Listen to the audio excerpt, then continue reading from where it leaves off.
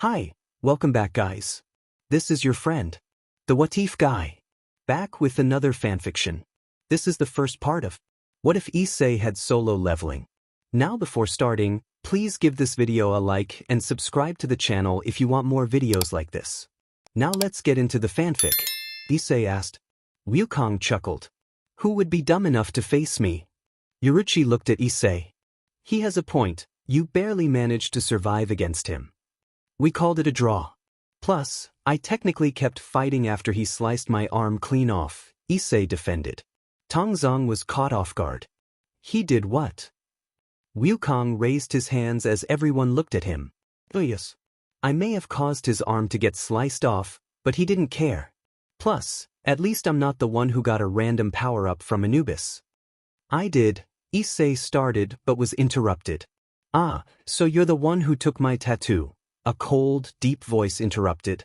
Issei froze at the unexpected voice, feeling a chill run down his spine. He slowly turned to see Anubis, the Egyptian god of death, standing before him with his arms crossed. Egyptian god of the dead.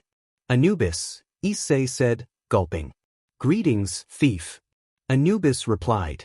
Issei recalled the S-rank weapon he had taken from one of the gods long ago, back when he finished the job change quest and obtained his necromancer class. He had a feeling he would eventually encounter one of the gods, and now here was Anubis. Wukong stepped in front of Issei. Hey, Anubis. Don't think about messing with Issei. Oh, so he is your so-called strongest rival? Anubis asked, raising an eyebrow. Yeah, he is. Wukong said, his expression growing serious. I won't let you harm him. Anubis chuckled, and both he and Wukong let out a bit of their aura, causing the entire room to shake as multiple eyes turned to witness their standoff. However, the tension was interrupted when Anubis was struck in the back of his head by something small and fast. Anubis! You better not be causing trouble. A voice called out. Anubis turned to see Set, the most feared Egyptian god, who had many titles, including Anubis' adoptive father. A father. Anubis stammered. Anubis and Set's relationship was unusual. Set had taken on the role of Anubis' adoptive father, while his biological father was Osiris, the Egyptian god of life, who ruled over Duat, the Egyptian underworld. Set had caused devastation that led to the downfall of the Egyptian pantheon but was eventually defeated by his nephew, Horus. Following this, Set was forced to live among humans to atone for his sins. However, things became complicated when Osiris wiped Anubis' memory and commanded him to find Set and bring him to Duat to be with his beloved. Horus intervened, but Anubis, with no memory, believed he and Set were in a romantic relationship. Now, the most malevolent Egyptian god, Set, found himself the object of affection for both Anubis and Horus. Osiris, the instigator of the bizarre love triangle, was also after him, but Set had little regard for him. Set, what are you doing, Anubis? I told you to behave. It's already bad enough I have a bird brain being protective of me. Anubis, forgive me, father. I was merely having a conversation with the one who took my tattoo. Set sighed. Set, who cares about that stupid tattoo? It was bad for you anyway. No son of mine is getting a tattoo. Horus, the god of the sky and Set's nephew, chimed in. Horus, can I get one, uncle? Set groaned in annoyance. Set, no, Horus. Horus, why not? Wouldn't I look good with one? Set rubbed the bridge of his nose, exasperated. For being the son of his brother and sister, Horus was a complete idiot. Set, because I said you can't, so knock it off. Issei, a mortal, spoke up. Issei, you okay, sir? Set turned his attention to Issei, narrowing his eyes slightly. Living among humans was an experience, and Set sensed that Issei was different. Set, so you're the one I've heard about. The boy who killed Cerberus and fought Sun Wukong. As soon as he said that, all eyes turned to Issei, making him uncomfortable. God 1, that's him. The boy who killed Cerberus. God 2, how could a mortal face a god? God 3, Wukong must have terrible taste in rivals. Whispers filled the room as Issei was scrutinized by the divine beings, while one figure stared at Yoruchi with an emotionless expression. Issei, why yeah, that's me. Seti, well I can see why Wukong sees you as his rival because I sense powerful energy coming from you. Issei was surprised by Set's calm and friendly demeanor, so different from the stories that depicted him as cruel and ruthless. Here he was, standing before the most feared Egyptian god, known for his ability to transform into every known and unknown creature. To say, thanks.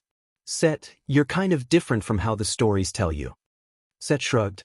Set, everyone changes. Yoruchi, sensing a shift, turned her head.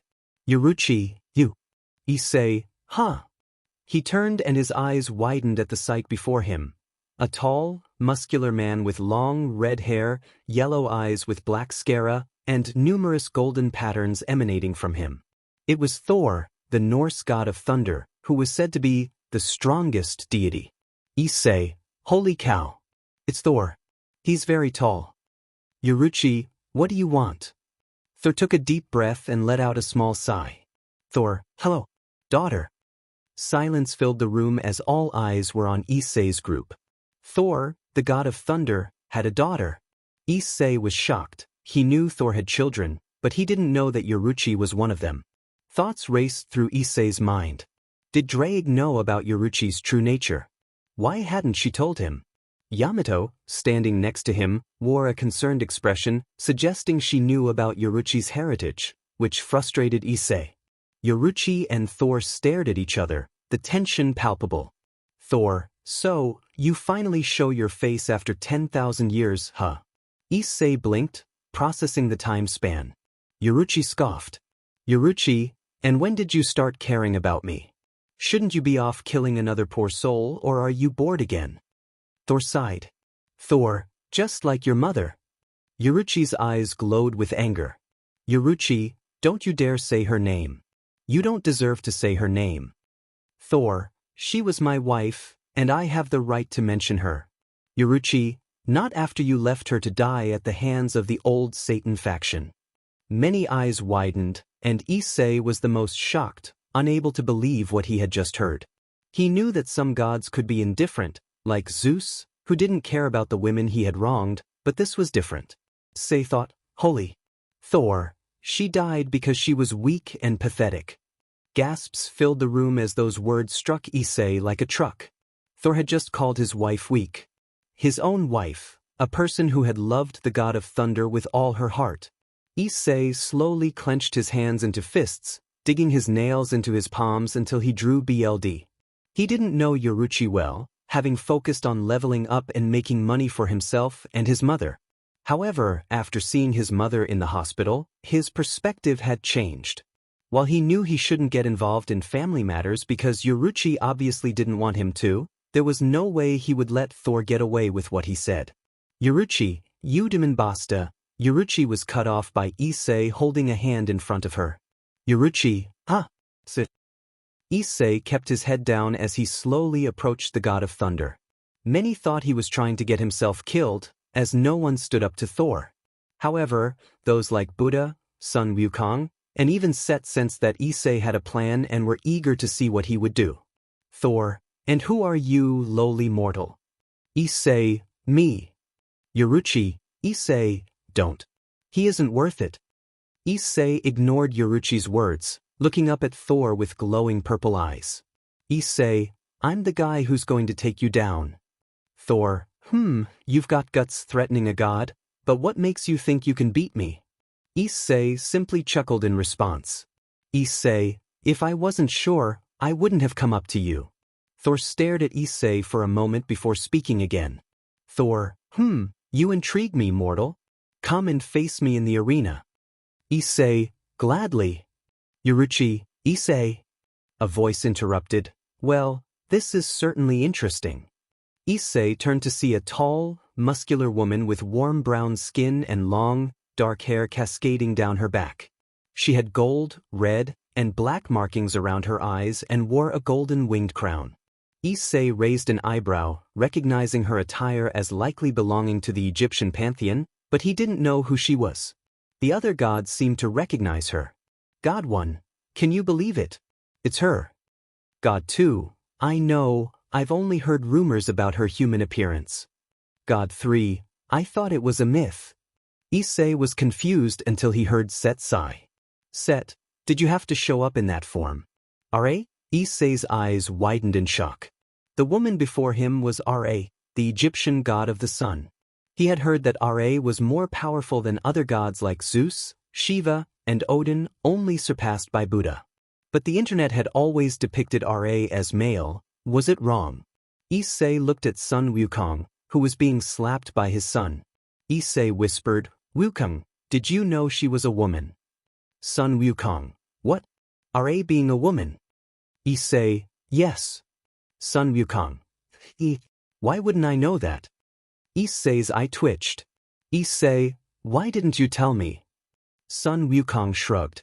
Sun Wukong, I don't know, you never asked about Ra, so I didn't see a reason to tell you. Issei restrained himself from getting frustrated. He sighed. Issei, I hate you. Sun Wukong, also, I think she's going to be the more DMD type in your growing HM. Issei, my what? Wukong deadpanned at Issei, who wanted to be the HM king but seemed oblivious. The demon then looked over at Yoruchi and Yamato, who were glaring at the sun goddess and her outfit, clearly annoyed and jealous. Sun Wukong remarked, oh boy. We got 2 Yanderas in the making. Kenji exclaimed, Ga? Sun Wukong added, you said Kenji, Issei is doomed. Thor glanced at our sun goddess. Thor said, Thunder God. Ra replied, smirking as she approached Issei, towering over him. Issei wondered if all gods were giants, especially since Sun Wukong was the same height as him. Ra grabbed Issei's chin, making him look up at her. Hello there, Ra said. Hi. Issei stammered. I must say, you're pretty cute, Ra continued. Issei blinked, unsure of how to respond, while Yoruchi and Yamato looked ready to explode with anger. Wukong sent 2 of his clones to ensure they didn't act rashly. Thanks. You look appealing, Issei managed. Ra giggled. Thanks for the flattery, but I have a question, and that is. Issei asked, feeling nervous. Ra smirked. Wanna be my chair for my big self? Issei's face turned red. Part of him had expected something like this. He should have listened to his instincts and kept his compliments to himself. Yoruchi and Yamato were practically radiating rage, cracking their knuckles. This is infuriating, they thought in unison. And no thank you. I have someone to fight, Issei replied. Ah, such a shame. Well, my offer still stands later, handsome Hitari said, kissing his cheek before walking off, swaying her hips. Issei blushed and shook his head, mentally noting to avoid Ra in the future. The first reason was her overwhelming power, and the second was to avoid falling for her charm, which could lead to becoming her pet for eternity. Kenji smacked Issei, bringing him back to reality. What the heck? Issei exclaimed. Sorry. Sun Wukong said, looking at Kenji. Kenji, don't do that to your uncle. Kenji responded with another, Ga, and smacked Sun Wukong's face. Wukong cried. Your son is really disrespectful, Issei noted. He gets it from me, Wukong replied with a grin. Issei sighed and turned his attention back to Thor, only to be struck in the face by an invisible force, sending him crashing through a wall and landing in an arena. Groaning in pain, he sat up and placed a hand on his throbbing head. That hurt, Issei muttered as a screen appeared beside him, displaying his stats. Name, Issei Hayadujab, Shadow Monarch title, Conqueror of Adversity +1 level, 82 health points /HP, 30854/31854 magic /MP, 3499/3499 fatigue, 0 strength /STR, 108 plus 45 vitality /VIT, 92 plus 25 agility /AGL, 92 plus 45 intelligence /INT, 93 plus 50 cents, 92 plus 25 available points, 0 physical damage reduction, 60% plus 20. Wow. That attack alone took 1,000 off my HP, Issei exclaimed, gritting his teeth. He knew he needed to be careful. Say, above you. Yoruchi shouted. Issei looked up and jumped away just as Thor's mallet crashed where he had been standing. Come on, human, Thor said, resting his hammer on his shoulder, staring at Issei with a bored expression. Come at me. Issei took out his daggers and got into a fighting stance. Thor stood taller than Issei, and he knew the god was fast enough to send him flying again. He considered summoning his shadows for help but doubted they would be effective against Thor. Drake, you got any tips for fighting Thor? Issei asked mentally. Yes, my liege. Don't die and survive, Drake replied. Issei gritted his teeth, knowing there was no turning back. Well, better put on a good enough show. Yoruchi and Yamato watched, worried for Issei. They knew he was strong, but he was facing her father, the god of thunder. While Wukong wasn't trying to kill Issei, Thor would not hesitate. Say your last prayers, human, because your last moments will be crushed by my hammer. Thor warned. Issei chuckled. Why would I pray to a god, especially one who doesn't care about his own wife? Thor narrowed his eyes. You know nothing about her. I'm pretty sure I do. Issei retorted, charging toward Thor with his daggers. He moved with lightning-fast speed, attempting to land some blows, but Thor effortlessly blocked them, his expression unchanged. Slow, Thor said, blocking an attack. Sloppy, he added, blocking another. Sad. Issei's eye twitched. Did the god of thunder just make a movie reference? This is getting annoying. Issei thought as Thor's right hand crackled with lightning. Thor swung at him, and Issei dodged, feeling a sting as his cheek was grazed. Issei thought, Sir, that would have finished me off if I didn't dodge. Thor remarked, You dodged. That's surprising. Issei chuckled, Wow, you sounded surprised there for a second. Thor replied, as Issei's eyes glowed purple. He launched himself toward Thor, moving one of his daggers at the god, only to be met by Thor's fist. The clash caused a shockwave through the entire arena. Thor was genuinely surprised that Issei's dagger was able to withstand his punch. Normally, any weapon he struck shattered into pieces. He wondered what material Issei's daggers were made of and made a mental note to tell his father about it after he brought Yoruchi back to Asgard. Speaking of Yoruchi, she gritted her teeth, determined not to let this go on. As much as she hated her father, she couldn't let him kill Issei. Yoruchi, Yamato called out. She looked at him. What? You're worried about him, aren't you? What kind of dumb question is that? Of course I am. He'll die if that BSTRD gets to him. Yamato saw the concern in her eyes. Though she believed Issei had a chance to beat Thor, she was clearly distressed. Issei jumped away and sent his shadow soldiers toward Thor, who sparked with lightning. Thor kicked one soldier, sending it flying, while the others were struck by thunder. Yep. Looks like I'm doing this alone because his lightning will burn through my mana, Issei thought. Thor sneered, calling creatures of darkness to assist you. How cowardly and weak. Issei gritted his teeth. We'll see who's weak after I beat you for what you said about your own wife. Thor narrowed his eyes. Why do you even care? I doubt my daughter has told you anything about her past. Issei breathed a little as he stared at the god of thunder. You're right, she hasn't told me anything. Then why are you, Thor began. But I don't need to. Issei interrupted, gaining the attention of Thor and the other gods. He held a serious expression while looking at the strongest Nordic god. I don't need to know where she comes from or what she likes. Yoruchi is my friend, and I will be dead if I let anything or anyone harm her. Yoruchi felt a tear stream down her cheek. Issei. Son Wukong, watching the fight, let out a small chuckle. Your uncle sure is something special. He looked at his son. Wouldn't you agree, Kenji? Kenji nodded in response, making the Monkey King chuckle and pat his head as they both focused on the fight. Issei glared at Thor, his eyes glowing purple. All right, god of thunder. Give me your best shot. Thor remained silent, staring at Issei as blue electricity covered his hands. He gripped his hammer tightly and blitzed toward Issei, bashing his hammer against Issei's daggers. Issei was sent skidding back but quickly dodged Thor's next strike. I just need an opening and then I can strike him. Issei thought, continuing to evade until he noticed Thor's glove. Wait, those gloves. Issei narrowed his eyes and made a dash for Thor's glove, but his eyes widened as a lightning bolt came straight at him. The bolt struck the ground, causing a massive explosion of light that forced everyone to shield their eyes. Sun Wukong shouted. Yamato exclaimed. Thor stared at the dust cloud for a moment, letting out a sigh of boredom. He turned to walk away, thinking there was no need to stick around anymore. Where do you think you're going?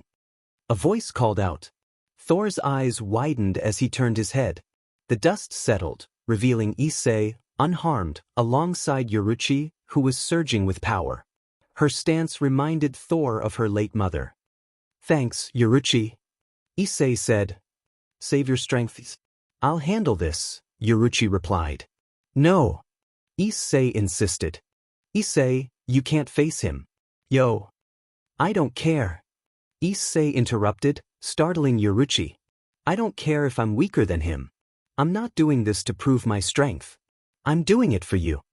Yoruchi was taken aback by Issei's words, her heart skipping a beat. Issei. She blushed slightly and smiled at him. Thank you. Issei smiled back. It's no problem. Thor watched his daughter, seeing how happy she was with Issei. The last time he had seen her genuinely smile like that was with her mother, a very long time ago.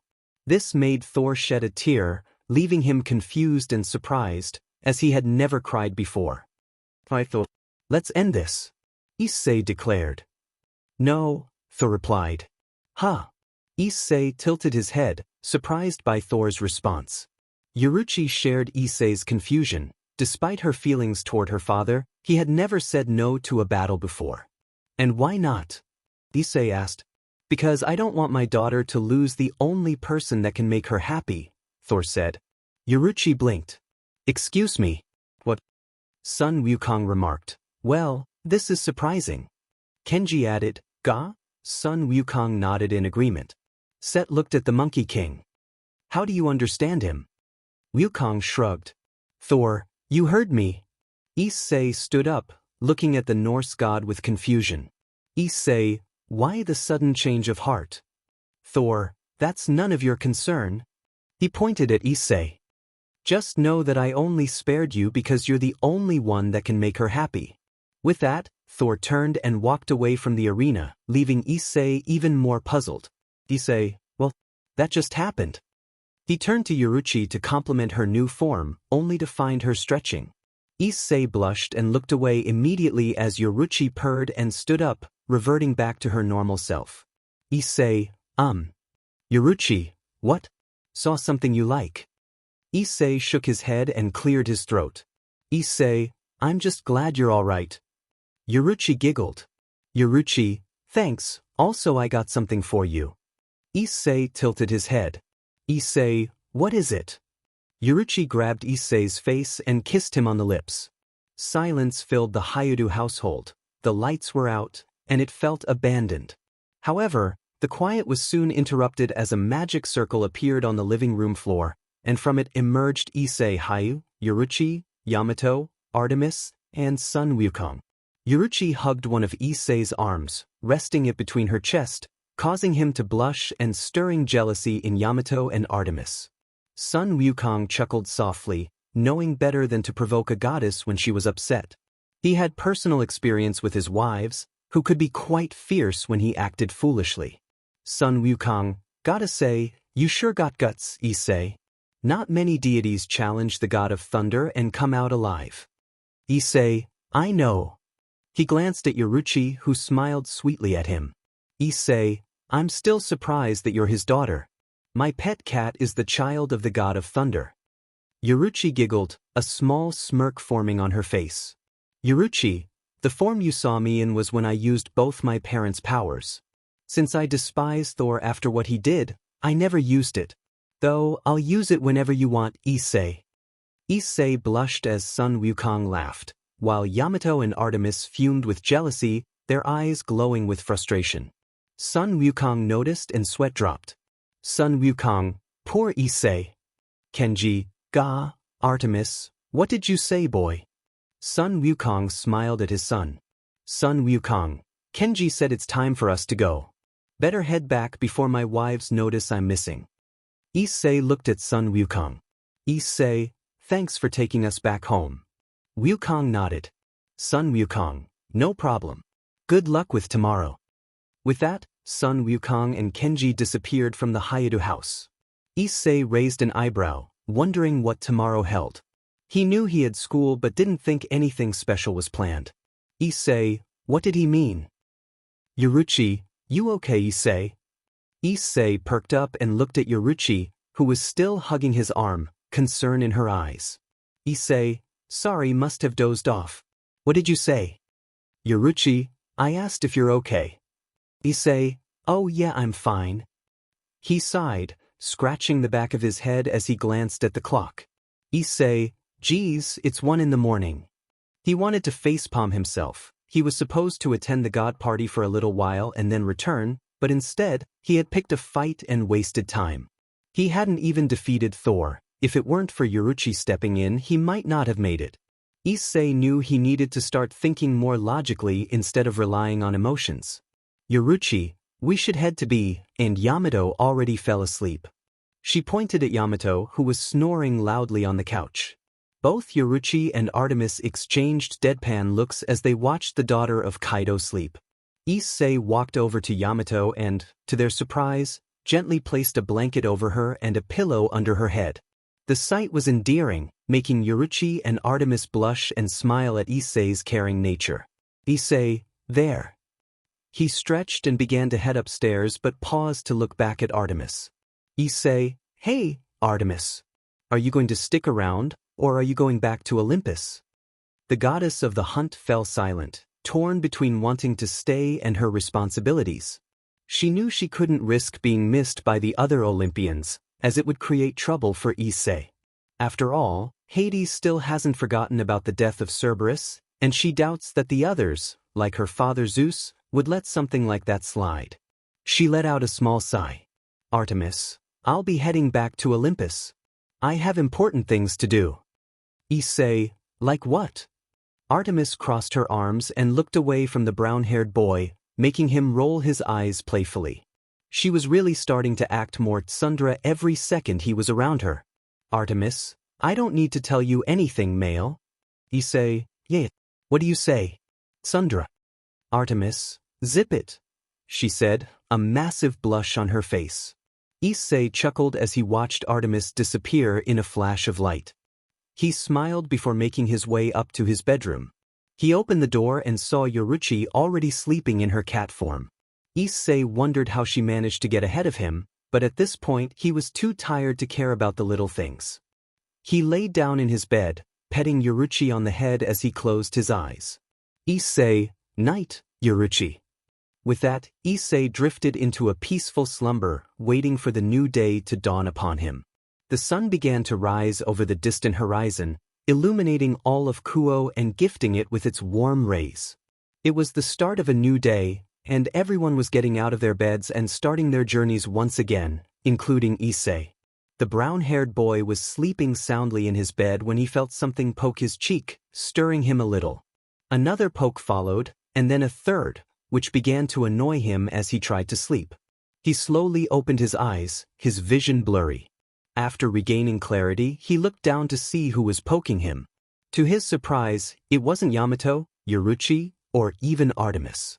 The one poking him was none other than Chisato, the school nurse, who was on his bed. Chisato, Issei. She pouted a little as she crawled closer to his face. Wake up. Say, whoa. What the? He quickly sat up, accidentally bumping heads with Chisato, causing them both to wince in pain. This also woke Yoruchi from her slumber. The black feline looked confused, wondering why a goddess like Chisato was at Issei's place. She didn't remember seeing her at the party last night, so she couldn't have witnessed Issei's battle against Thor.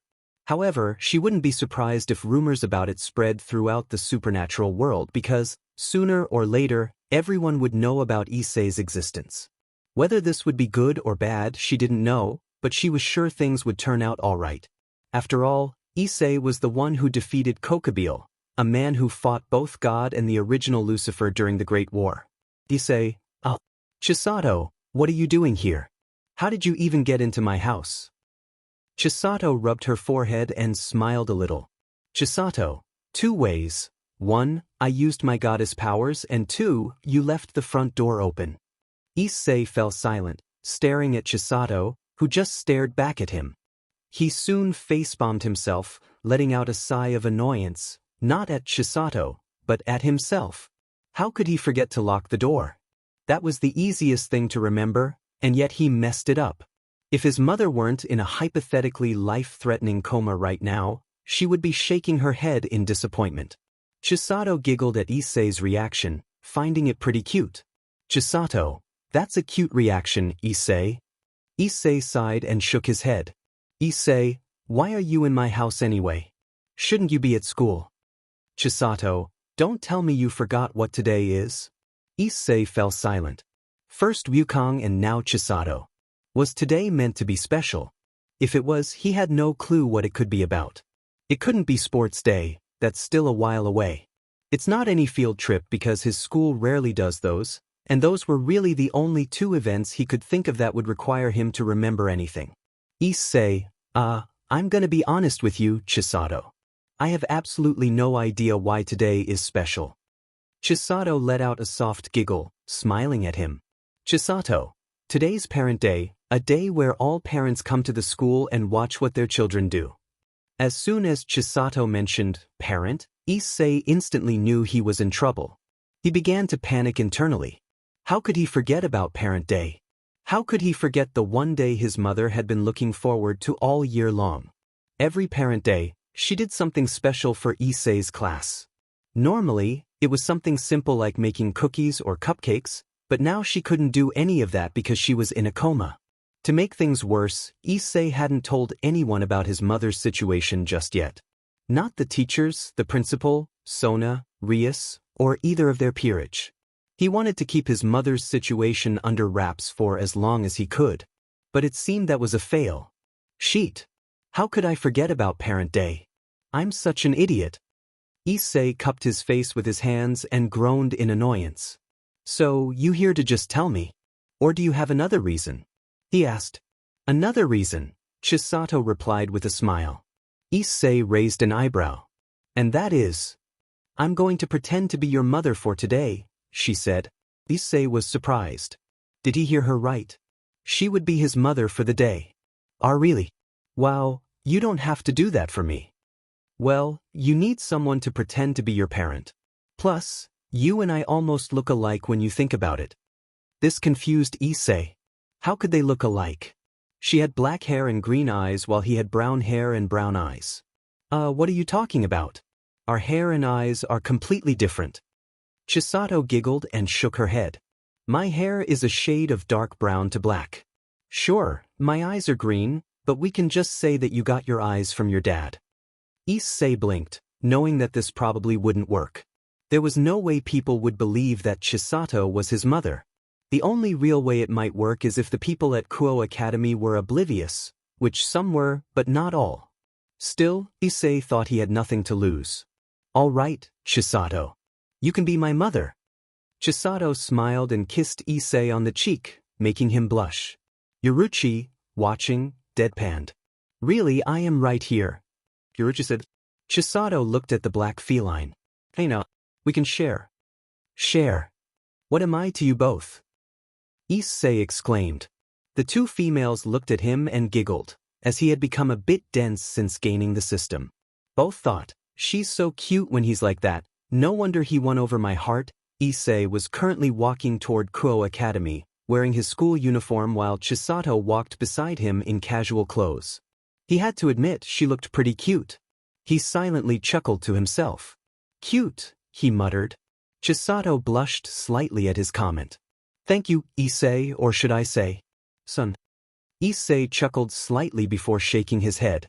That definitely didn't sound right to him. Hey, what are you 2 doing together? A familiar voice called out. They turned to see Scathach, wearing regular clothes and pouting. Scathach? Issei asked. Oh, hi, Scathach, I'm just taking Issei to Parents' Day, Chisato replied.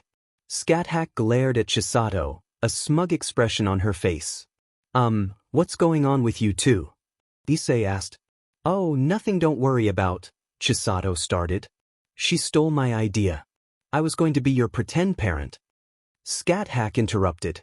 Issei blinked, feeling like something in his brain just popped. Did Scat Hack just say she was going to pretend to be his mother, which Chisato was already doing? Excuse me, what? Issei asked. You heard me, Scat Hack replied. Issei sighed, thinking. Grit. Now, calm down, Scat Hack, no need to be angry, Chisato said. You stole my idea. Scat Hack shot back. Technically, I didn't steal it. I used it, Chisato countered. What's the difference? Scat Hack exclaimed. Issei deadpanned as both Chisato and Scat Hack argued. He didn't want to get involved, so he began to slowly back away from the duo as they continued to bicker. Yeah, not getting involved, he thought. Just then, a screen appeared in front of Issei. Urgent notice. Player is a wimp for walking away like that. Issei paused, feeling his eye twitch. Did the system just call him a wimp? Funny coming from you. You barely do anything.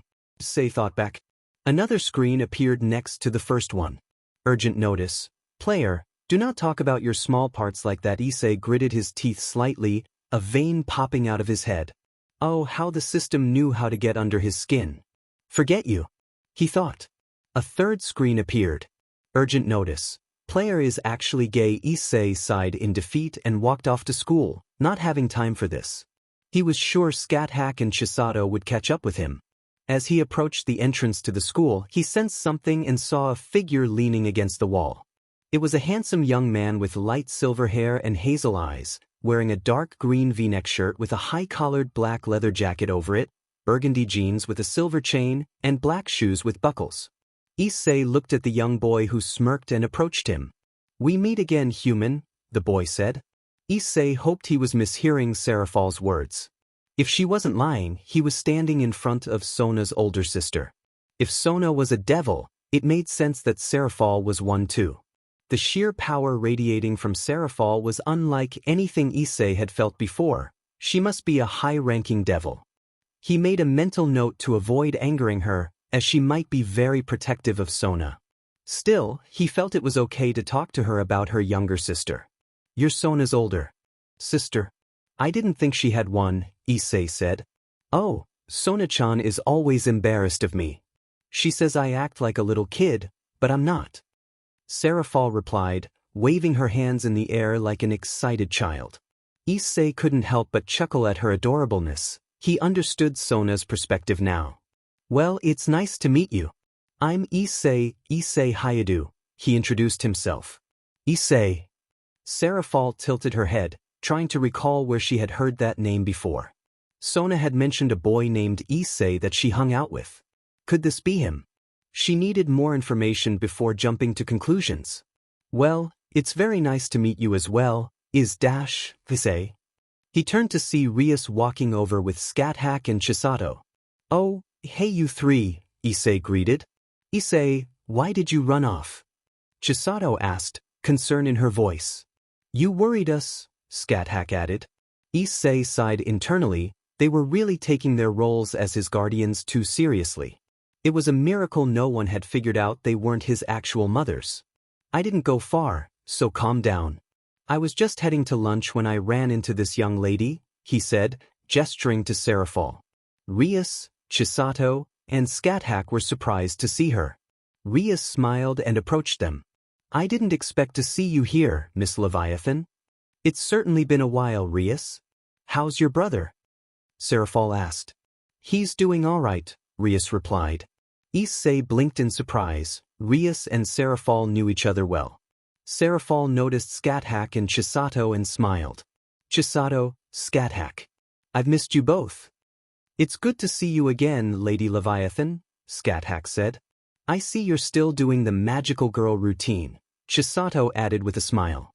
Serafal giggled and struck a cute pose. You know it, girl. Well, I think it's safe to say we all know who you're here for, Rias said. Issei remained silent as he heard footsteps approaching. He turned to see Sona, accompanied by Surzex and another man with crimson red hair. I've finally found you, Rias. I was just giving a tour to your father and Surzex, Sona said. Rias smiled at them. Father, brother. Hello, Rias. I see you've been staying out of trouble, Surzex said. Rias nodded and turned her attention to Chisato and Scathach. Hello, you two.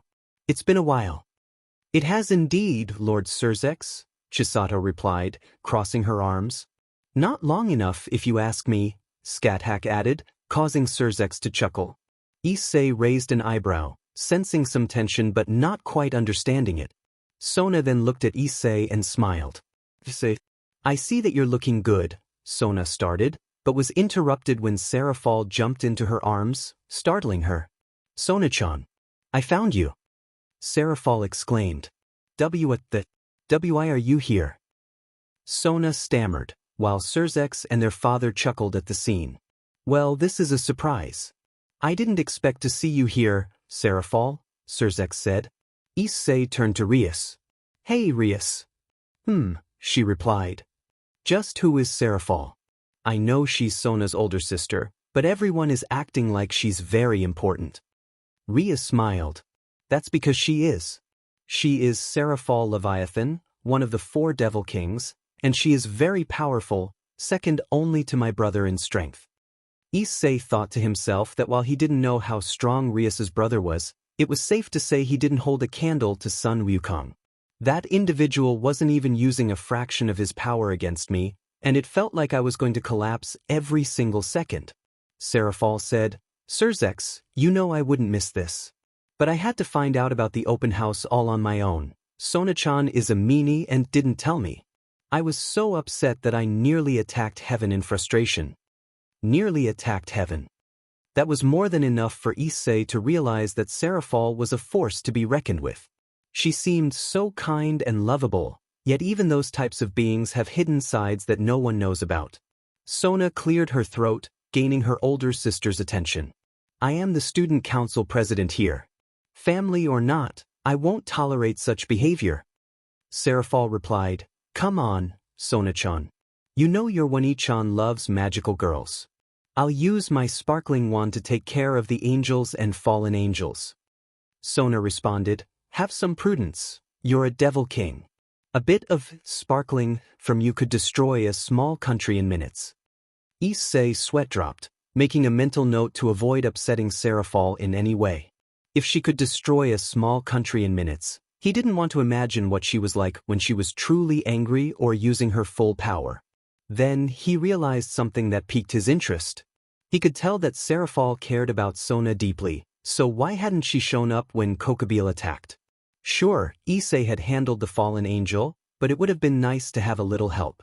Why didn't Sona call her sister for assistance? They shouldn't be on bad terms. Serafal was literally making Sona embarrassed, much to Issei's amusement. Why didn't Sona call her sister during the Kokobile incident? Issei asked. Rias giggled. She could have, but the problem is that if Serafal found out Kokobile did anything to her, she would have instantly started a war with the fallen angels. Geez, is she really that protective? Issei exclaimed. Protective? I would call it obsessed with Sona, Rias replied. Issei looked at Serafal, who was trying to make Sona smile, much to Sona's annoyance and embarrassment. However, this didn't last long as Sona soon reached her breaking point. I can't take it anymore. Sona shouted as she began to run away, with Serafal following her. No, don't abandon Suntan. Serafal cried. Please don't follow me. Sona pleaded. As the duo left the area, Surzex chuckled, resting his shoulder on Rias's head, much to her annoyance. The Citri family is the most harmonious, don't you think, Ria-tan? Surzex said. Issei raised an eyebrow. Ria-tan. Is that a nickname Rias has? Rias sighed. Brother, please do not add tan to my nickname. Surzex sighed in disappointment, though Issei had a feeling he wasn't truly disappointed. How sad. I remember when my little Ria-tan used to follow me around saying, Wani. You're so rebellious now, Surzex reminisced. Don't tell everyone what I used to be when I was a kid. Rias protested. Surzex chuckled, and Issei couldn't help but smile, noticing the wonderful relationship Rias had with her brother. A voice interrupted, "So you're Issei Hayadu." Issei turned to see a man who was clearly Rias's father. He had the appearance of a middle-aged, handsome man with long crimson hair tied in a loose ponytail and bright blue eyes, just like his children. "My daughter has told me quite a bit about you," he said, extending his hand. Issei shook it, feeling no hostility from him, though his aura was on a whole other level than Rias, Surzex, and Serafal. "It's wonderful to meet you." Issei started. "Zeoticus. My name is Zeoticus Gremory. But if that's too difficult, you may call me Zero," he replied. "All right then, Zero. It's wonderful to meet you," Issei said. Zeoticus smiled, seeing that Issei seemed like a kind-hearted young man. He understood why Rias had feelings for him. If it weren't for Issei, Rias would have been married off to Riser Phoenix. While Zeoticus had nothing against the Phoenix household, he knew Riser was in desperate need of an awakening. Just then, a screen appeared in front of Issei, catching him off guard. What he saw caused his eyes to widen in shock. "Warning error. An error has occurred," Issei thought. "Another error." This filled him with worry and confusion. Why was an error happening now? Last time, it was due to the red gate appearing, but he hadn't received any notification that another was going to happen. Was it the system? Was the system deliberately causing the error? Why would it do that? What purpose would it serve? Issei knew this was not a good thing, and to make matters worse, it was occurring at his school of all places. There were students, teachers, and parents around, and Issei felt a wave of anxiety wash over him. He didn't want to be seen at the gate, especially with Rias and her family members present. "Are you all right, Issei? You seem nervous," Zeroticus asked. "I'm fine," Issei replied, though his heart raced. Suddenly, a warning echoed in the air. "Warning, gate is appearing. Repeat, gate is appearing." Issei's mind raced with worry. He glanced around and saw Rias's peerage approaching from one side and Sona being chased by her older sister from the other. "Oh no," he muttered. Just then, blue electricity crackled between him and Zeroticus, drawing the attention of everyone around as it formed a vortex, sending a shockwave that rattled the school building. "What the hell?" Surzex exclaimed, while Sona looked on in shock, her sister Serafal holding her close. "Stay close, Sona-chan. Your older sister will protect you," Serafal assured her. What is that?" Rias asked, her eyes wide. Issei stared at the vortex, a serious expression on his face. "It's a gate," he said, and before anyone could process his words, a powerful force yanked them into the swirling vortex. The transition was disorienting, especially since only Scathach and Issei had experienced traversing through a gate before. Issei landed gracefully on his feet, his reflexes sharp from countless battles. He quickly surveyed their new surroundings. The cavern resembled the one where Issei had faced the giant arachnid, stirring a sense of foreboding within him. The cave walls were adorned with intricate glyphs, and the air was thick with an otherworldly energy. "This is just great. I totally wanted this to happen," Issei muttered, shaking his head. He turned to see Rias and the others dusting themselves off, and Scathach approached him. "Issei, is this another gate?" she asked, drawing the attention of the others. "Yeah, but it isn't a red gate. I don't see the exit, which means we're trapped," he explained. "Issei, what are you talking about? What even is this place?" Rias asked, confusion etched on her face. Issei scratched the back of his head. "This is a gate. From what I can feel, it's an A-rank one." "Rank? This means there are other ones too?" Surzex inquired. Issei nodded. "There are E-ranks, D-ranks, C-ranks, B-ranks, A-ranks, and even S-ranks, which are the toughest. And we're in the second toughest," Sona added. "Yeah, I wasn't planning on this happening. But it looks like the system has other plans for me," Issei said with a sigh. "System? What system?" Asia asked.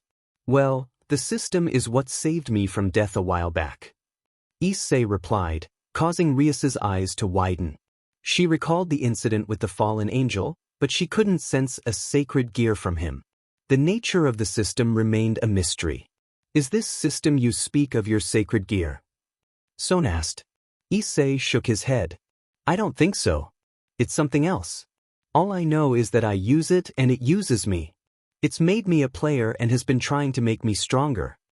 He turned his attention back to the cave, sensing that the magical energy was weaker than in previous gates, yet he felt the same ominous presence as before.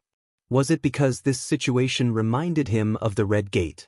Or was it something deeper, a lingering guilt from the past? Even now, he couldn't shake the feeling that he could have done something to change the outcome. He could have helped them, protected them instead of letting them die alone. Yet, no matter how many times he tries to get over it, death isn't something one can ignore. Issei hasn't even gotten over his own demise at the hands of Rainier. He still feels the phantom pains throughout his body, specifically where he was pierced by the light spear. Zoroticus broke the silence. So Issei, what do we have to do? Issei snapped out of his thoughts, unknowingly placing a hand on the spot he was pierced. Hearing those words made him take this very seriously. He wouldn't make the same mistake twice. He had already failed once, and that would be the only time he would fail. Issei cleared his throat and turned to the others, crossing his arms. All right, listen up. Because I'm only going to say this once. Sona was surprised by how serious Issei sounded. She had never seen him act like this before. These dungeons must be dangerous if he's talking like that, which reminded the Citri girl a little of herself. To leave the gate, we need to defeat the boss. Once we do that, we will be able to return to our world. Many nodded in understanding. This was basically like a video game level, except if you die, it's for real. They recalled an anime called Sword Art Online.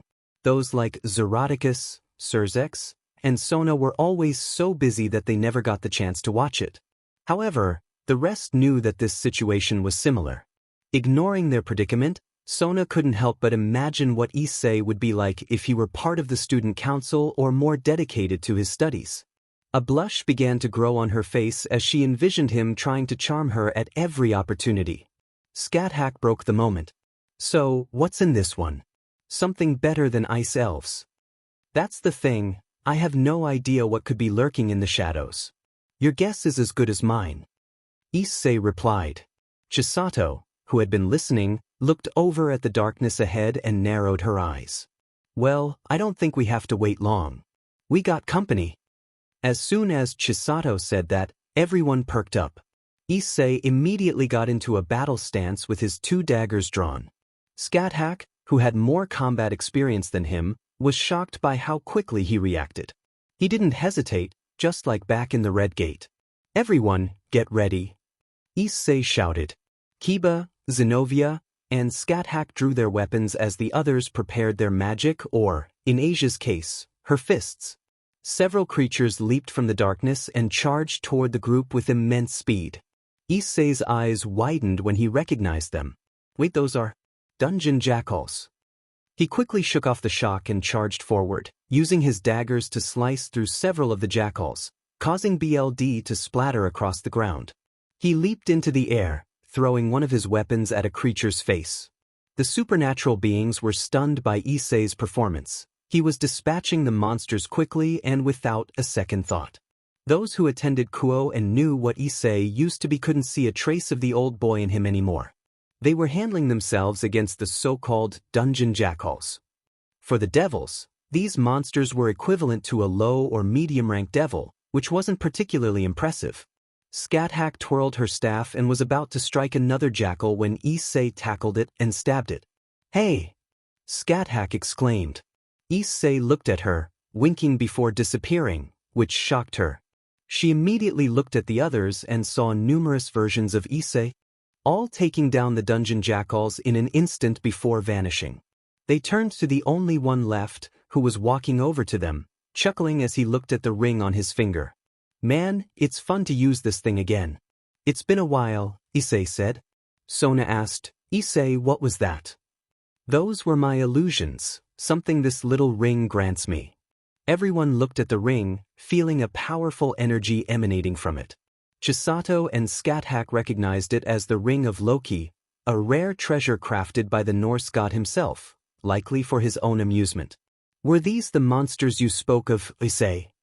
Zoroticus inquired. Kaneko kneeled down and poked at a dead jackal, showing little interest. Kinda weak. Issei shook his head, looking at the dungeon jackals with a serious expression. No, these aren't the ones. They aren't even meant to be here. This caused many to raise their eyebrows in confusion. What do you mean? Serzex asked. Yeah, how are these not the monsters? Serafal added. Issei sighed. This is an A-rank dungeon. These dungeon jackals are C-rank monsters. Since they're too weak, they would have been hunted down ages ago. Sona examined the deceased monster, and when she got to its neck, her eyes widened. Issei the neck. Huh. Issei looked and saw the same thing Sona did.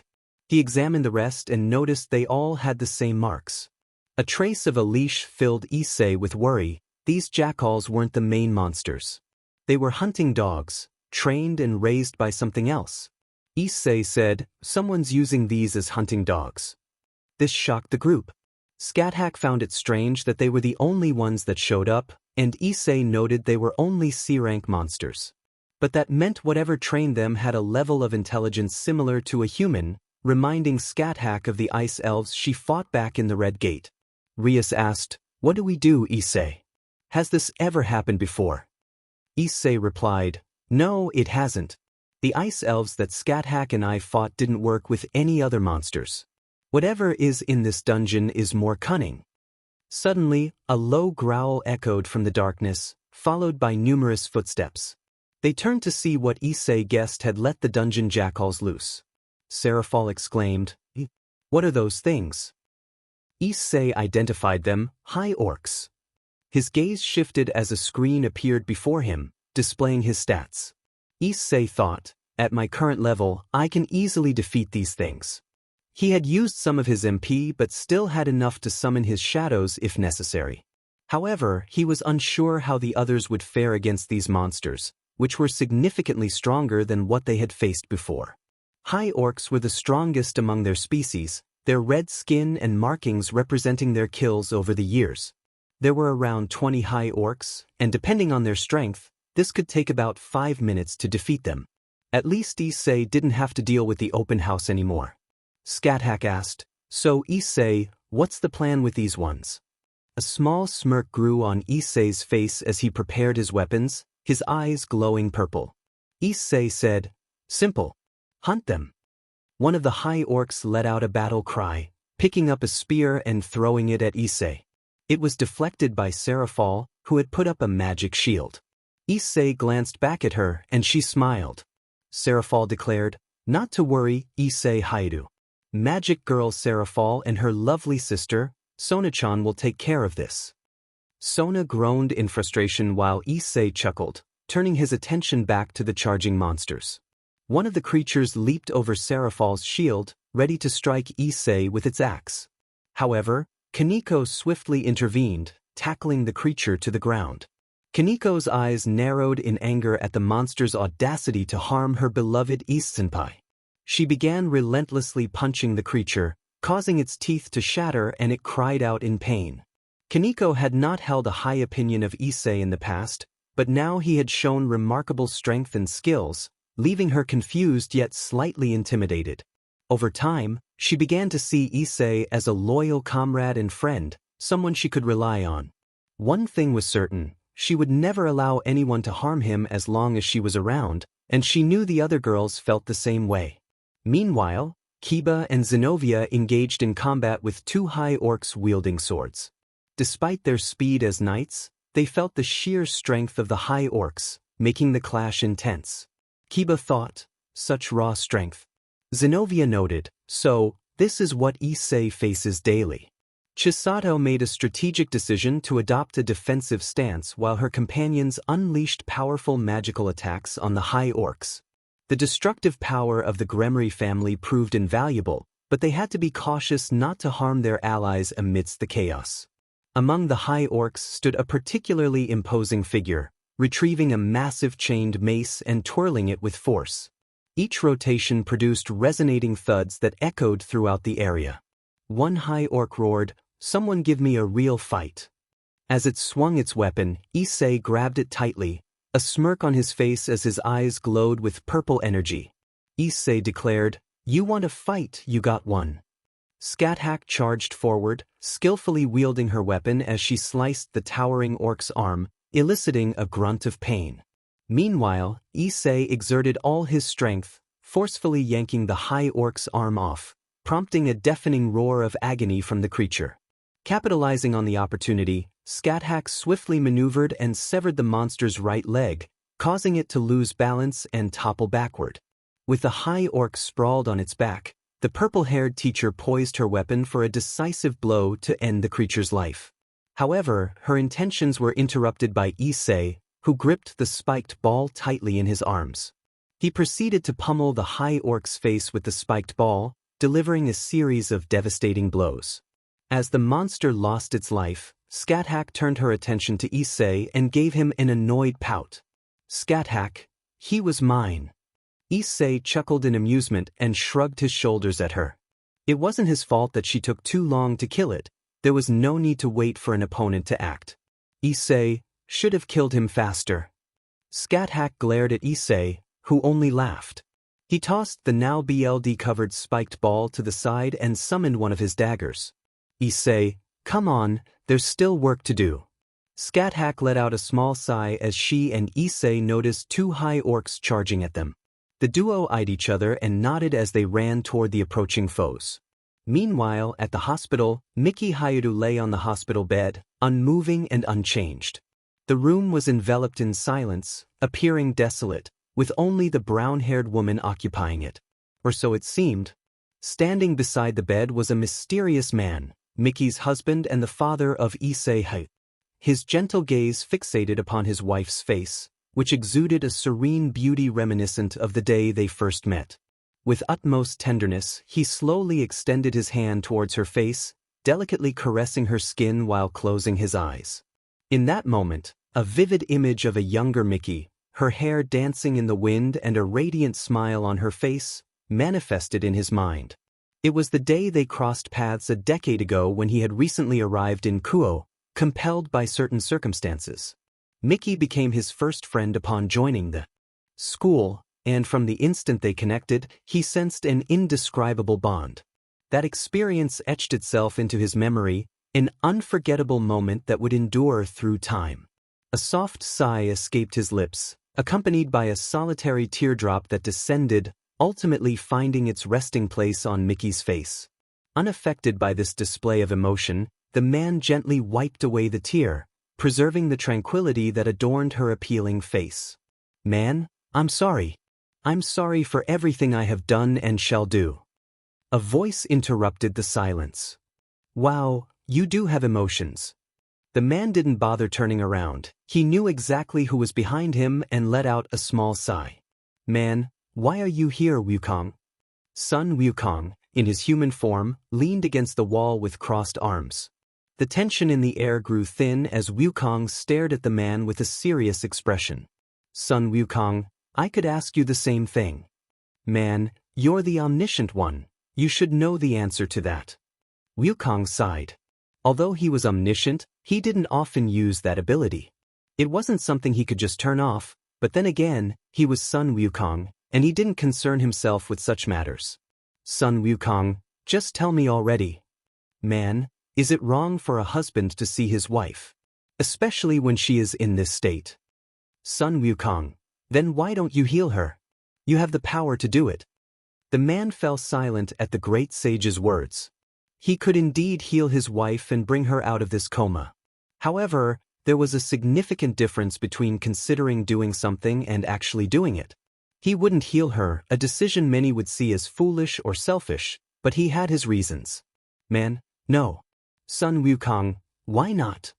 Hearing that question caused the man to chuckle as he looked at the Monkey King, a small smile on his face. "Man, similar to why you haven't done it yet." Wukong fell silent. Like the man before him, he also had the power to bring Miki out of her coma. In fact, he could have fixed her before she even showed symptoms with a simple blink of his eyes. But he hadn't done that because it wasn't his place. It would be unfair to Issei. After meeting the brown-haired boy and challenging him, he saw potential within him. A spark that wanted to burst free and shone brightly with great strength, strength that could rival even the strongest beings in the universe. After witnessing what his mother and he had been through, it deeply wounded his heart, but Issei never gave up hope. He was determined to help her, like today when he aimed to collect the purified blood of the Demon King to create the holy water of life. He could have called for Wukong, who would have helped immediately, but Issei wanted to do it himself. If Sun Wukong fixed his mother after Issei had worked so hard, it would disappoint him. Sun Wukong, I take it that you have another reason. The man nodded. Man, when she wakes up, I want the face of her savior to be Issei. Not me. I do not deserve to save her. That honor goes to my son. Issei stood with his arms crossed, his gaze fixed on the screen displaying the aftermath of the intense battle. Surrounding him were the lifeless bodies of the 20 high orcs that had attacked him and his companions. Each orc had met their demise in a unique manner, their final moments marked by various forms of destruction. Taking a well-deserved respite, the supernatural beings that fought alongside Issei rested a few feet away, visibly fatigued and likely famished. Issei felt the weight of exhaustion pressing upon him but knew he could replenish his energy with potions from the nearby shop. Aquino remarked, "Those high orcs were certainly tough." Rias agreed, "Not many beings can resist my family's power of destruction." She turned her attention to her older brother. "How strong do you think those creatures were?" Surzex replied, "Definitely as strong or stronger than a high-ranking devil." Issei listened to their conversation for a moment before tuning them out, lost in his thoughts. This was not the end of the dungeon. The high orcs they had eliminated were likely a hunting party. If there was an entire tribe, things could get ugly. Suddenly, several screens appeared in front of him, displaying an urgent warning. Issei's heart raced as a wave of immense pressure washed over them, causing their eyes to widen. Sweat began to run down their foreheads as even the strongest among them felt the impact. Rias exclaimed, What was that?" Aquino responded, "I don't know, Rias." Sona looked at Issei, fear and concern evident in her eyes. "Issei, what's going on?" "I don't know. But I think it has something to do with the boss," Issei replied. Footsteps echoed, and the group turned to see a new group of high orcs approaching. This group was different. There were 50 of them, each appearing more dangerous than the last, accompanied by a red aura that made their eyes shine ominously. One high orc, taller than Surzex with messy black hair, stepped forward and growled at the group. Issei narrowed his eyes, ready to summon his shadow soldiers if necessary. The high orc attempted to communicate, but Issei couldn't understand it, which surprised him since he had understood the ice elves before. The orc's eyes rolled back as its neck moved oddly, and they heard the gruesome sound of bones cracking. "Human," the high orc spoke, causing Issei to blink in surprise. "Humans. I am Kargalin. I wish to meet with you." "Humans. Kargalin. Was that the name of the boss?" It sounded important. Seraphol exclaimed, "Did that orc just speak?" Asia suggested, "It must be magic." Sona narrowed her eyes. "It is. That orc is merely a puppet. The boss is speaking through it." Issei considered this. "If you're capable of this, I guess you know magic."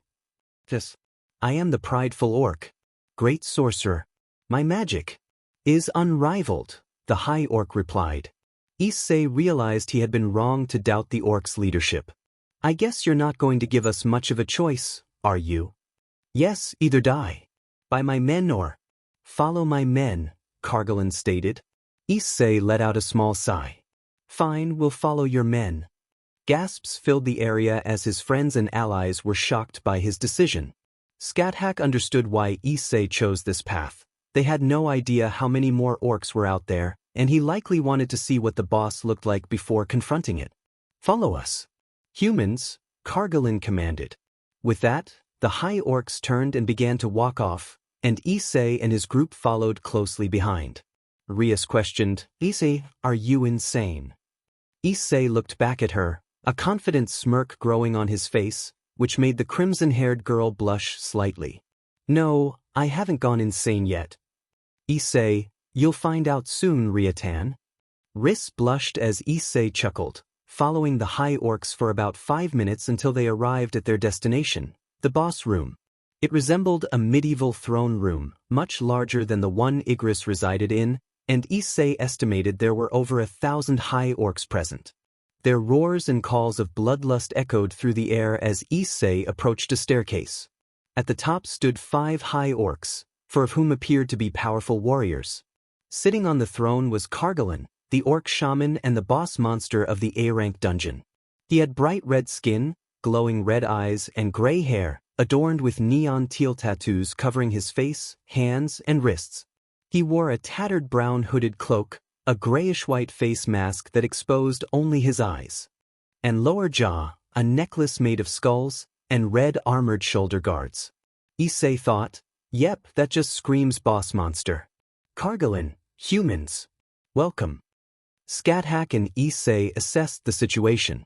The boss looked powerful and likely had more abilities than just controlling his minions. The 4 guards were formidable as well.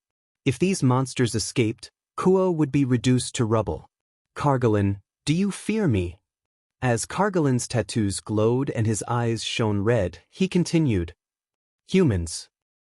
A wave of pressure washed over the group, making them feel as if they had been pierced through. Sweat dripped down their faces, and even Chisato, a goddess, felt a twinge of fear, though Issei remained confused.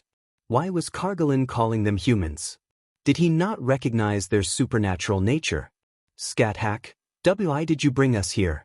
Your warriors would have been enough, so why?" Kargalin smirked. "Kargalin, for entertainment." Scathach, "Huh. Kargalin, during our remaining time here, we'll kill you one by one for my men's entertainment." The high orcs raised their weapons and let out battle cries, eager for BLD Kargalin. "However, there seems to be an odd one among you humans." Issei narrowed his eyes as Scathach summoned her weapon. He tried to stop her, but she charged toward the boss monster with immense speed, leaping into the air. Her eyes were filled with anger as she aimed to end this madness. "Scathach, die." Kargalin smirked at her attempt. "Kargalin, hymn of protection." A blue shield appeared in front of him, blocking her attack and forcing her to back off. "Kargalin, foolish human." He extended his hand, glowing with a red aura, which soon enveloped Scathach, flinging her into the air. "Kargalin, gravitation magic." Scathach gritted her teeth, glaring at Kargalin, who smirked as he brought his hand down, slamming her into the stone floor. Her cries of pain filled the room, much to the delight of the high orcs, who cheered for their leader. Before Kargalin could strike again, Issei rushed to Scathach, gently setting her down. "Issei, Scathach." She was covered in cuts and bruises, BLD dripping from her forehead. Issei's hair fell over his eyes as Kargalin watched with interest. The leader gestured to one of his guards, who leaped down. "Issei, don't worry." He extended his hand, using Dominator's touch to hold the high orc in place, surprising it. With a swift motion, Issei launched the monster into the air, crashing it into the roof. "Issei, I'll kill them all."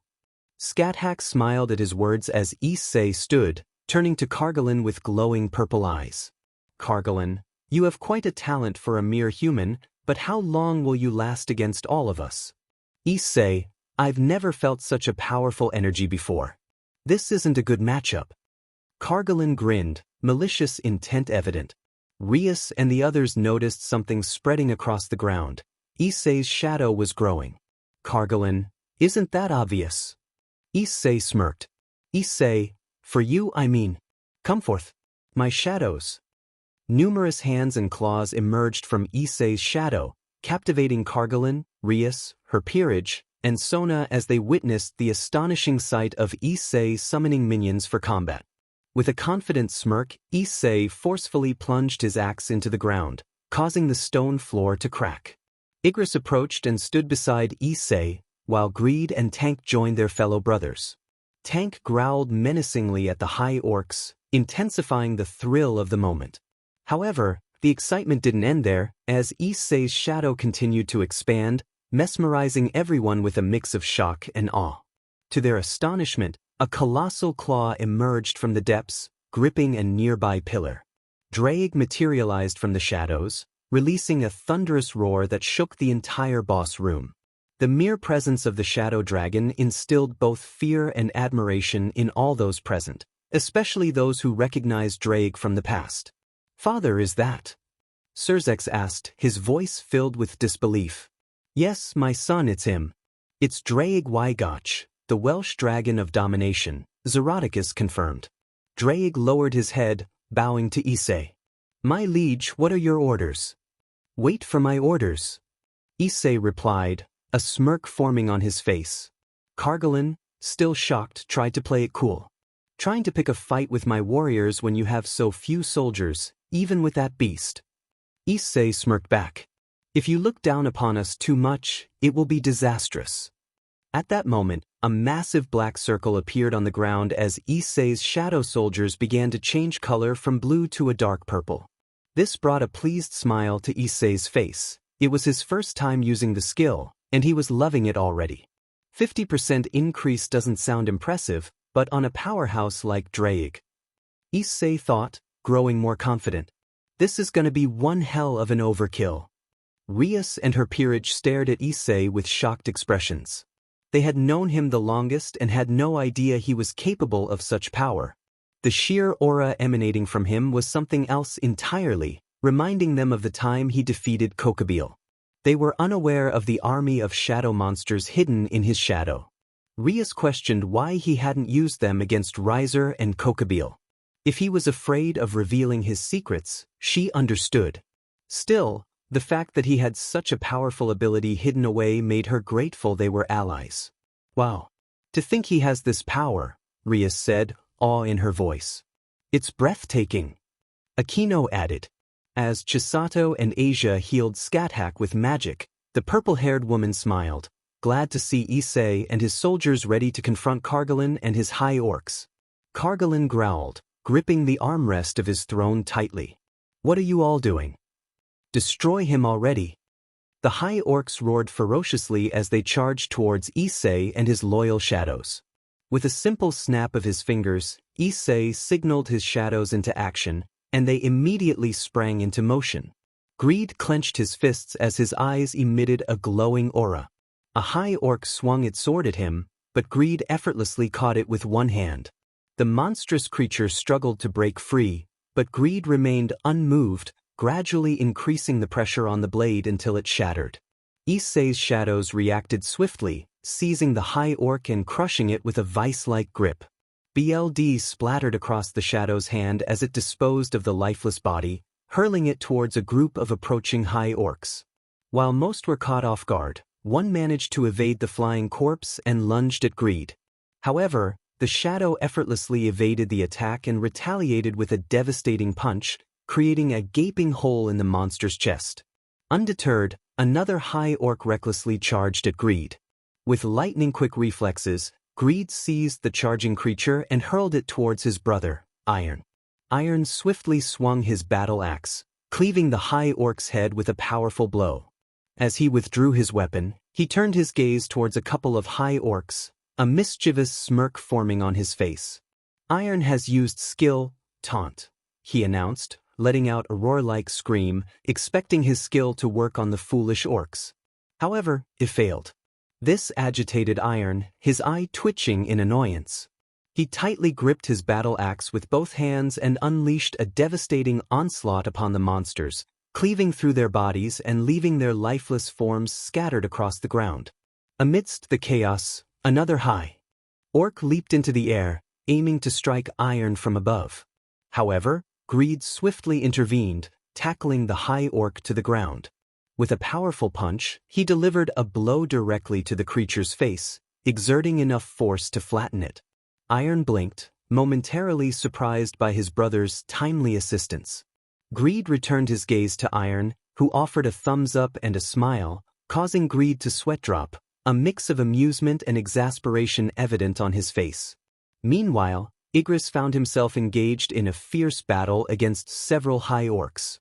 The former BLD Red commander stood tall, his eyes closed in a display of serene focus. As the orcs attacked, attempting to strike him with their weapons, Igris effortlessly evaded their every move.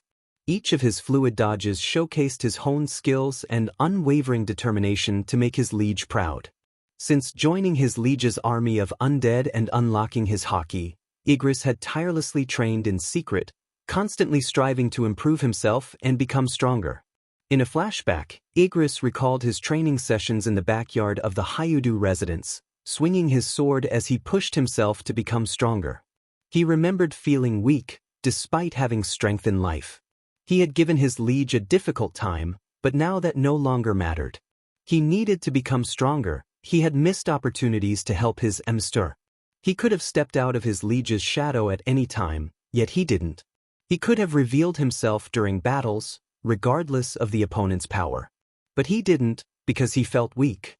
As he swung his sword, the intensity of his training grew. He couldn't afford to be weak.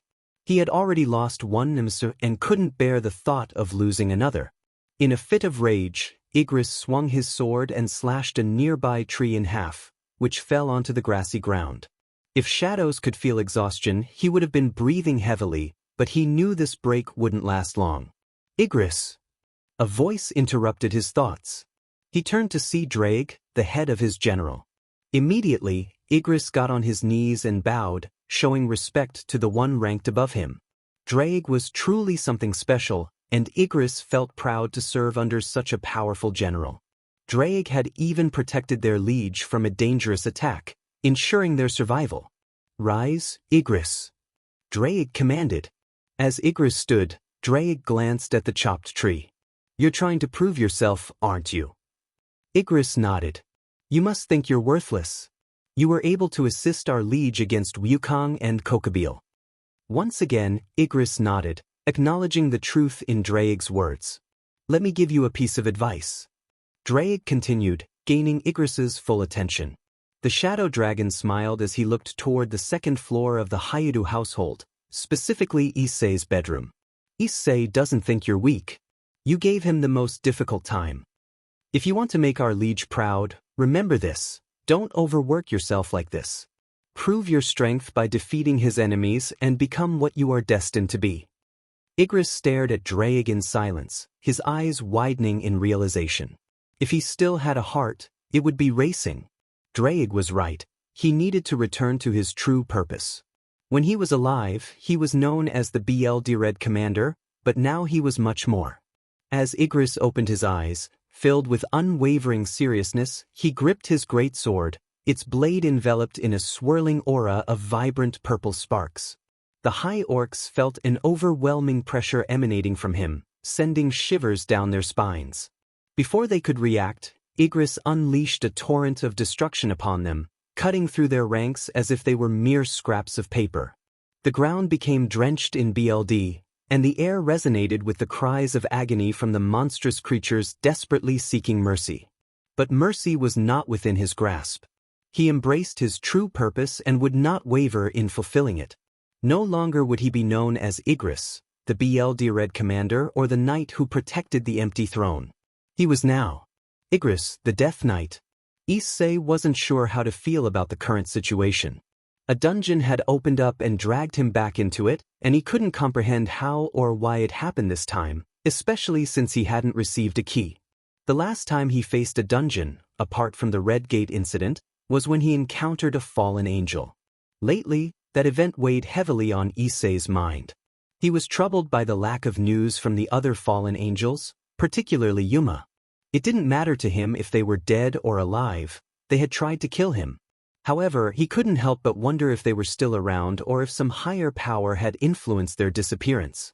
Uncertainty plagued him, and although he couldn't recall if he had mentioned it before, he had recently developed the sensation of being watched from afar. Issei knew he should be worried, but strangely he wasn't. This lack of fear confused him. How could he not be panicking about someone stalking him? If it turned out to be Yuma, things would undoubtedly become unpleasant. However, Issei had not sensed any hostile intentions or malevolent aura, aside from the ones emanating from the High Orcs, who were currently his enemies. The High Orcs were monsters, and their inherent hatred for humans was well known. Now, Issei couldn't help but muse about what an alternate universe would be like if monsters were not the hostile ones and could coexist peacefully with humans. In such a world, Rias and her people, along with angels, fallen angels and other supernatural beings, could emerge from hiding. But such thoughts would have to wait for another time. For now, Issei needed to focus on the immediate situation before him. The High Orcs were proving to be formidable opponents for the lesser shadows in his army. While individuals like Tank, Greed, Iron, Igris, and Draig had no trouble dealing with the Orcs, the others struggled. Several of his shadows were only at the level of a B-rank dungeon, and yet they were facing the challenges of what was supposedly an A-rank dungeon. Consequently, the Orcs were mercilessly overpowering his lesser shadows. Gritting his teeth, Issei watched in frustration as more of his weakened shadows were defeated by the High Orc warriors. DMN it, this isn't good. They've already been restored a few times just trying to kill one. Issei could send Draig, the dragon who could easily destroy all of these enemies without difficulty. However, so far, the High Orc shaman hadn't moved from his chair, and that concerned him. Maybe it was due to how far he was from him, but he couldn't get a read on his emotions. Did he not feel concerned about this? He could lose all of his warriors, or did he have something planned that could wipe out all of Issei's shadows in one fell swoop? He couldn't risk it. He'd keep Draig in the back defending for now. If things came to a head, then he'd order the Shadow Dragon to destroy everything in the room. It would be a shame if he had to. Issei wondered what a Shadow High Orc would look like. It could be a worthy soldier for his ever-growing army.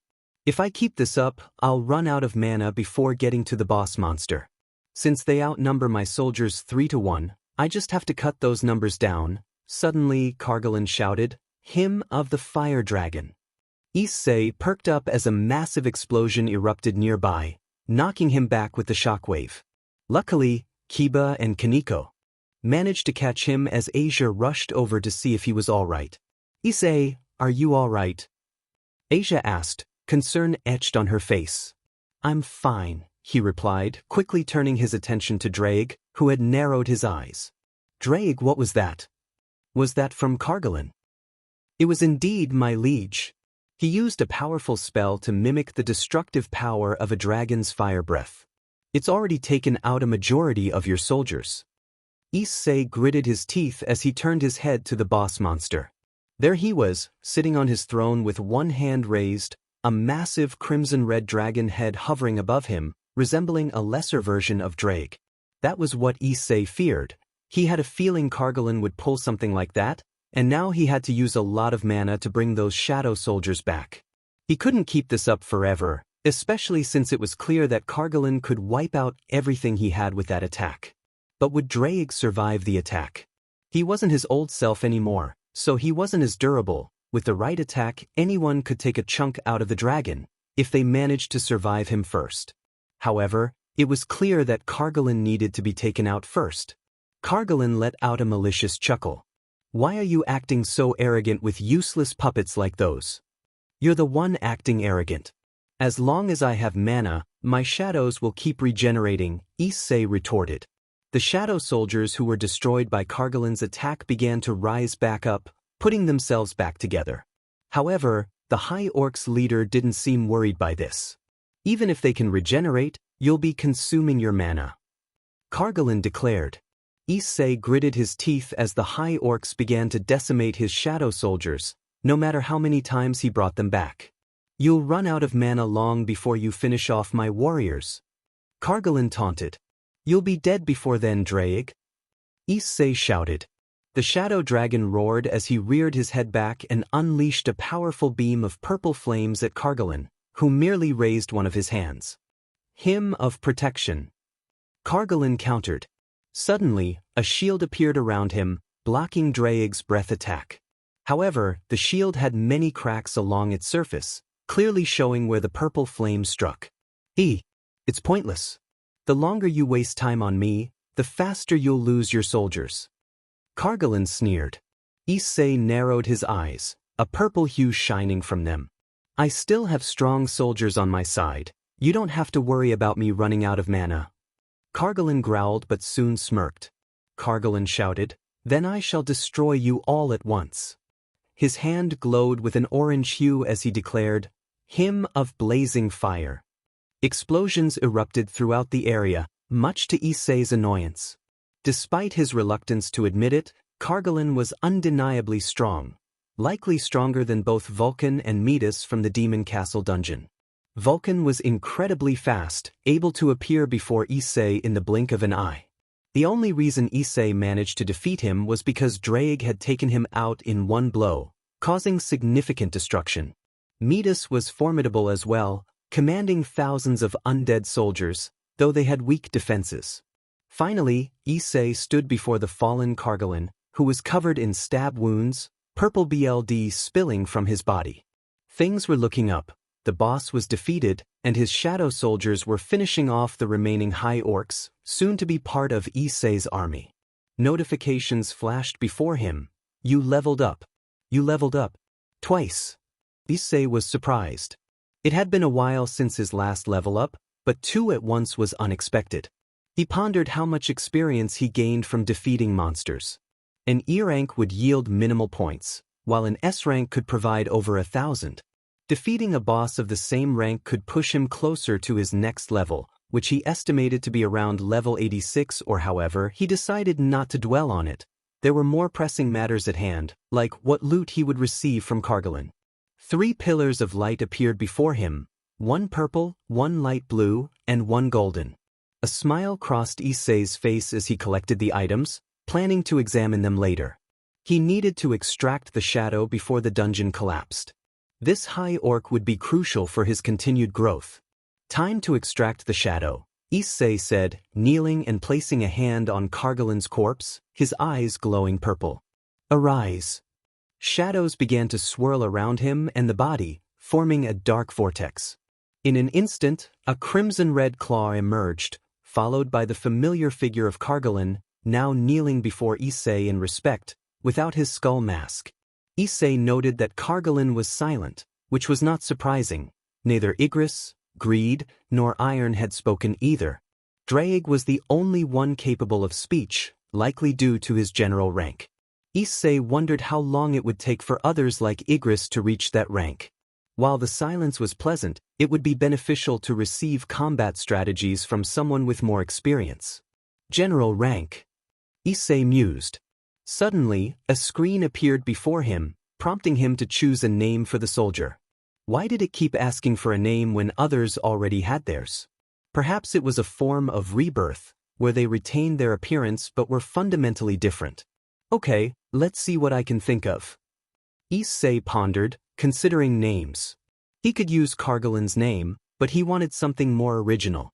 He glanced at Kargalin's tusks and an idea sparked. A silly but original one that might just work. Issei smiled as he addressed his new companion. I'll call you Tusk. He chuckled to himself, realizing the significance of his new title. Yeah, you're now Tusk. As he assessed his newfound strength, he thought about how the abilities of high orcs would be invaluable later on. Okay, now that's done. With a snap of his fingers, his soldiers returned to the shadows, vanishing just as Rias and the others approached him. Issei, Rias said, her arms crossed and an annoyed expression on her face. Sona stood beside her, mirroring the same look, which made Issei sweat a little. Why do you both look upset? He asked, genuinely confused. Haidu, when were you going to tell us that you could summon shadows and bring back the dead? Sona questioned, her tone serious. Issei scratched the back of his head, knowing he would have to explain. He had already shared information about the system and his experience with dungeons, but he had hoped to keep his shadow army a secret a little longer. Now, it seemed that plan had fallen apart. He considered how to explain Draig, the dragon he had summoned, without revealing too much. Perhaps he could say it was a random dragon from a previous dungeon. That seemed like the safest route, provided others like Surzex, Zeroticus, and Seraphal didn't spill the beans. It's a long story, Issei began. We've got time, Rias replied. Not really, since we'll be transported back to the school any minute now, he said. Sona sighed. Very well, we'll wait until we're back, but then you answer our questions. Issei felt a mix of intimidation and amusement at Sona, who, in his mind, resembled a little toddler with her angry yet cute expression. He hoped he wouldn't accidentally mention it to her, or he might find himself in trouble. Issei, may I ask you something? Surzex interjected, his serious and curious demeanor drawing Issei's attention. Yeah.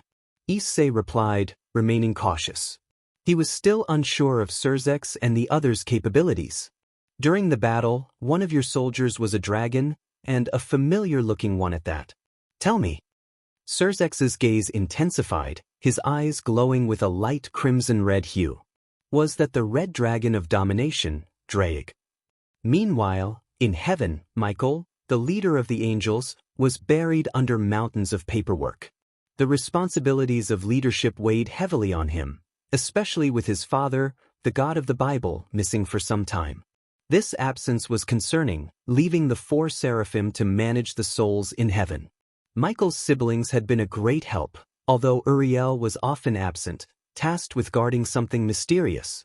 Their creator had given Uriel a final order: protect it, Uriel. Don't let anyone near it until my return. Michael had tried to pry the information out of Uriel, but to no avail. Uriel was known for his unwavering dedication, and once he set his mind to something, it was nearly impossible to deter him. Michael reminisced about the times when Lucifer, his twin brother, was still among them. Their identical appearances often led to playful confusion, with Lucifer using his wit to break the illusion. However, those memories were overshadowed by Lucifer's fall from grace, driven by pride, the very sin that had tainted him and led to his rebellion against their creator. Lucifer had sought a throne above his father and, as a result, was cast down into the darkness of hell, where he would remain for millennia. Michael let out a small sigh as he picked up a sheet of paper, trying to drown the memory underneath the work. Samuel.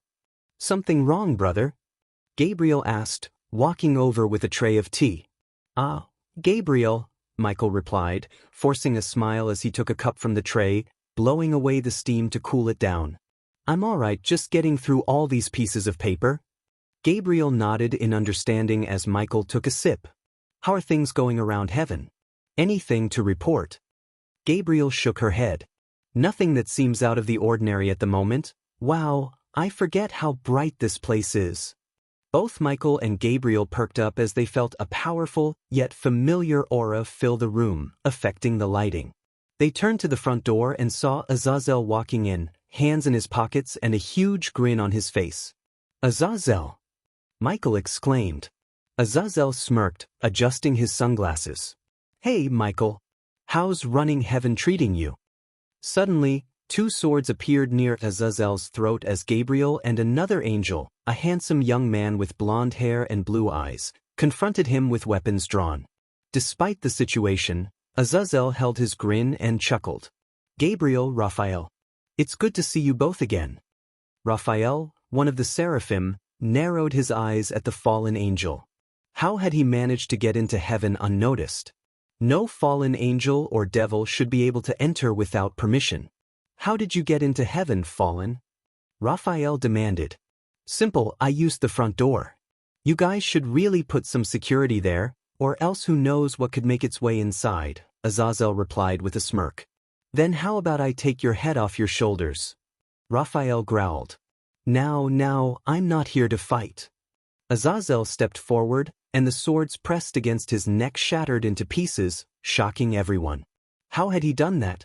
Michael was stunned. Not many things could break weapons forged in heaven. If I were here to fight you.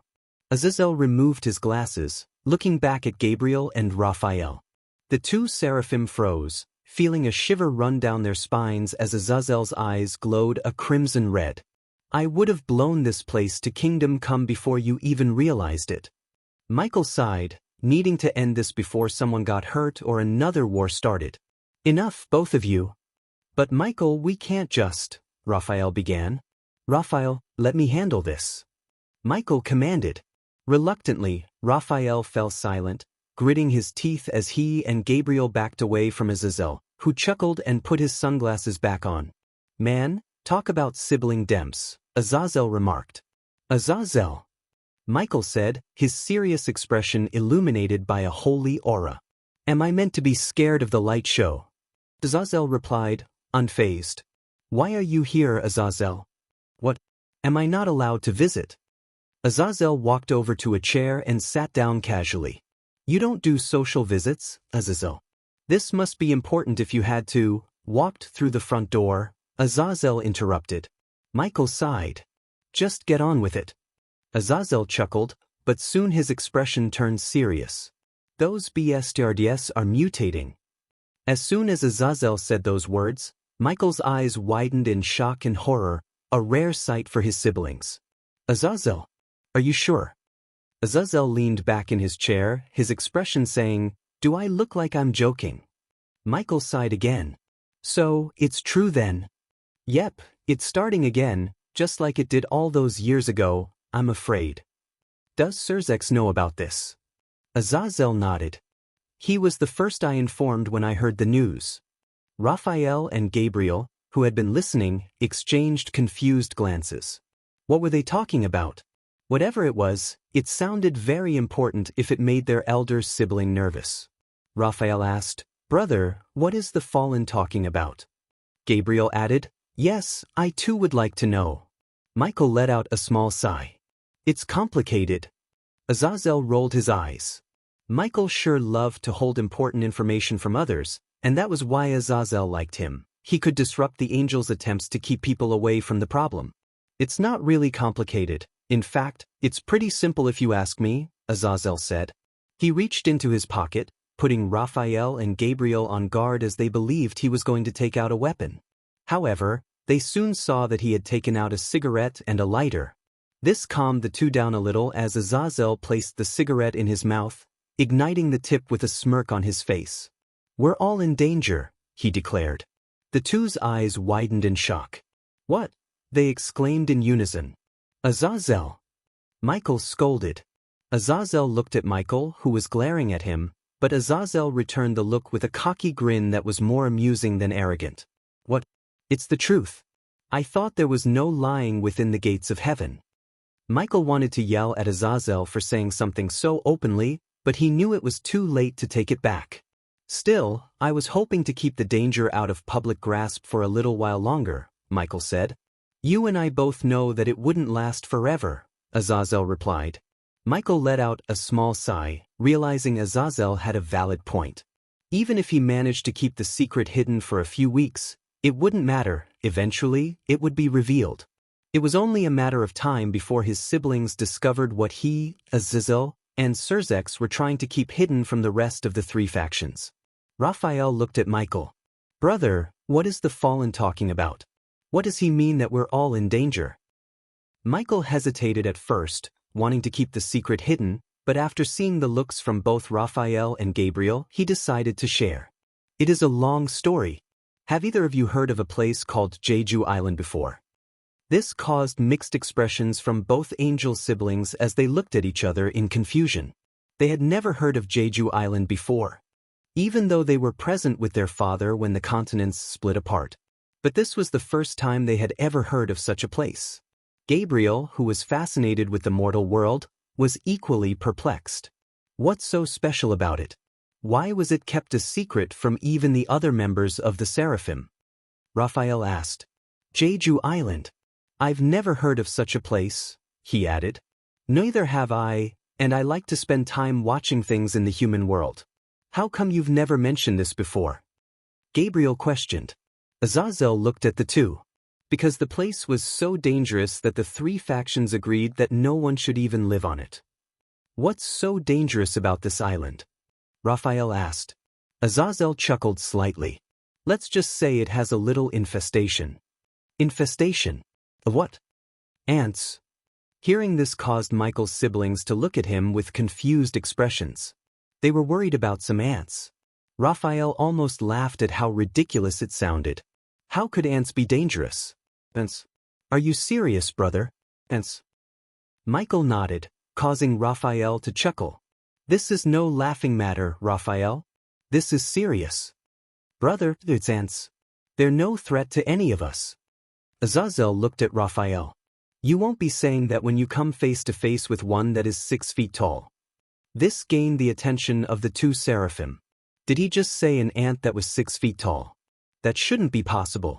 What are you talking about, Fallen? Raphael asked. Yes, I too would like to know. Gabriel added. Azazel looked at Michael, who nodded in approval. Well, the three factions teaming up against the heavenly dragons isn't the only time we did so. We actually teamed up twice, Azazel explained. What? Raphael exclaimed. Indeed, during the Great War. I was tasked to scout an island to house an outpost for heaven. Unfortunately, both the fallen and the devils had the same idea, Michael said. Azazel chuckled. Yep, but what turned up after was much worse than our groups put together. Gabriel asked, the ants. Azazel smirked. Yep, they came through some sort of vortex. It wasn't a magic circle, no symbols or familiar magic, but when they came through, they were big and very ugly. Michael continued, at first, our group still fought each other as well as the ants, but as time went on, it became clear that the ants were the bigger problem. Raphael crossed his arms, contemplating the gravity of the situation. Raphael, how? Azazel. Simple. Between the devils, angels, and my fallen, there were a total of 350 ants. But when we left the island, he looked at the two seraphim, his usual carefree expression replaced with pure seriousness. Only 5 of us made it out alive, and there were still 50 of those BSs. Night had fallen over the small town of Kuo, the once bright blue sky now darkened, illuminated only by the stars and moonlight. Issei climbed the stairs to his bedroom, utterly exhausted after a long day. He let out a small sigh. What a day! Upon entering his room, he found both Yoruchi and Yamato in their human forms on his bed. Yamato, Issei, you're back? Yoruchi, how did it go? Issei shrugged as he closed the door behind him, rubbing the back of his neck while walking over to his drawers. Issei, annoying. Yoruchi, really? Issei nodded, pulling out a white shirt, red boxers, and black shorts. He wasn't picky with his clothing and preferred to mix colors instead of sticking to one. Issei, yeah, the most annoying part was that both Scathach and Chisato tried to pretend to be my mom. Yoruchi and Yamato fell silent, a dark aura surrounding them as they processed what he said. Issei didn't notice their jealousy as he grabbed a towel and headed to the bathroom. He turned on the light and placed his clothes on the sink, then began to undress. Suddenly, everything started shaking, but he was too focused on getting his shirt off to notice. After finally managing to remove his shirt, he tossed it aside and turned his attention to the shower. He turned it on, waiting for the water to warm up before stepping in, feeling the droplets flow down his back. Issei tuned out the noise, closed his eyes, and took a deep breath, letting out a small sigh before opening them to see a screen appear before him. Name, Issei Hayadujab, Shadow Monarch title, Conqueror of Adversity +1 level, 87 health points /HP, 36800/36800 magic /MP, 4200/4200 fatigue, 25 strength /STR, 125 + 45 vitality /Vit, 97 + 25 agility /AGL, 97 + 45 intelligence /Int, 102 + 50 cents, 97 + 25 available points, 0 physical damage reduction, 75% + 20 Issei. I'm slowly approaching level 100. He had no idea what would happen when he reached that level, but he was determined to find out. Once he reached the max level, he hoped to finally get answers to the questions that had been plaguing him. Why did the system choose him? Where was his father? What were the strange dreams about? He was eager to learn the truth, but he also wondered what he would do once he had the answers. He envisioned a normal life for him and his mother, free from struggle. No more would she suffer from fatigue, and he would do everything in his power to provide for her. Issei clenched his fist, fighting against the anger that threatened to overwhelm him. He placed his hand against the wall, lowering his head slightly. No, don't falter. He couldn't lose focus now. He needed to stay strong and keep moving forward for his mother. He had made a promise to her, and he intended to keep it until the end. Plus, he was sure that Sona would snap him out of it if he ever lost his way. Issei sighed as he decided he had spent enough time in the shower. He turned it off and stepped out, grabbing a towel. As he began to dry himself, his mind drifted to a conversation he had with Sona and Rias. Flashback. Sona: Issei, Rias and I have decided on your punishment. Issei raised an eyebrow. Punishment? What had he done to deserve that? Issei: What am I being punished for? Rias: Because we're your friends, and you should have told us about everything beforehand. Issei's sweat dropped. The only reason he hadn't confided in them was that he wasn't sure he could fully trust them. Plus, he didn't think he needed to share every detail of his life. Issei: I have my own. Rias: We know you had your reasons, but you still need to be punished. Issei sighed. Issei: Fine, whatever. What is it? Sona: Well, Rias and I have decided that. Rias: You're taking us on a date. Silence. Issei: Excuse me, what did you say? Flashback. And Issei grumbled to himself, shaking his head as he rubbed his forehead, sensing a headache coming on. Issei: Yar days. Issei stood in a familiar location, dressed casually as he waited for his date to begin. He still couldn't believe he was being forced to take Rias, Sona, and the other girls on dates. He could already hear the cries of his wallet, knowing he would have to spend his savings on clothes or makeup. However, there was a glimmer of hope. Surzex, Rias's brother, had given the group a couple of weeks off because the leaders of the three factions were having a summit at the school. This break allowed Issei to propose a solution. He would accept their dates but spread them out over different days. To his surprise, they agreed without a fight. Now, Issei was standing at the Kuo Park fountain, waiting for his first date to begin. This would technically be his second time dating a girl, but he preferred not to recall his past experience with Yuma, who he hadn't seen since his supposed death a month ago. He let out a small sigh. Issei: Geez, when is this going to start? Issei. Issei's attention was instantly captured as he turned toward the voice. To his surprise, it was Rias, accompanied by Sona. He was relieved it was just the two of them and not the entire group. Rias, with her captivating crimson hair, wore a stylish white long-sleeved shirt paired with black jeans and sleek black shoes.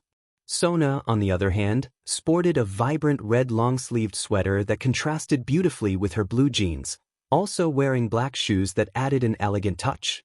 As Issei observed the two girls, he couldn't help but be taken aback by their beauty. It was no wonder Rias was often referred to as the Princess of Kuo Academy.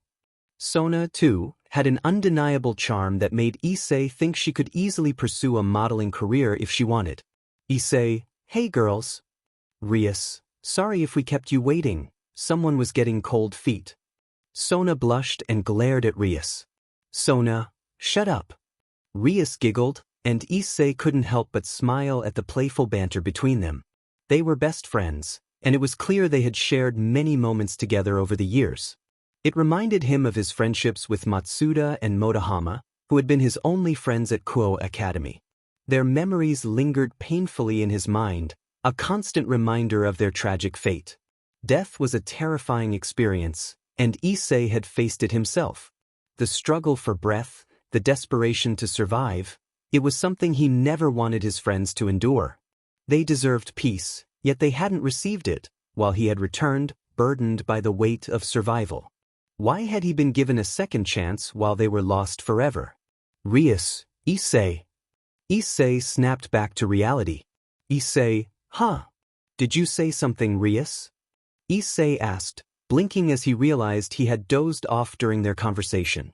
Rias replied, I asked if Sona and I looked good. Issei smiled reassuringly. Yeah, I'm okay. You both look absolutely stunning, by the way. The girls blushed at his compliment, though Sona remained skeptical about his earlier distraction. She decided to hold off on questioning him until after their date. Shall we get started on our date? Issei suggested. Ria smiled. Yes, we shall. Sona nodded in agreement. All right then, let's head off. The trio set off, officially starting their date. Issei felt a mix of excitement and unease. It had been a while since he had a chance to relax, especially with everything weighing on his mind, including his mother's condition. He still needed to retrieve Demon BLD to make holy water to awaken her from her coma. Hey, let's go here first. Rias exclaimed, firmly grasping Issei's arm and pulling him along. Sona followed closely, her presence adding an air of elegance to their group. Issei felt a twinge of apprehension as he sensed Rias's intentions leading them somewhere unexpected. His instincts proved correct as they entered a lavish clothing boutique filled with sophisticated displays. Sona and Rias quickly immersed themselves in trying on various outfits that showcased their unique styles.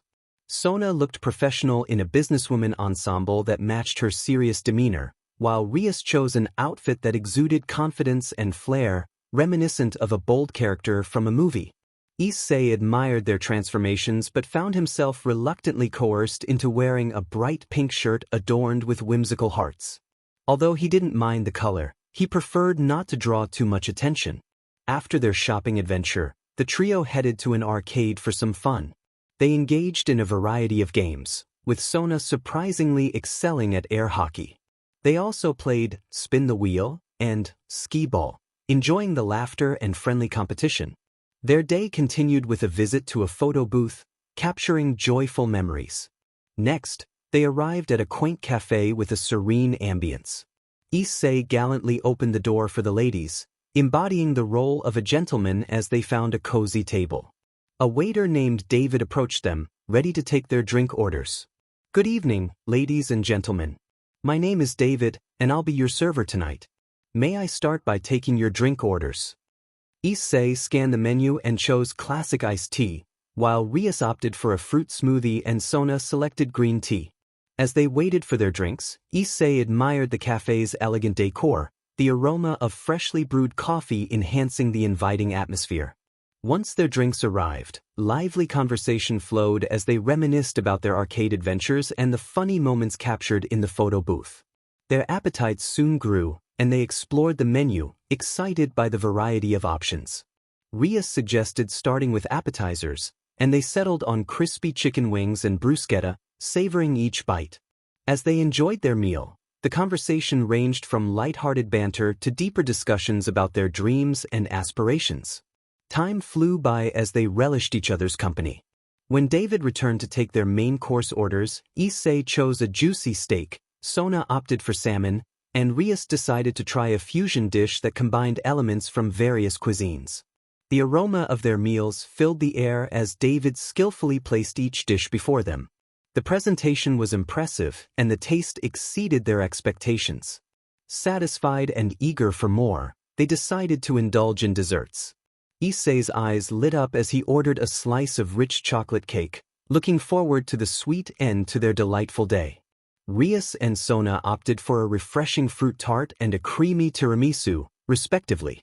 With their sweet indulgences, the trio relished the final moments of their outing. They shared stories, dreams, and aspirations, creating a bond that went beyond mere friendship. The cafe, with its warm atmosphere and delectable treats, provided the perfect backdrop for their memorable day. As their time together drew to a close, they paid their bill and bid farewell to David, expressing their gratitude for the impeccable service. Exiting the cafe, their hearts were filled with joy and contentment, grateful for the unforgettable experience they shared. Rias exclaimed, "That was amazing." Sona replied, "Indeed it was. I don't think I've ever felt so normal." Issei chuckled, gaining their attention. "Sona, ignoring the fact that you're not human, you and the others aren't so different from any other regular girl." Sona blushed at Issei's words, looking away embarrassed but then meeting his gaze again. "Ah, really?" Issei smiled, "I'm many things, but a liar isn't one of them." He then looked at Rias. "The same goes for you, Rias." Rias responded, "W." Issei continued, "I don't see you as the heir to the Gremory household, the president of the ORC, or the king of your peerage." He smiled at her. "I see you as just Rias Gremory." Rias blushed at his words, a smile growing on her face as she and Sona exchanged glances. They shared a nod and walked up to Issei, each giving him a quick kiss, which took him by surprise. Issei stammered, a faint blush creeping onto his face as he looked away, unable to believe what had just happened. Suddenly, a screen appeared in front of him. "Warning, player's heart is beating quickly solution. finally getting some attention. Issei's eye twitched slightly at the system's words, while Rias and Sona giggled at his reaction. He punched the system screen. Another screen appeared. Warning, player getting aggressive reason, can't handle the truth. Issei silently growled, letting out a sigh as he turned back to Rias and Sona. We still have some time before the end of the day. Want to see a movie? Both girls smiled and replied, yes. Issei chuckled, feeling genuinely nice. It made him wonder if he would have been able to enjoy all this if he hadn't undergone a change from the system. Would he have still died at Yuma's hands? Would he still have been revived? Would Rias and the others have revealed their supernatural nature to him? So many questions lingered in his mind, especially about the tragic fate of Motohama and Matsuda. Even while focusing on the date, he couldn't shake the thoughts of their loss. It would forever echo in his mind, and he felt his past self would be disappointed in him. In the third-person perspective, Issei reflected on the last few days. He admitted he didn't have high hopes for his date with Sona and Rias, especially since his only other date had ended tragically. That painful experience had set him on a new path. If it weren't for that moment before his heart gave out, he wouldn't have gained the system or discovered the supernatural world. He would have continued living a mundane life, peeping on the kendo girls. But the date with Rias and Sona had worked out in the end, and they went their separate ways so he could prepare for his next date. Akino was up next, and if he were still his old self, he would be ecstatic about dating such appealing girls. However, he didn't have time for such thoughts. In the time between dates, he spent nights preparing for a long trip. Once it was over, he planned to head back to the demon castle to retrieve the final ingredient needed to make the holy water of life.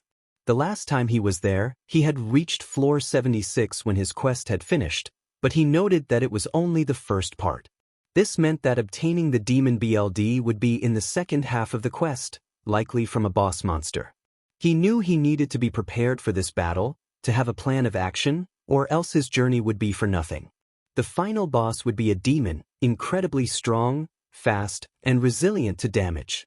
He recalled how fast the previous demon boss had been, and the thought of facing something even stronger was daunting. He also had to consider that it might summon an army against him, but thankfully, Issei had his own allies. His shadow soldiers could take on the demons summoned by the final boss, but it all depended on their rank. For all he knew, this boss could summon S-rank soldiers, and if that were the case, the only one who could possibly handle them was Drake. Out of all the shadows he possessed, Drake was the strongest and held the highest rank, General. The dragon was a powerhouse, and Issei was grateful to have him. He could easily take care of this boss monster without any hassle. However, Issei knew he couldn't just rely on Drake. He was entering unknown territory with no knowledge of what awaited him. He needed to ensure he had everything necessary to survive this journey, otherwise, his mother would never wake up from her coma. Issei let out a small sigh as he sat at his table in his bedroom.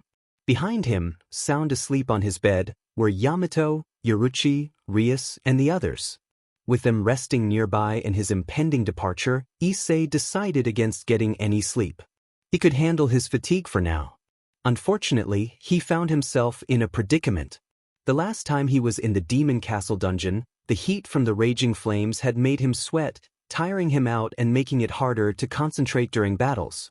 He checked the system's shop for something to assist him, but he found nothing. He knew things would only get worse the deeper he ventured into the Demon Castle, so having something to help with the heat would be beneficial. Great, just great. How am I going to handle that heat? He muttered, rubbing the bridge of his nose as he tried to think of a solution. Just then, he sensed something and turned to see his door slowly opening, revealing Graphia. This surprised Issei. Why was the maid of the Devil King in his bedroom? Graphia, he asked. Ah, I see you're awake. Couldn't sleep. She replied. Something like that. Issei said, his gaze shifting away from her as she walked over to his desk. He focused on his alarm clock, which read 1:22 a.m. It was very early, and he needed to head out soon. Graphia observed him closely, noticing the struggle in his eyes. You seem troubled, she remarked. Let's just say I'm heading off to a dungeon, and I need something to handle the heat. Issei explained. He told her about the demon castle and his mission to obtain BLD from a demon to help awaken his mother, who was in the hospital. While Grafia was taken aback by the fact that he was going to confront demons, she understood he wasn't referring to her kind. The sincerity in Issei's voice and his determination to help his mother tugged at her heart. She wanted to assist him but wasn't sure how. Perhaps she could ask Surzex if they had anything that could resist extreme heat. "When are you leaving?" Grafia asked.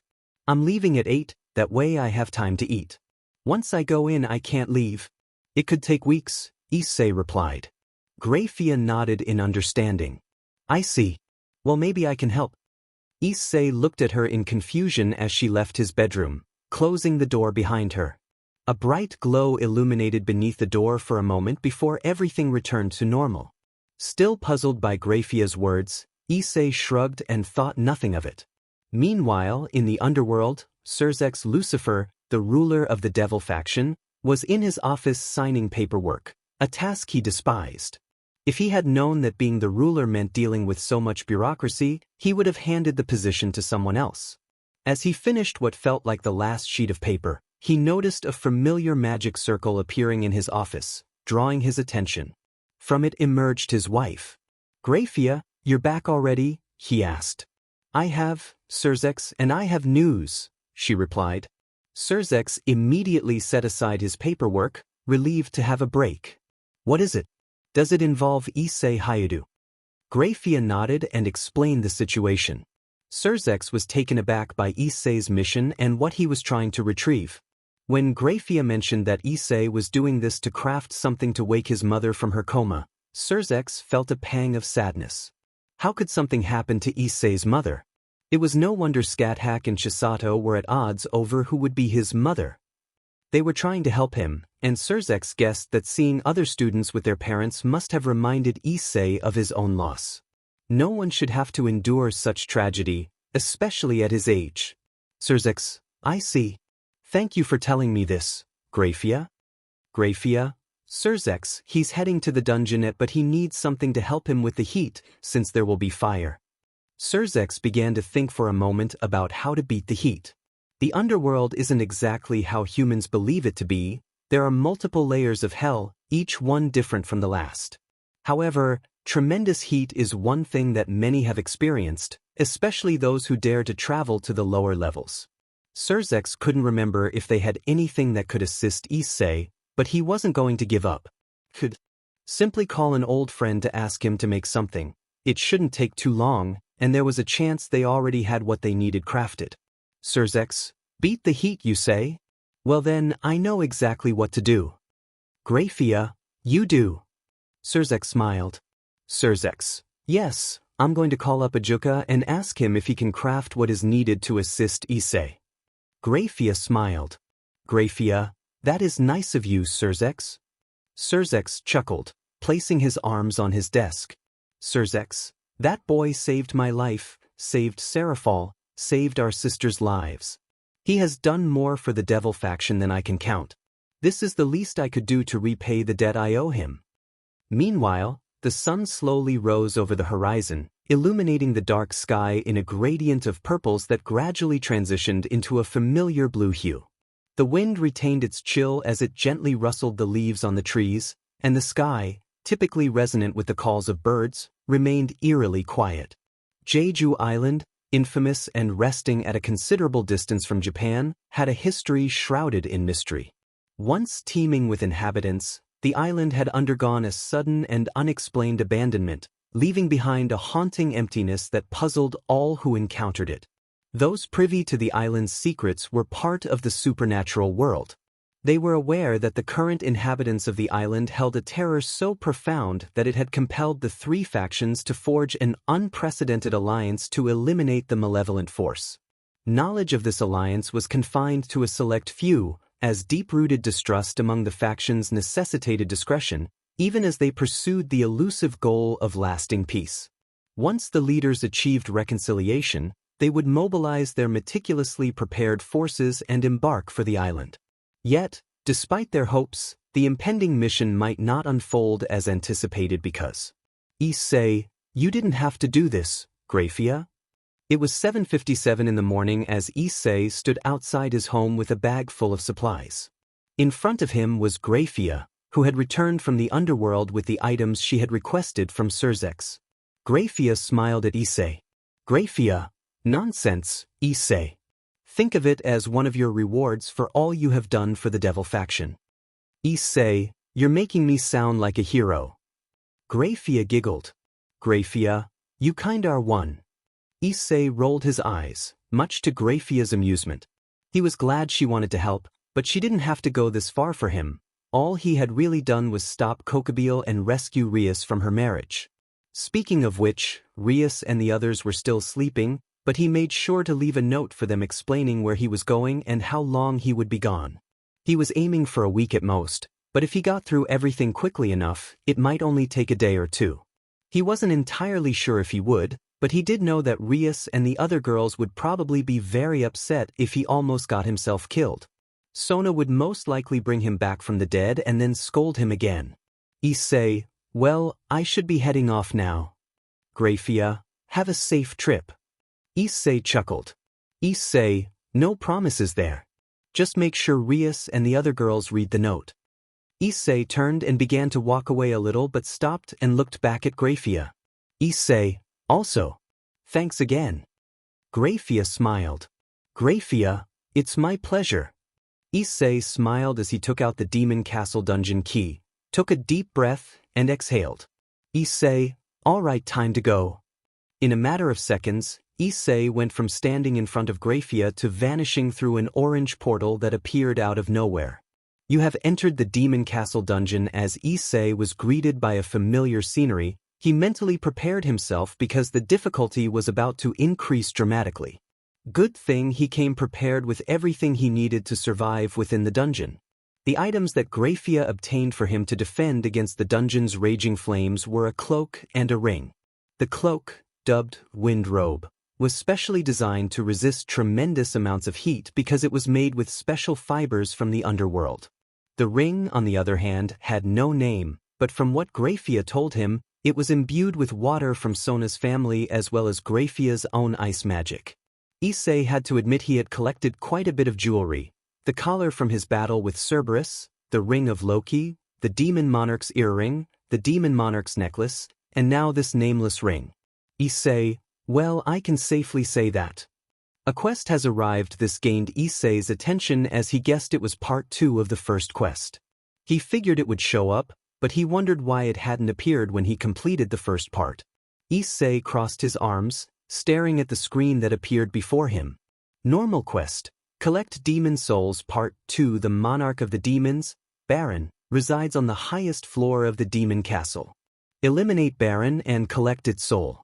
Rewards: highest quality runestone, bonus stats plus 30 hidden reward. Issei muttered, Monarch. The word had been bothering him since he first heard it. He couldn't shake the feeling that it held some significance, but he couldn't quite grasp why. It was just a term for a ruler, like a king or queen. He sighed, thinking, this is becoming problematic. Shaking his head, he pushed the thought aside and focused on the rewards, which were much better than last time. The runestone caught his attention. Highest quality runestone, Shadow Exchange. A job-specific skill can be obtained by breaking the rune. Shadow Exchange.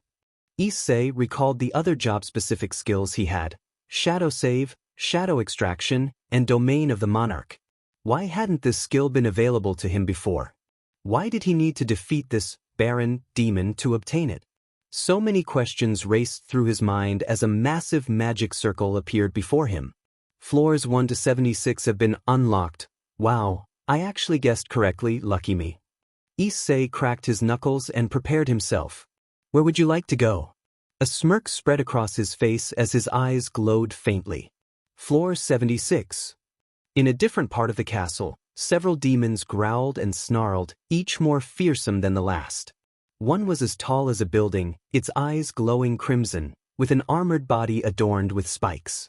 Among them was Tusk, the former leader of the High Orcs, now a shadow soldier. As the demons approached, Tusk raised his hand, a small orb glowing within his palm, growing larger until it matched the size of one of the demons. Symbols appeared behind him as he grew in stature, towering over the ruined buildings. The dragon head emerging from his hood startled the demons, but it was too late for them. Tusk unleashed a massive beam that engulfed the largest demon and those nearby, obliterating everything in its path. You defeated a highest grade demon, you've received 1700 EXP. You defeated an ancient demon, you've received 2200 EXP. You defeated a highest grade demon, you've received 1700 EXP. You've defeated an ancient demon. Issei, watching from a distance, was amazed by Tusk's strength. He swatted away the notification screens cluttering his view. He had received a significant amount of experience, but he didn't need constant reminders. Tusk's power exceeded his expectations, especially with the Orb of Avarice he had obtained after defeating Vulcan. The orb dealt double magic damage, and its size adjusted to fit Tusk's larger form. The smile crept onto Issei's face as he realized he would clear the remaining levels without much trouble. The Demon King would undoubtedly be stronger than these demons, but he was relieved he wouldn't have to face another Vulcan. So far so good. Issei turned his gaze to a screen displaying his stats. Name, Issei Hayadu. Job, Shadow Monarch. Title, Conqueror of Adversity +1 level, 87 health points / HP, 36800/36800 magic / MP, 4200 / 4200 fatigue, 25 strength / STR, 125 + 45 vitality / VIT. 97 + 25 agility / AGL, 97 + 45 intelligence / int, 102 + 50 sense, 97 + 25 available points, 0 physical damage reduction, 75% + 20 passive skills unknown LV, max 1 perseverance LV, 1 advanced dagger arts LV, 2 active skills sprint LV, max bloodlust LV, 2 stealth LV, 2 vital strike LV, max dagger throw LV, 2 dominanteers, touch LV, 2 Issei noted, still haven't gotten a level up yet, no surprise there since I'm close to level 90. He heard growls and turned to see more demons approaching. There were many, but Issei felt no fear. He had faced countless foes in the previous levels, and he was no longer the weak person he once was. He had endured so much to reach this point, and he was ready for whatever challenges lay ahead. Issei merely looked at the approaching monsters, closing his eyes for a few seconds before opening them, his gaze glowing with a menacing purple aura. Time to hunt. Meanwhile, at Kuo, Rias exclaimed, "What do you mean he already left?" Inside the Hayadu household, Rias and the other girls were sitting in the living room. They had just woken up and noticed Issei was nowhere to be seen, which confused them at first. They thought he was downstairs making breakfast, but instead, they were greeted by Grafia, the familiar maid. "Grafia, why are you here?" they asked. The maid informed them that Issei had already left to take on a dungeon. "When did he leave?" Rias pressed. 5 minutes ago. He made sure not to wake you girls. In fact, he didn't seem to have slept at all last night, Grafia replied. Sona asked, "Is this dungeon important?" Grafia nodded and explained Issei's situation. His mother had fallen into a coma and was in the hospital. He had gone to the dungeon because it contained something that could assist with her awakening, but he mentioned he could be gone for a few hours to possibly a whole week. Yamato and Yuruchi listened silently, already aware of Issei's mother's condition. Yuruchi had witnessed it firsthand and wished she could help, but she had no idea why Issei's mother had fallen unconscious. Everything about her seemed perfect for someone her age. Yuruchi hoped Issei would be all right in the dungeon. He had a knack for getting into dangerous situations. "Hey Yuruchi," Yamato said. "Yeah," she replied. "Do you think Issei will be all right? He's putting a lot on the line to save his mother. This could be the last time we see him." Yuruchi gazed at Yamato for a moment before smiling and shaking her head. "No. Never doubt Issei Hayadu. That boy would do anything to save the ones he loves." "I guess you're right." Suddenly, a knocking sound interrupted them. Everyone turned their attention to the front door, confusion filling the room. Grafia stood up and walked toward the door, opening it to reveal 2 unexpected visitors. "Miss Artemis and Miss R," Grafia stammered. R crossed her arms, a small smirk on her face. Wow, the maid of the Devil King. Didn't expect to see you here, back with Issei. He stood before a couple of defeated demon bodies, flanked by his shadow soldiers, excluding Drake. Some time had passed since he began slaying the demons, and he was pleased to see an increase in the number of shadows he could extract and preserve. However, the limit had only expanded to approximately 155, which irked him. After all the carnage, the increase felt meager.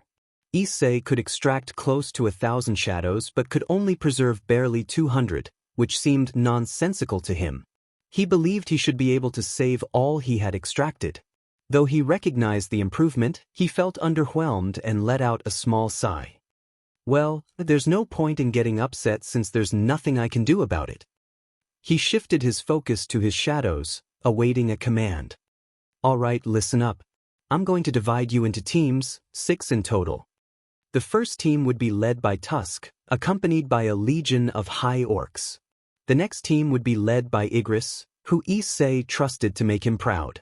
Iron would lead another team, excited about his role, while Greed would also lead a team, though Issei was confident Greed wouldn't act recklessly.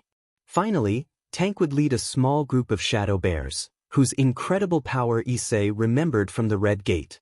Alright, those are the teams. Here are your orders. Issei held up a finger. Eliminate any enemies you come across. He raised a second finger. And notify me immediately if you locate the entry permit. The shadows nodded in agreement, ready for their mission.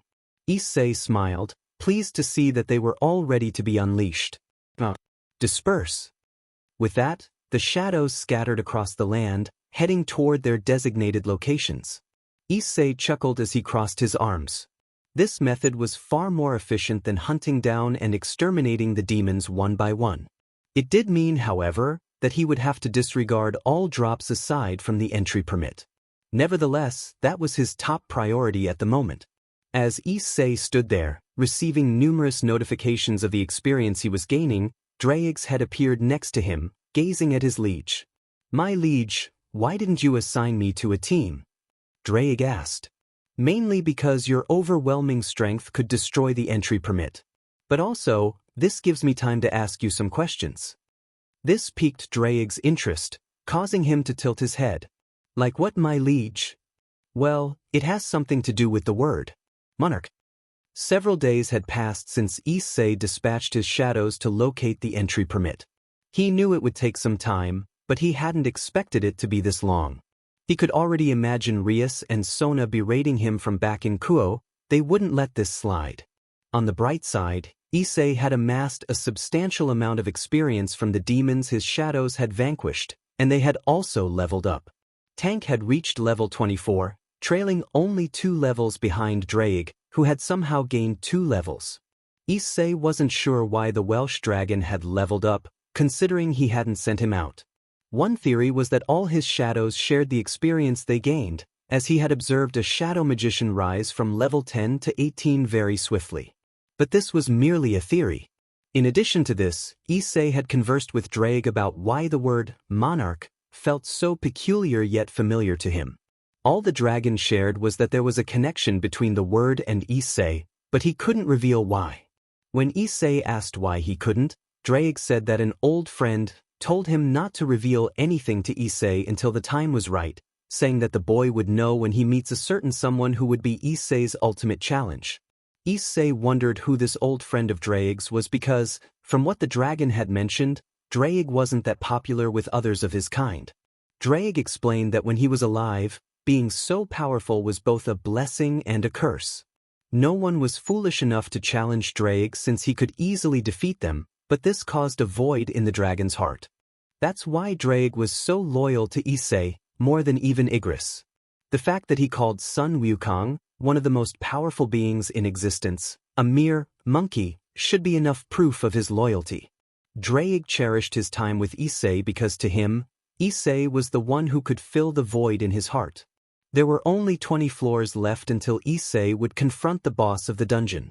However, his progress was impeded by a sudden problem.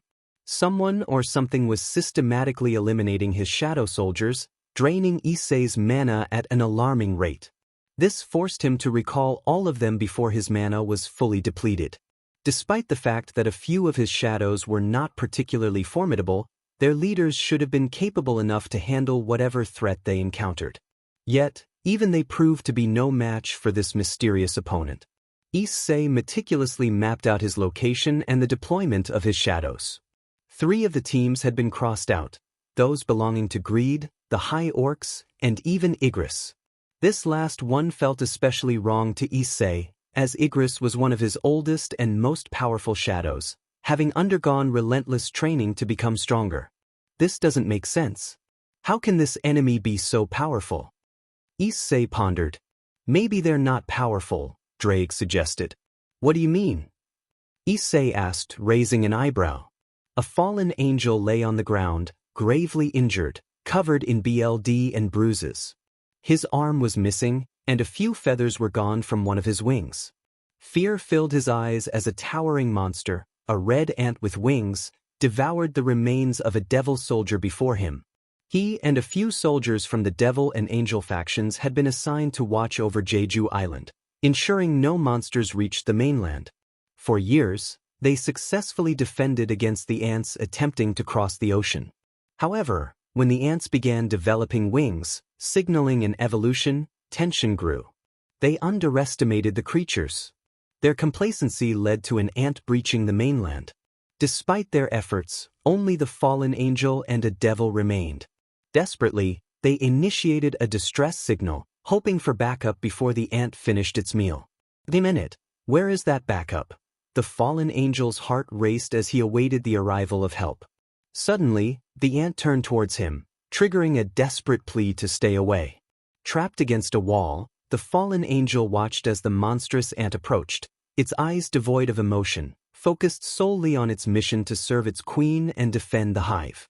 The fallen angel's cries filled the air as the ant closed in, inflicting a horrific and agonizing end upon him. Meanwhile with Issei stood with his arms crossed, staring at Issei, who rubbed the back of her head and let out a nervous laugh. He couldn't wrap his head around what she had just said. She was the nurse he had seen on his last day at the hospital, which made no sense for several reasons. First, she was a demon while the nurse had been human.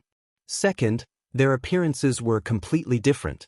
Finally, if Issei was telling the truth, how had she managed to escape the dungeon? As far as Issei knew, none of the dungeon's inhabitants could cross over to the human world unless something happened to the dungeon gate. Issei sighed, sensing Issei's disbelief. "Hey! Unfortunately, it's true." "Prove it then," Issei challenged. Issei reached into her satchel and pulled out a piece of paper. At first, Issei raised an eyebrow at the sight of it, but as she handed it over, his expression changed. His eyes widened in shock as he recognized the paper. It was his phone number, a little dirty and ripped at the corners. He stared at it, thinking he must be seeing things. He shook his head, but the number remained unchanged. "No way. It's my phone number," Issei stammered, looking at Issei in disbelief. "You really are the nurse," he said, and Issei nodded. "Yeah, it's me." "I see." He handed the paper back to her, and she tucked it away. "I guess it's good to see you again. Sorry for nearly hurting you." Issei waved it off. "And no problem, I'm sure you didn't mean any harm." Issei's sweat dropped at her response. "You call me nearly stabbing you no harm. But why are you here? How did you even get here?" Issei asked, tilting her head. Issei hesitated, unsure if he should explain himself to her since she was still technically a monster. He had been searching for the entry permit for hours with no luck. "Long story, but can I ask you something?" he finally said. This piqued Issei's interest. "What is it?" "The entry permit. Where is it?" Issei looked surprised. Why was Issei after that? What did he have planned? She noticed the serious look in his eyes, different from the ones she had seen in the hospital. These eyes had been hardened by countless battles. "Why do you want to know?" she asked. "I have my reasons, probably like you and the demons have your reasons to listen to those voices." Confused, Issei raised an eyebrow. "Voices? What voices?" "The voices that tell you to harm humans." Issei clarified. "Oh, we don't have that. We have something else," Issei replied. Issei's eyes widened. He had expected her to be like the ice elf leader from the Red Gate, but it seemed he was mistaken. If that's the case, what does yours say? Protect the area we reside in. Issei raised an eyebrow, intrigued. This information revealed a difference between the monsters from the gates and those from the dungeons. The boss monster from his previous encounters had mentioned voices, but now he understood that the monsters in the dungeons came from a completely different place. Why, you mean to say you came from a whole other world? Issei asked, astonished. Issei nodded. Yes, we came from the demon world. And what were you doing there? Issei inquired, but Issei remained silent, her expression strange. It reminded him of the time he had asked the ice elf leader about the voices. Issei, are you okay? Issei, war. Issei was taken aback. Issei, what? Issei, we were preparing for war. Issei narrowed his eyes. Issei, war against who? Issei, it was a war against an enemy so powerful that all demons were required to gather together. This surprised Issei. Was there really something so powerful that all the demons in this dungeon had to unite against it? If so, who or what was that enemy? Issei needed to know, as he might encounter this enemy in the future and didn't want to be unprepared. Issei, who was this enemy? Issei, it. Issei raised an eyebrow at Issei's hesitation. Issei, you have surpassed the allowed amount of information. The conversation will be interrupted. Issei's eyes widened. That wasn't Issei's voice. It sounded robotic, as if she were being controlled by something. This was just like the time with Baruka. The system was preventing him from acquiring important information. Why was the system blocking the conversation? What was its goal? More importantly, why was the Maker so afraid of him finding out the truth? What would happen when Issei learned the truth? As Issei pondered these questions, he noticed Issei beginning to sweat and look pale. Before long, she started to fall, but Issei managed to catch her before she hit the ground. Issei, you okay? He looked at the demon girl, relieved to see she was unconscious but still breathing. The system must have knocked her out to prevent him from dwelling too deeply on his thoughts, and that frustrated him. Appreciated the second chance at life the system had given him, but now he was starting to regret his actions. Issei, great. Just great. Meanwhile, Azazel was seated in his office, positioned behind his desk with 3 expansive monitor screens. The first displayed Surzex, the reigning Devil King. The second showcased his brother Michael, the leader of the Angel faction. The third depicted the aftermath of a recent massacre caused by a formidable enemy that had escaped from Jeju Island. Azazel, I'm sure I don't need to explain how bad this is. Surzex monitor, yeah, we can tell from the footage that those creatures are evolving quickly. Michael nodded. Michael monitor, yes, our soldiers managed to defeat the monster, but I'm more concerned. Azazel, yeah, same here. This thing targeted the ones at the back, followed by the medic. Azazel let out a small sigh. Azazel, if these creatures are truly developing intelligence, then we can't wait any longer. He looked at the monitors with a serious expression.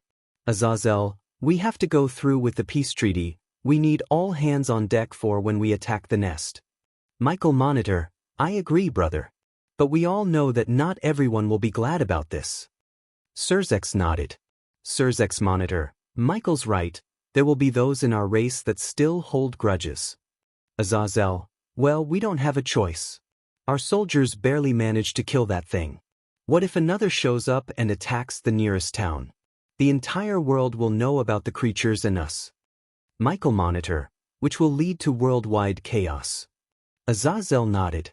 Azazel, yeah, humans fear the unknown.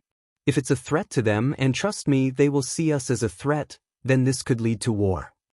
Surzex let out a small groan of annoyance. Surzex monitor, oh great, another war, and it's not against each other. Azazel, so we're all in agreement. We need to have the treaty. Both Surzex and Michael nodded. Surzex monitor, I'll handle the arrangements, but where will we hold the summit? Azazel smirked. Azazel, Ku Academy. This caught Surzex's attention, and he looked at Azazel with a serious expression. Surzex monitor, Why there? Azazel chuckled. Azazel, calm down, Sirzex. I'm not going to do anything, I just want to meet someone. Michael raised an eyebrow in confusion. Michael Monitor, who, brother? Azazel, a boy, Michael. A boy named Issei. Hi. Back with Issei, Essel let out a small groan as she slowly opened her eyes, confusion clouding her mind. Essel, what happened? She sat up, placing a hand on her face as her head throbbed. Essel. Essel turned toward the voice and saw Issei standing a few feet away, relief evident on his face. Essel, Issei. Issei, you sleep well. Essel nodded. Essel, yeah, what happened? Issei, you passed out, and I had to defend you from those guys. He pointed behind him, and Essel's eyes widened at the sight of numerous demon bodies, some being highest-grade demons or even ancient demons. Essel, why you protected me? Issei nodded. Issei, of course, though I'm surprised they wanted to kill you. Aren't you the same species? Essel shook her head. No, the ones you fought are demons without intellect. They view demons like me as lesser versions because we don't match their brute strength. Issei raised an eyebrow, feeling a sense of familiarity with a certain encounter he had a while back. What was that creature's name again? It started with an R. Ryan. Brazier. It didn't really matter in the end, but what Essel said reminded him of that event, though the difference was that one had to do with status and class, while this was different. Well, it doesn't matter now that these guys are dead. Issei said. Essel nodded as she stood up, bowing slightly to him. Thank you, Issei, for saving my life. If there is anything I can do to repay you, please let me know. There is, he replied, and she looked up at him, curious about what he wanted as a reward. What is it? She asked. Take me to the entry permit. Time skip. Issei and Essel stood at the front door of a massive castle perched atop a cliff, a long staircase behind them leading to ground level as raging fires erupted around them. Issei had expected a large mansion, not a castle that looked like it was taken straight from Transylvania. But then again, Essel was a knight, so it made sense she would live in a castle. It was a bit amusing, considering they were inside a dungeon called the Demon Castle. Makes sense, she's a knight and everything, so a castle is a perfect fit for her, Issei thought as he followed Essel inside. Essel spoke with a demonic knight, inquiring about her father's whereabouts, and the soldier informed her he was waiting in the throne room. As they walked toward it, Essel hoped her father wouldn't react negatively to Issei, especially after witnessing him defeat 3 of her soldiers effortlessly. She had no ill intentions against him, but she knew what he was capable of. Upon arriving, 2 soldiers opened the doors, and Issei was greeted by a familiar scene. The throne room was large and illuminated by torches on the pillars. Unlike the one he had encountered Igris in, this room had windows that let in light. Issei couldn't help but recall his previous experience in a throne room, which still gave him flashbacks of being bested in combat. Essel stepped forward, looking up at her father. Father, I have brought a guest. Issei took this opportunity to observe Essel's father, who appeared more like a vampire than a demon, with long pointed ears that reminded Issei of a certain fallen angel he had faced before. Essel, her father stammered, looking alarmed. Issei raised an eyebrow. Why did her father seem afraid? Was it because he was there? Sure, he wasn't a demon, but that didn't mean he was threatening. Who in the world did you bring here? Her father exclaimed. Father, this man is a guest, so, what kind of guest comes to someone else's home with an army? He interrupted. This surprised both Essel and Issei. What? Essel responded. Essel, can't you see it with your eyes? There are countless soldiers hidden in that man's shadow. Essel glanced at Issei, who was both surprised and intrigued. Did her father possess an ability that allowed him to see what others couldn't? As far as Issei knew, no one could see his shadow soldiers unless they were summoned, but it seemed he was mistaken. This made him wonder what would happen if he decided to unleash his full power. Would Essel's father be able to detect his soldiers if they planned a sneak attack? Suddenly, all the knights in the room, except for Essel, pointed their weapons at Issei, who remained calm. You dare bring your soldiers into my home? Essel's father shouted. Issei let out a small sigh. Look, I'm not here to hurt anyone. Just hand over the entry permit, and I shall leave this place. Essel's father appeared uneasy as he stared at Issei. The boy was undoubtedly the one responsible for defeating demons at an alarming rate and climbing the tower. Despite being a demon noble, the Raider clan was one of the weakest among the 20 demon clans. There was no chance of defeating Issei, especially since he had taken down both Vulcan and Metis, who were powerful demons despite residing on the lower levels of the tower. If he could handle them, what chance did the Raider clan have against him? Plus, he had returned Issei unharmed. The entry permit. Essel's father began. Is that all you want? Issei replied, one more thing. He pointed at Issei, who stood next to him. I'm going to need to borrow her. After some misunderstandings and a little dinner, Issei had managed to obtain an entry permit from Essel's father, but he also explained that he would need Issei as a guide. Her father asked if he was sure his daughter would be safe, which surprised Issei. Despite their intelligence and human-like nature, they were still monsters, and it felt unreal to see one care for another. Issei discovered something new about the system, a party mode feature that activated after he received the entry permit. He asked Issei if they could leave right away, and she agreed. The feature allowed for shared experience, which annoyed Issei because he wanted to collect all the experience points himself to reach level 100 quickly. He told Issei to let him do all the work, even if it was selfish. Issei smiled at him. It's quite all right, Issei. I don't mind since I get to see you again. Issei chuckled. I see, but if you don't mind me asking, what's with the bag? Issei set the bag down and opened it, revealing basic supplies like food and water, but also several bottles of alcohol. Issei raised an eyebrow. Why is there alcohol? This alcohol is what the head of the Garshur clan loves. My father prepared items that each clan leader would appreciate. Issei narrowed his eyes, realizing there were likely more items in her backpack. It was clear that the other clans might not be as friendly as Essel's. He gave her a gentle head pat, surprising her and causing a blush to rise on her cheeks. She stammered. You don't need to worry about negotiations. Why not? Issei chuckled again, his eyes glowing with an appealing purple aura. You just wait here, this shouldn't take long. As he walked toward the Garshur clan castle, Issei watched in awe as numerous purple eyes shone from his shadow. A wave of emotion engulfed her as she realized what her father had seen, soldiers hidden in the darkness, waiting to be unleashed.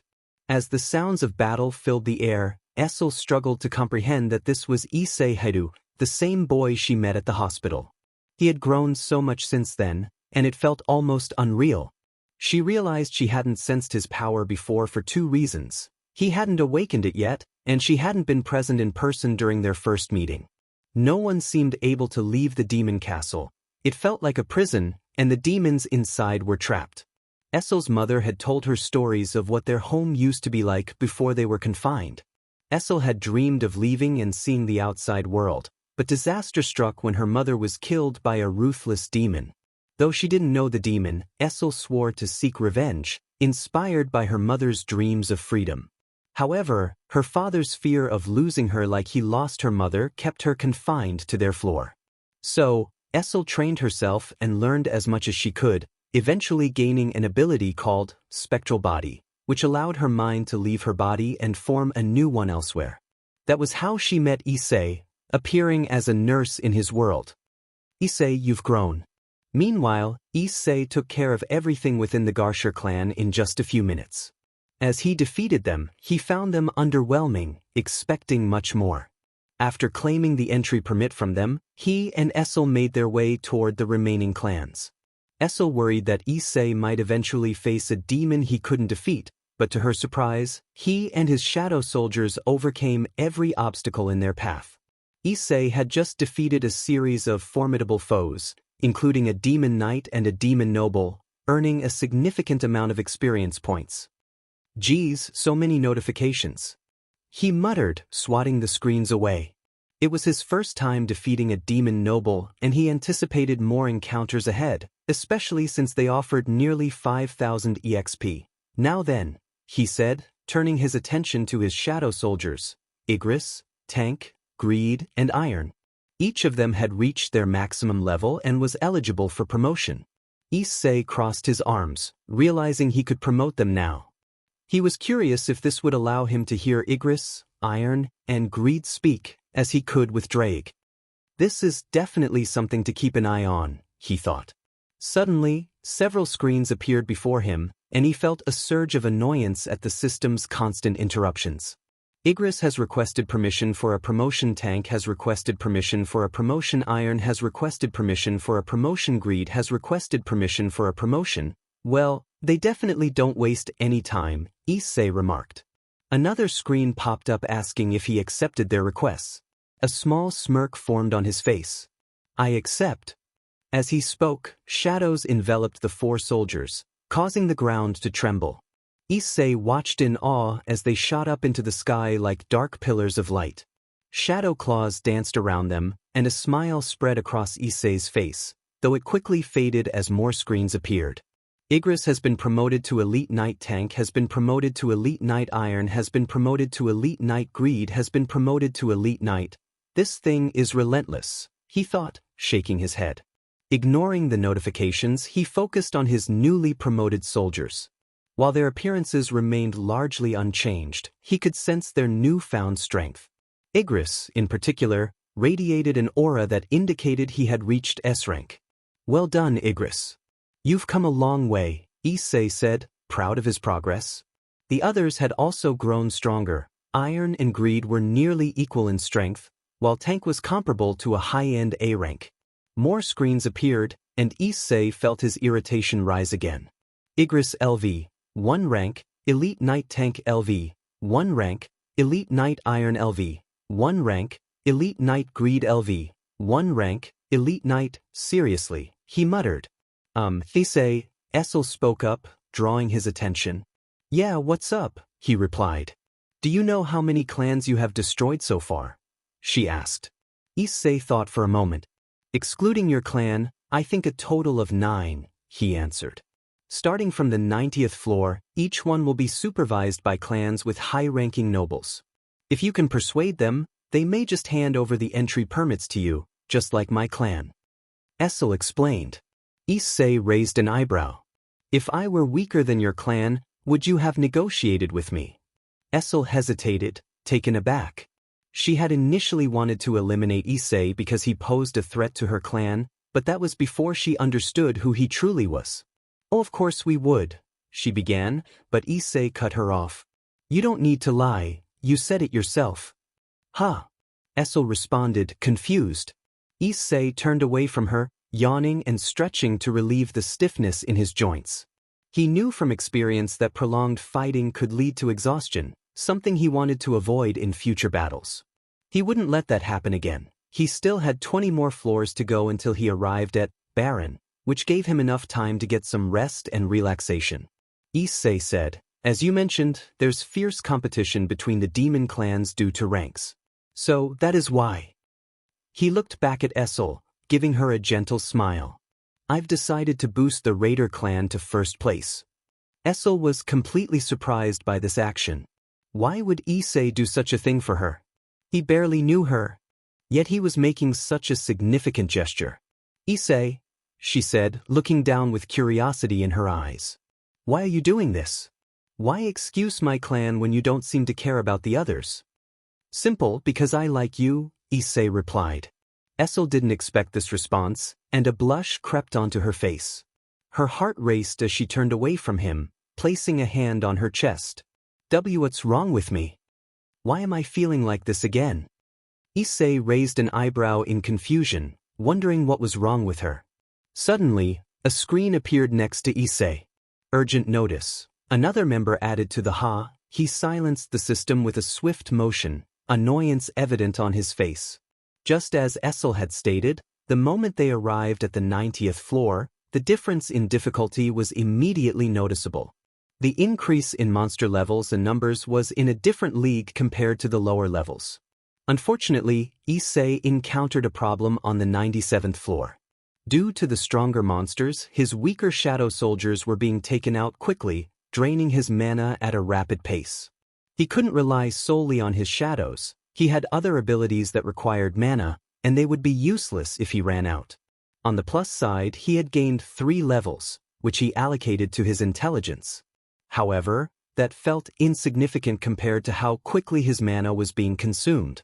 Issei slashed a demon's throat, causing it to collapse to the ground. He breathed slightly, wiping sweat from his forehead as he turned away from the corpse.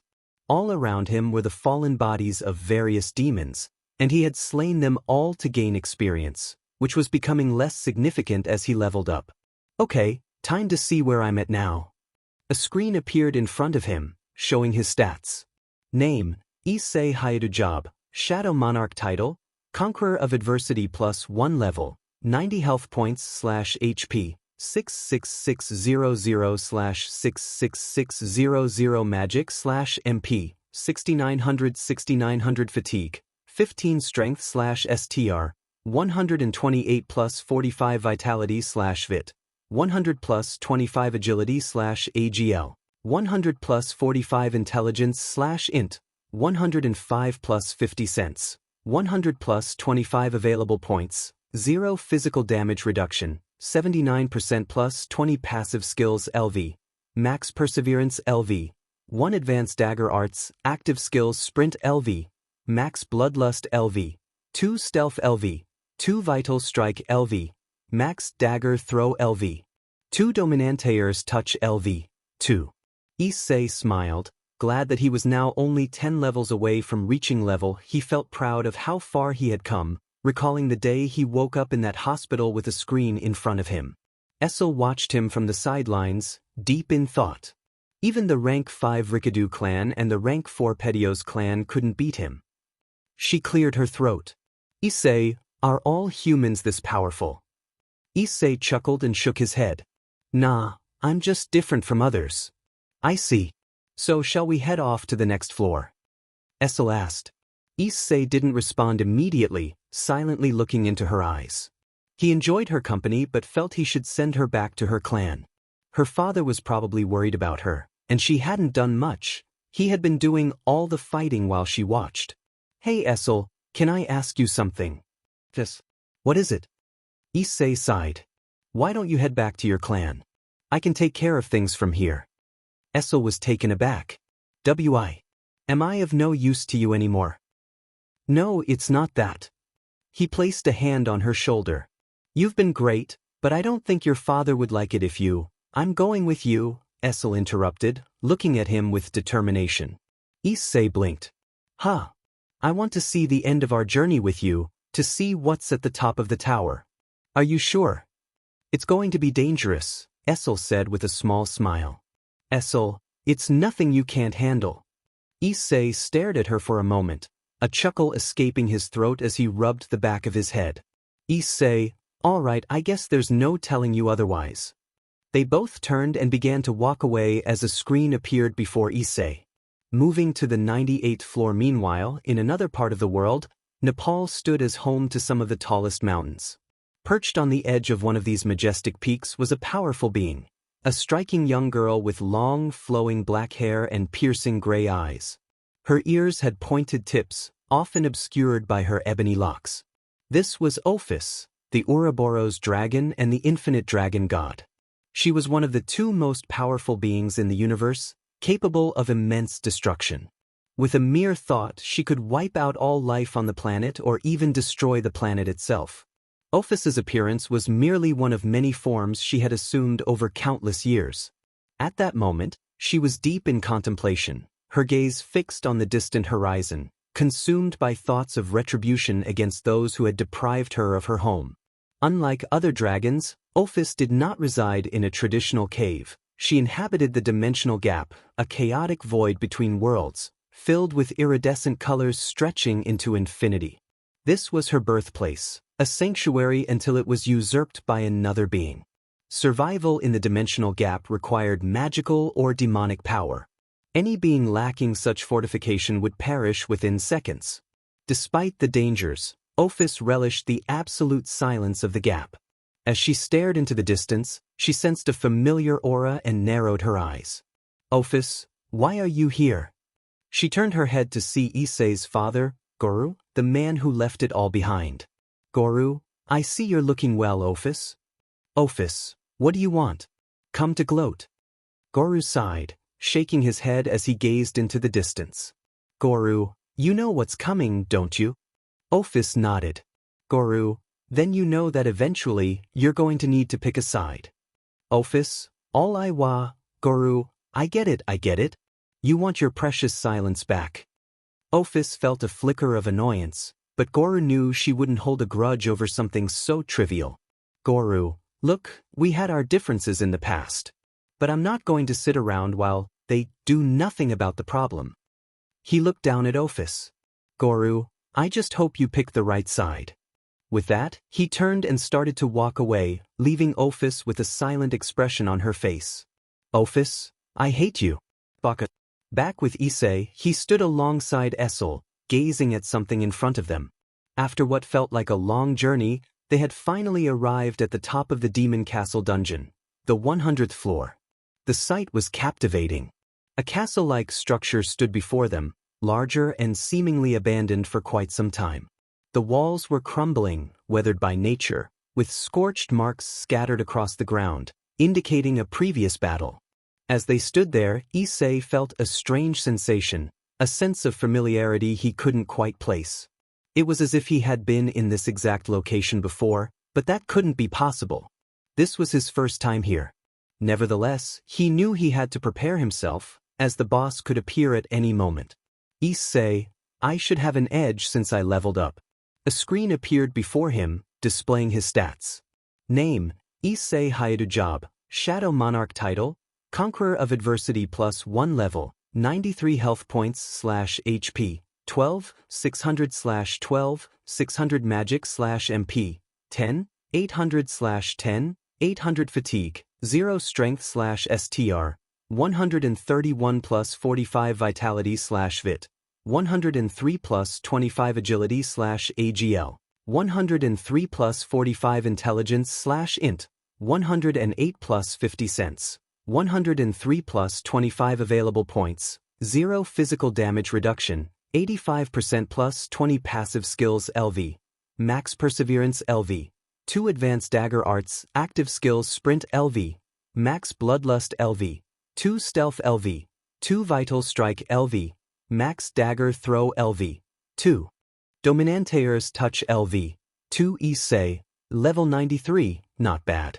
Suddenly, he felt a powerful wave of bloodlust approaching as he looked up to see something diving down from the sky at a rapid pace. Issei narrowed his eyes as Issei looked up in fear, sensing the overwhelming bloodlust as the being landed on the castle.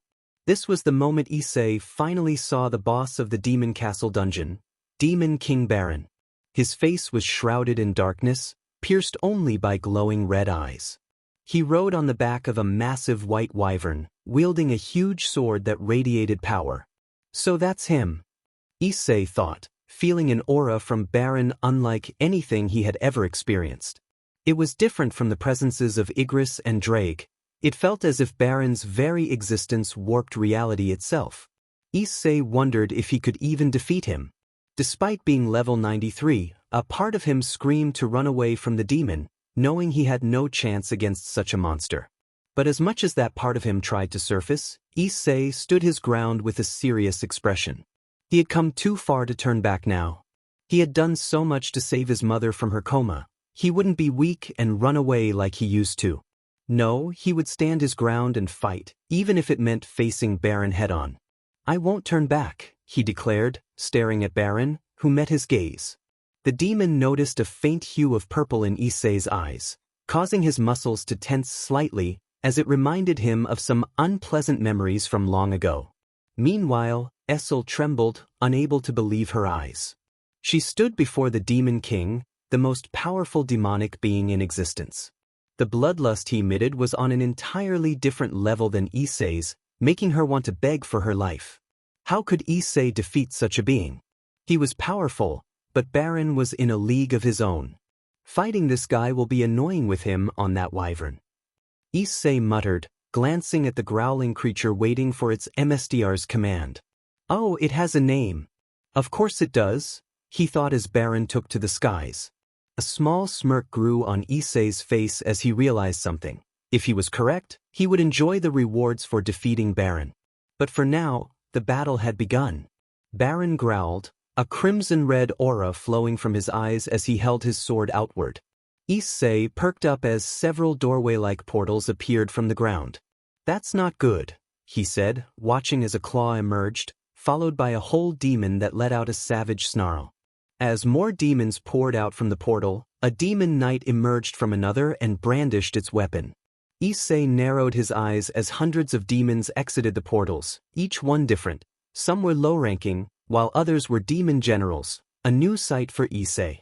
The numbers grew, and Issei glanced at Issei, noticing his calm demeanor despite the overwhelming odds. "Issei, what do we do?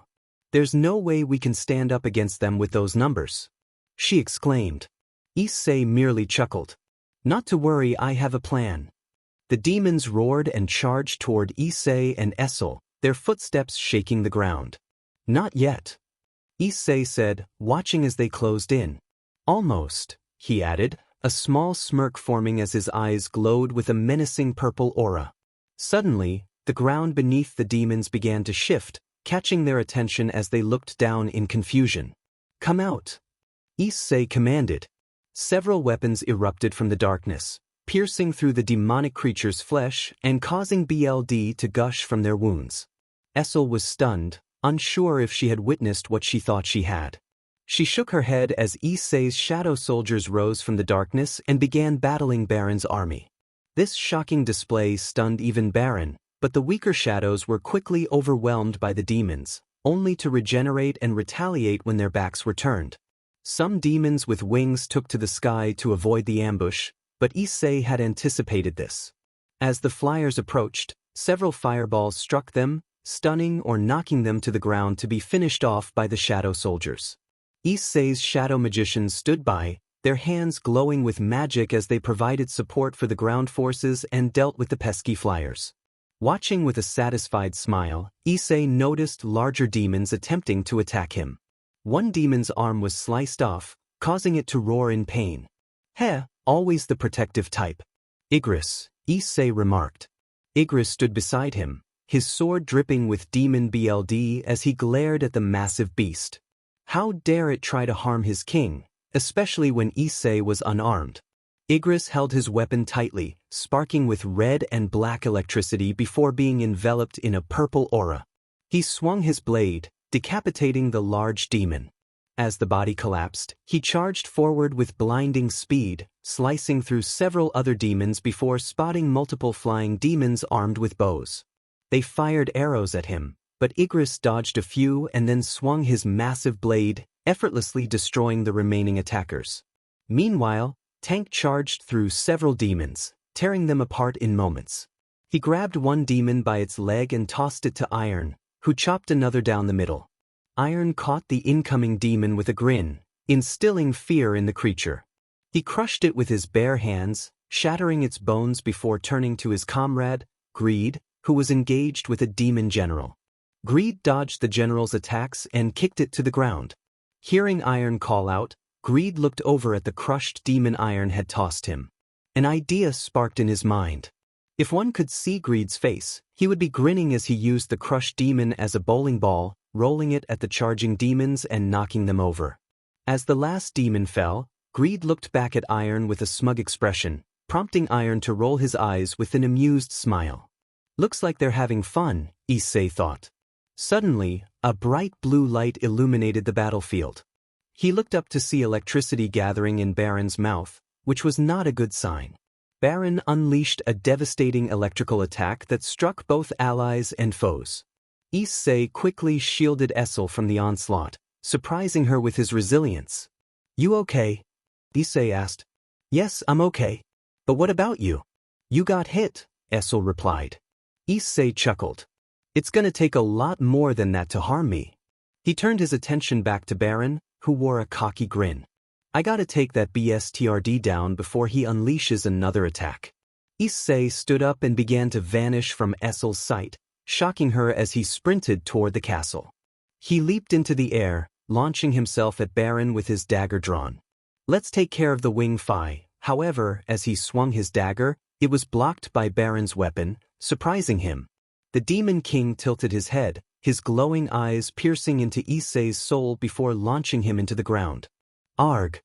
Issei gritted his teeth as he felt the impact. How did Baron know he was there?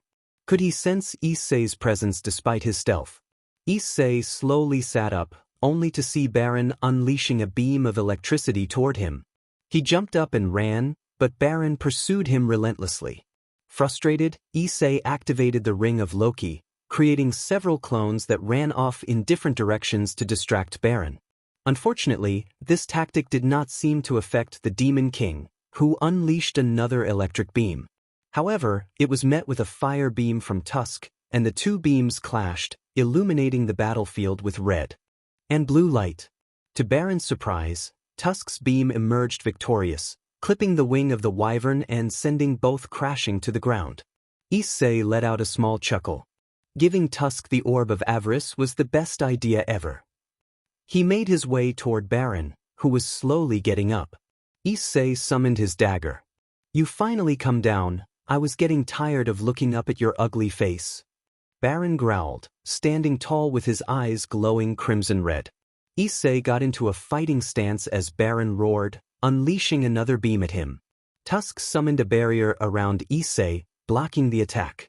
Both Greed and Iron charged toward Baron, who merely grinned at their foolishness. Iron swung his axe, which was effortlessly destroyed by Baron's sword before he was pierced through the face by the weapon. Issei's eyes widened as he watched Greed attempt to avenge his fallen comrade, but the Demon King grabbed one of Greed's arms and ripped it off.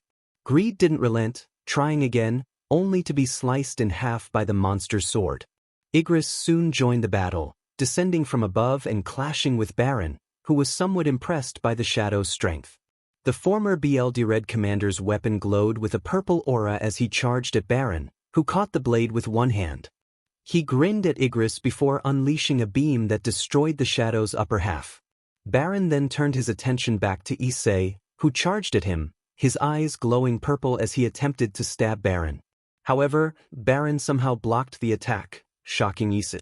He never expected such a defense, which wasn't a good sign for him. Trying to create some distance, Issei found himself grabbed by the neck and lifted into the air. Arg! Issei struggled to free himself from Baron's grasp, the Demon King grinning at the sight of the defenseless boy as he prepared to end his life. Just then, a massive fist came out of nowhere and punched Baron in the face. The force of the attack sent the demon flying back, releasing Issei, who rubbed his neck, now sore from the grip. Baron growled as he got back up, his face significantly damaged, having coughed up BLD and teeth from the punch. He looked to see who had struck him and his eyes widened at the sight before him. Drake. The shadow dragon growled at the demon, his mere presence halting the conflict between the shadow soldiers and the demons as they gazed upon the massive creature. Even Essel couldn't help but marvel at Drake's majesty, which radiated power rivaling Baron himself. Issei looked up at Drake. Drake, I told you to wait. Forgive me, my liege, but I couldn't allow such action. Drake replied, turning his attention to Baron. Hello. Baron, it has been some time now. Baron's surprise quickly turned to anger as he growled at Drake. Using his free hand, he adjusted his lower jaw. Once finished, he lowered it and scowled. Traitor! Drake snorted. Even after being trapped here, you're still the same arrogant monarch. You dare work for this pathetic ant, work for the traitor. Baron spat. Drake narrowed his eyes. Don't you dare speak about my liege like that. Oh, or what? Baron challenged. Drake merely smirked and pointed down. Confused, Baron looked and realized Issei was no longer there. His eyes widened, but before he could search for the boy, Issei appeared next to him. Die, Issei said, and with one swift motion, he used his dagger to slice Baron's head clean off his shoulders. In that moment, old memories flooded back to Baron's mind, purple shadows. He thought those memories were lost to time, that he would never see those things again. Yet they appeared right before him. While surprised, Baron's focus remained on killing Issei. However, there was something about the boy that piqued his interest. It was faint, barely noticeable, but during the battle, Baron sensed a familiar aura from Issei, one he hadn't felt in a long time. He's the child of. Before Baron could finish, Draig's massive fist smashed Baron's decapitated head, reducing it to a bloody stain on the ground. Not yet, all will be revealed soon, Baron. No. My former friend, Draig said. With that, Draig faded back into Issei's shadow and waited. Meanwhile, Issei ran over to Issei, who was sitting on the ground with a small smile on his face. Although the fight was a bit anticlimactic, he was glad it was over and that he had achieved his goal. Issei. Issei called. Issei looked over at her. Hey, Issei. Run back to your clan. He gave her a thumbs up. Because the Raider clan is number one. A small smile spread across Issei's face. Finally. Seated on the ground, his attire torn from the fierce battle with Baron, Issei gazed up at the sky, now transformed by the defeat of the demon monarch. The once ominous sky had transitioned into a familiar expanse of clear blue. As he rested, his soldiers diligently gathered valuable resources and eliminated any remaining demonic entities summoned by Baron. Reflecting on the encounter, Issei felt relief that he had made adequate preparations before returning to the demon castle. Without such foresight, he doubted his ability to confront Baron effectively. Even with his prior arrangements, Issei found himself unable to vanquish Baron effortlessly. It was only with Draig's unexpected intervention that Issei seized the opportunity to strike. While the victory did not feel entirely satisfying, Issei was grateful that the ordeal had finally concluded. Man, that battle was intense. Issei turned to Draig, whose presence hovered beside him after his return to Issei's shadow. Thank you once more, Draig. I doubt I could have faced that fiend alone. Draig shook his head. You possess the strength to overcome Baron without my aid, my liege. Issei chuckled softly. I find that hard to believe, but I appreciate your kind words. Of course, my liege. I stand ready to support you always. Although Issei acknowledged Draig's loyalty, he sensed that there was more to their relationship than he understood. Overhearing the brief exchange between Draig and Baron, where the demon referred to Draig as a traitor, sparked numerous questions within Issei. Their shared history and the events that led to Draig being labeled a traitor intrigued Issei, leaving him pondering the mysteries surrounding their connection. What transpired between the two? Issei contemplated the depth of their relationship and the secrets Draig could be holding. This added another problem to the list of challenges Issei needed to unravel, further complicating his already tumultuous journey. It felt as though each day presented a new obstacle for Issei to confront, akin to the trials faced by a beleaguered protagonist. He silently sighed to himself. I'll worry about that at a later date for now. Issei looked down at his hand. Next to where the ring of Loki was located, was the Demon Monarch's ring. With the Demon Monarch's ring, the set effects will be active now. A screen appeared before him, showing the stats of the ring. Item: Demon Monarch's ring level of difficulty, S-type, accessory sense plus 20, intelligence plus 20 plus 20, Gotta admit, it's weird that many items I've come across raised my intelligence. But I ain't complaining. Another screen appeared before Issei. Set item effect set effect 1. All stats plus 5 set effect 2. All stats plus 10. While Issei was glad that his stats were improving, he wondered if these two set effects stacked. Sure, going from having all his stats raised by 5 points to 10 was amazing. But a part of him couldn't help but wonder if they stacked, raising all his stats by 15 rather than a mere 10. That would make facing whatever came next much easier. Hey, system. Do these set effects stack? Silence. System. Silence. Issei felt his eye twitch a little. System, answer me. Do these set effects stack? After waiting for a response, he grew increasingly frustrated. The system loved to show up at random times but went silent when he had a question. Great, when I need it the most, it decides to give me the silent treatment. Issei shook his head. Doesn't matter. He soon held his hand out as something appeared within it, making him smile. The object was a round vial with golden trims and purple gems. Inside was a liquid of a similar shade of purple. It was the very item that Issei had been searching for, the item that would awaken his mother from her mysterious coma. Baron's BLD material item. Purified BLD of the Demon King level of difficulty. Type. Material. Finally. I can start the crafting process. A screen appeared next to Issei, showing the 3 material items he needed for the holy water.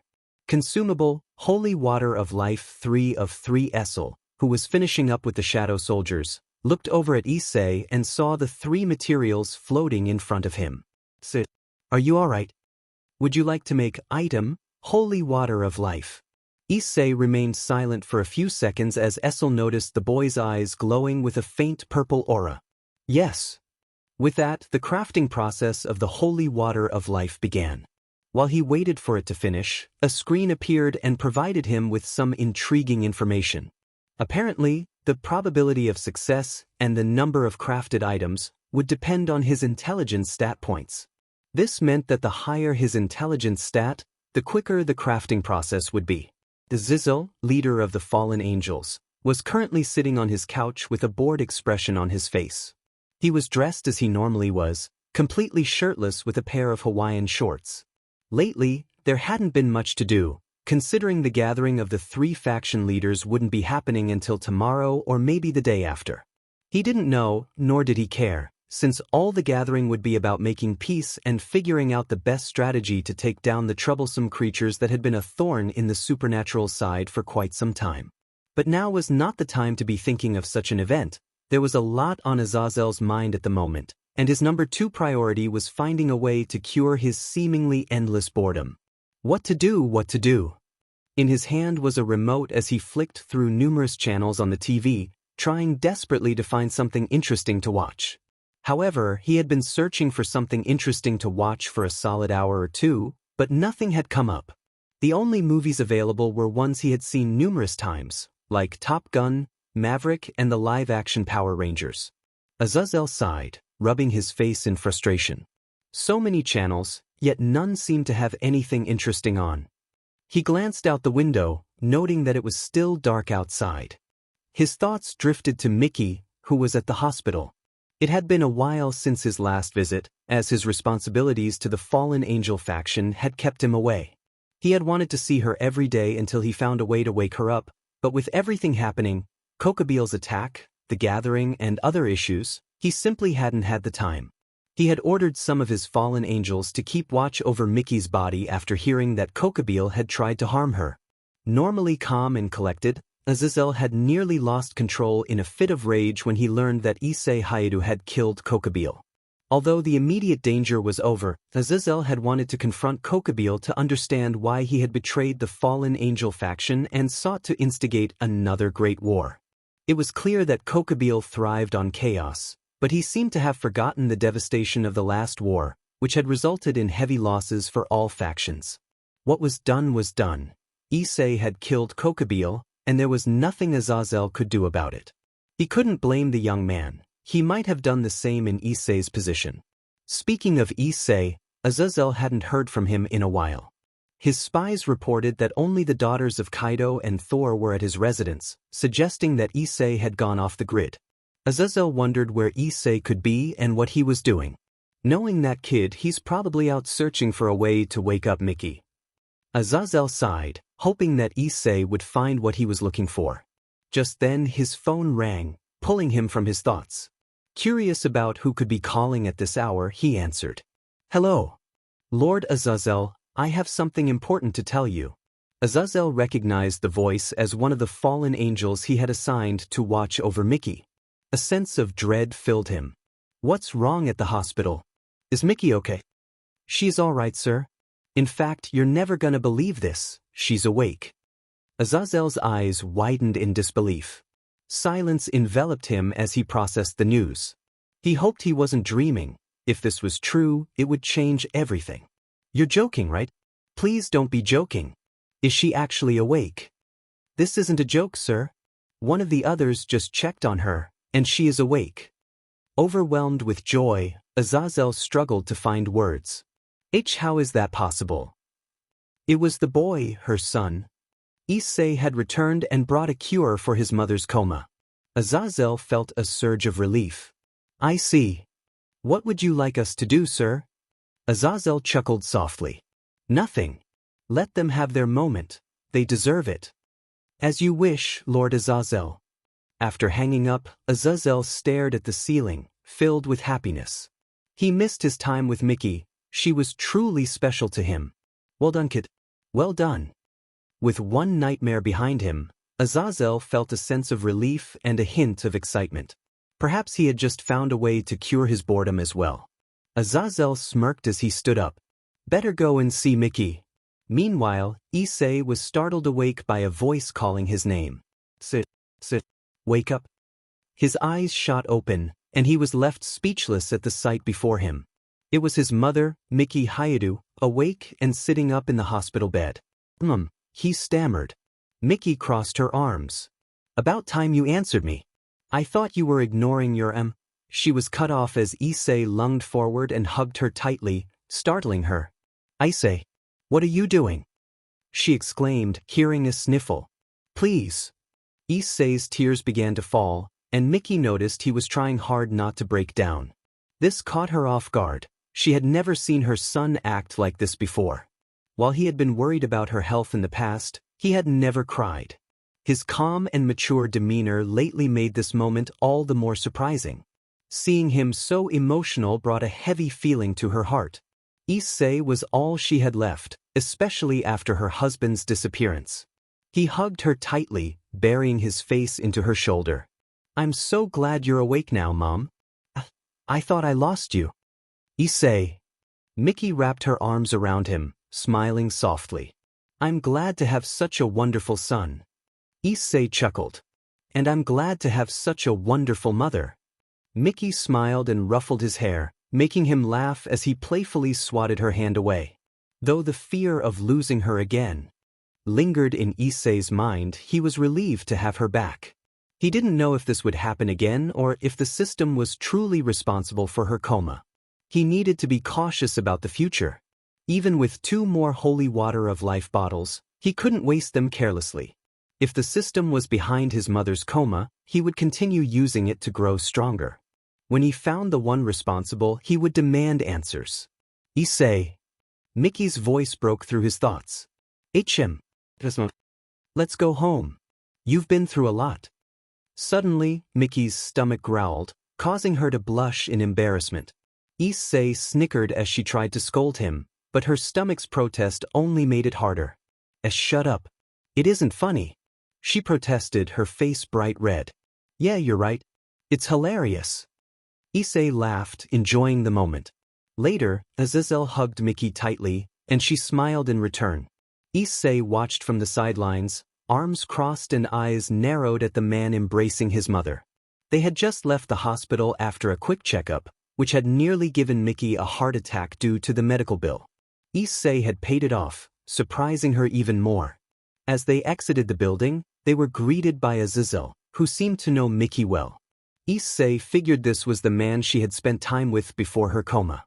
His worries about Azazel being a fallen angel were confirmed.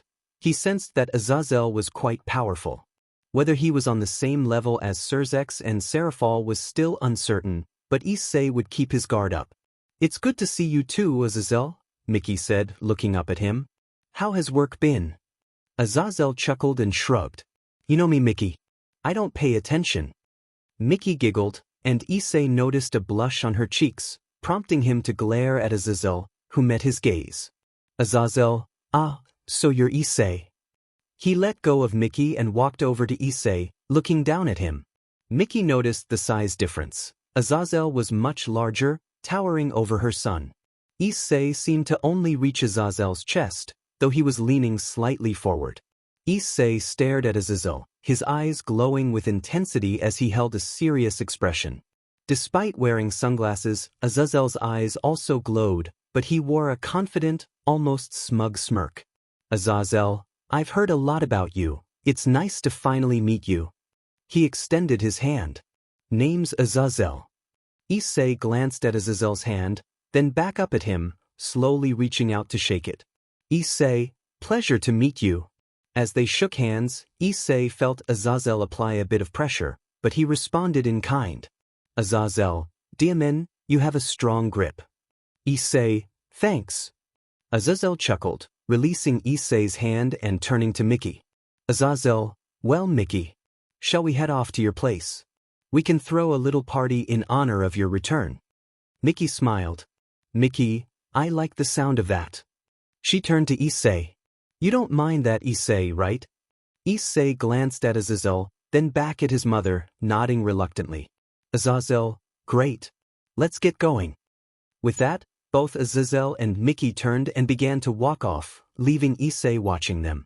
His mom seemed happy to see the fallen, but he didn't trust Azazel, suspecting he could be connected to Kokobile and seeking revenge. Issei thought, better keep a close eye on him. Just as he was about to follow them, he felt a strange presence watching him, putting him on alert. His eyes darted around, searching for the source but finding nothing. Issei, what was that? From his left shoulder, a dark aura rose, capturing Issei's attention as it formed into Draig's head. Issei, Draig. Draig, he's here. Issei raised an eyebrow. Issei, who? Draig was staring up at the night sky, prompting Issei to follow his gaze. He spotted a figure floating in front of the moon. Issei, Draig, who is that?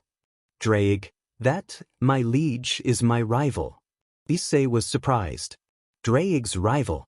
He recalled Draig mentioning a battle against another dragon before becoming a sacred gear, a battle that ended in their mutual demise during the Great War. Issei, so that's him. Draig nodded. Draig, yes, that's the white one. The White Dragon Emperor. Issei sat on his bed with a serious expression, his eyes glowing faintly. He had just returned home with his mother, who was relieved that their place hadn't been disturbed during her absence, along with Azazel, the fallen angel. After arriving, Issei told his mother he was heading to his room. She questioned him about his well-being, but he waved her off, saying he had a long day and needed rest. Mickey understood and told him she would see him in the morning, eager to hear about everything she had missed during her coma. Issei felt uneasy about leaving his mother alone with Azazel. His experiences with fallen angels had been troubling. They often sought to harm him. Perhaps the White Dragon Emperor was nearby, sensing Azazel and coming to investigate.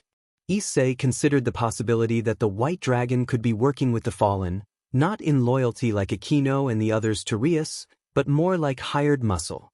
If the White Dragon Emperor was connected to Azazel, it could spell trouble for Issei. However, he felt confident in his abilities to handle any threat. He had a nagging feeling of déjà vu, as if he had met the White Dragon Emperor before. It was odd because he didn't recall meeting anyone with that sacred gear, and Draig would have reminded him if he had. He decided to set that thought aside for now. What mattered was that his mother, just awakened from her coma, was downstairs with a fallen angel. So far, there was no sign of danger, but Issei suspected Azazel might be using a barrier to mask his true intentions. But the system hadn't gone off either, alerting him to red gates that supernatural beings like Rias and her brother couldn't detect. He hoped she was okay and that Azazel wasn't causing her any trouble. If he was, Issei would ensure that justice was served. Issei, a voice called out, snapping him from his thoughts. He turned to see Yoruchi sitting on the bed in her human form, her gaze fixed on him. Calm down. You look like you're about to explode, she said. I'm fine, Issei replied, though Yoruchi wasn't convinced. I can tell you're not fine, she said, crossing her arms. Issei closed his eyes and managed a small smile. What gives you the impression that I'm not all right? He asked, but Yoruchi pointed at his leg, which was nervously tapping the ground. Well, that's a start, she said. Your right eye has been twitching. Oh, Issei stopped his leg and took a deep breath, realizing he had been so preoccupied with the fallen angel near his mother that he had tuned everything else out. Sorry, Yoruchi. I guess I've had a lot on my mind. I know, you've mentioned not trusting Azazel 50 times, she exclaimed. Issei flinched, surprised at how many times he had repeated himself. I see, he said, feeling a bit sheepish. Issei, I know you don't have the best experience with fallen angels, Yoruchi continued, but was interrupted by Yamato, who was sitting against the wall, polishing her club. Heh, ain't that the truth? Yamato said, earning a glare from Yoruchi. Just ignore me and carry on, Yamato added nervously. That's what I thought. Yoruchi replied before turning back to Issei. As I was saying, even though Azazel is a fallen angel, I can guarantee your mother isn't in any danger. Issei raised an eyebrow. And how do you know that? Do you know Azazel? Not in person, especially since I am. Well, you know, Yoruchi said, and Issei nodded. But I've heard rumors. They say he was an extraordinary brawler, proving his talent for domination through countless fights against those foolish enough to oppose him. This piqued Issei's curiosity. A brawler? It seemed unusual for a fallen angel. Most he had encountered relied on light spears. Azazel must possess incredible strength, either from an unknown source or through rigorous training. That is not all, Drake's voice echoed in his mind, and his head rose from Issei's shoulder. I have also crossed paths with Azazel. You have? Issei asked, surprised. Yes, we faced off during the Great War. While not as powerful as my partner or I, Azazel had the potential to become one of the strongest beings in the world. He's that tough. Issei exclaimed. Indeed. He is the only being who managed to survive my bite. He had to rip out 2 of my fangs to free himself, and dragon teeth are nearly impossible to remove. Issei's eyes widened. Surviving a bite from a dragon with the power to defeat gods was impressive. He thought gaining the respect of Sun Wukong was remarkable, but this was on another level. Geez, this dude is tough, Issei muttered. Indeed he is, Yoruchi agreed. Do you think I'll have a chance of beating him? Issei asked. Drake chuckled. Oh my liege. How little you believe in yourself. Really? Issei raised an eyebrow. You are more than powerful enough to take on Azazel. He doesn't stand a chance against you, Drake assured him. Issei pondered this. Had he really become that powerful? He had struggled against Baron back in the Demon Castle, but he wasn't sure about the difference between a regular supernatural being and those from the dungeon. The system could create more powerful monsters whenever it desired. Have I really gotten that powerful? He asked Yoruchi, who shrugged. Don't ask me. I wouldn't know since I don't go with you on your little trips to who knows where. Yoruchi shook her head, placing a hand on Issei's shoulder and growing a small smile. But don't drag yourself down after all. You have more feats than my father ever could. Issei smiled back, feeling a surge of confidence, but then hesitated as he thought about Thor, the god of thunder, having fewer feats than him, a mere human. Something felt off. He narrowed his eyes at Yoruchi. You made that up, didn't you? Yoruchi giggled at his expression, putting on a smug grin. Yes, I did. Issei's eye twitched. I hate you. This time, Yoruchi laughed and then kissed him on the cheek. Love you too, babe. Issei looked around, confused. So, why are we standing here? Rias, her peerage, and Issei were in the old-school building, facing a sealed door. Last night, my brother insisted on releasing the seal and allowing the bishop to leave this area. I'm not sure why, but the bishop refused the offer, Rias explained. Issei deadpanned. That described a shut-in perfectly. Aquino chimed in. Such a shame really, considering the child used to be our largest earner. Issei raised an eyebrow. Really? Aquino nodded.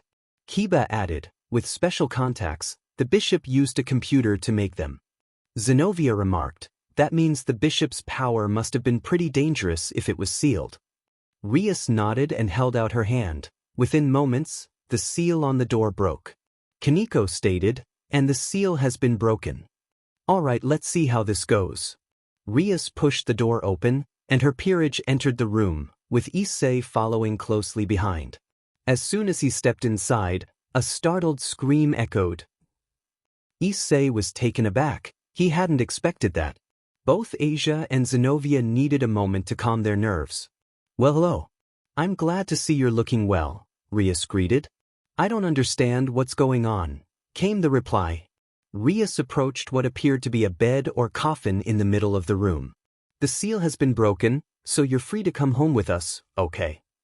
Aquino pulled the covers off to reveal a young kid, around Kaneko's age, with blonde hair and purple eyes, dressed in a Kuo Academy girl's uniform. No, I don't want to leave. It's scary out there. Issei raised an eyebrow. Another cute blonde girl. He glanced at Asia. Looks like you're not the only blonde, Asia. It seems so, Issei, Asia began, but was cut off by Kiba's chuckling, which caught Issei's attention. What's so funny, Kiba? Kiba struggled to keep a straight face, laughing more, which only confused and annoyed Issei. What's so funny? Allow me to explain, Rias said, drawing his focus. Everyone, say hello to Gasper Vladi, the other bishop in my household.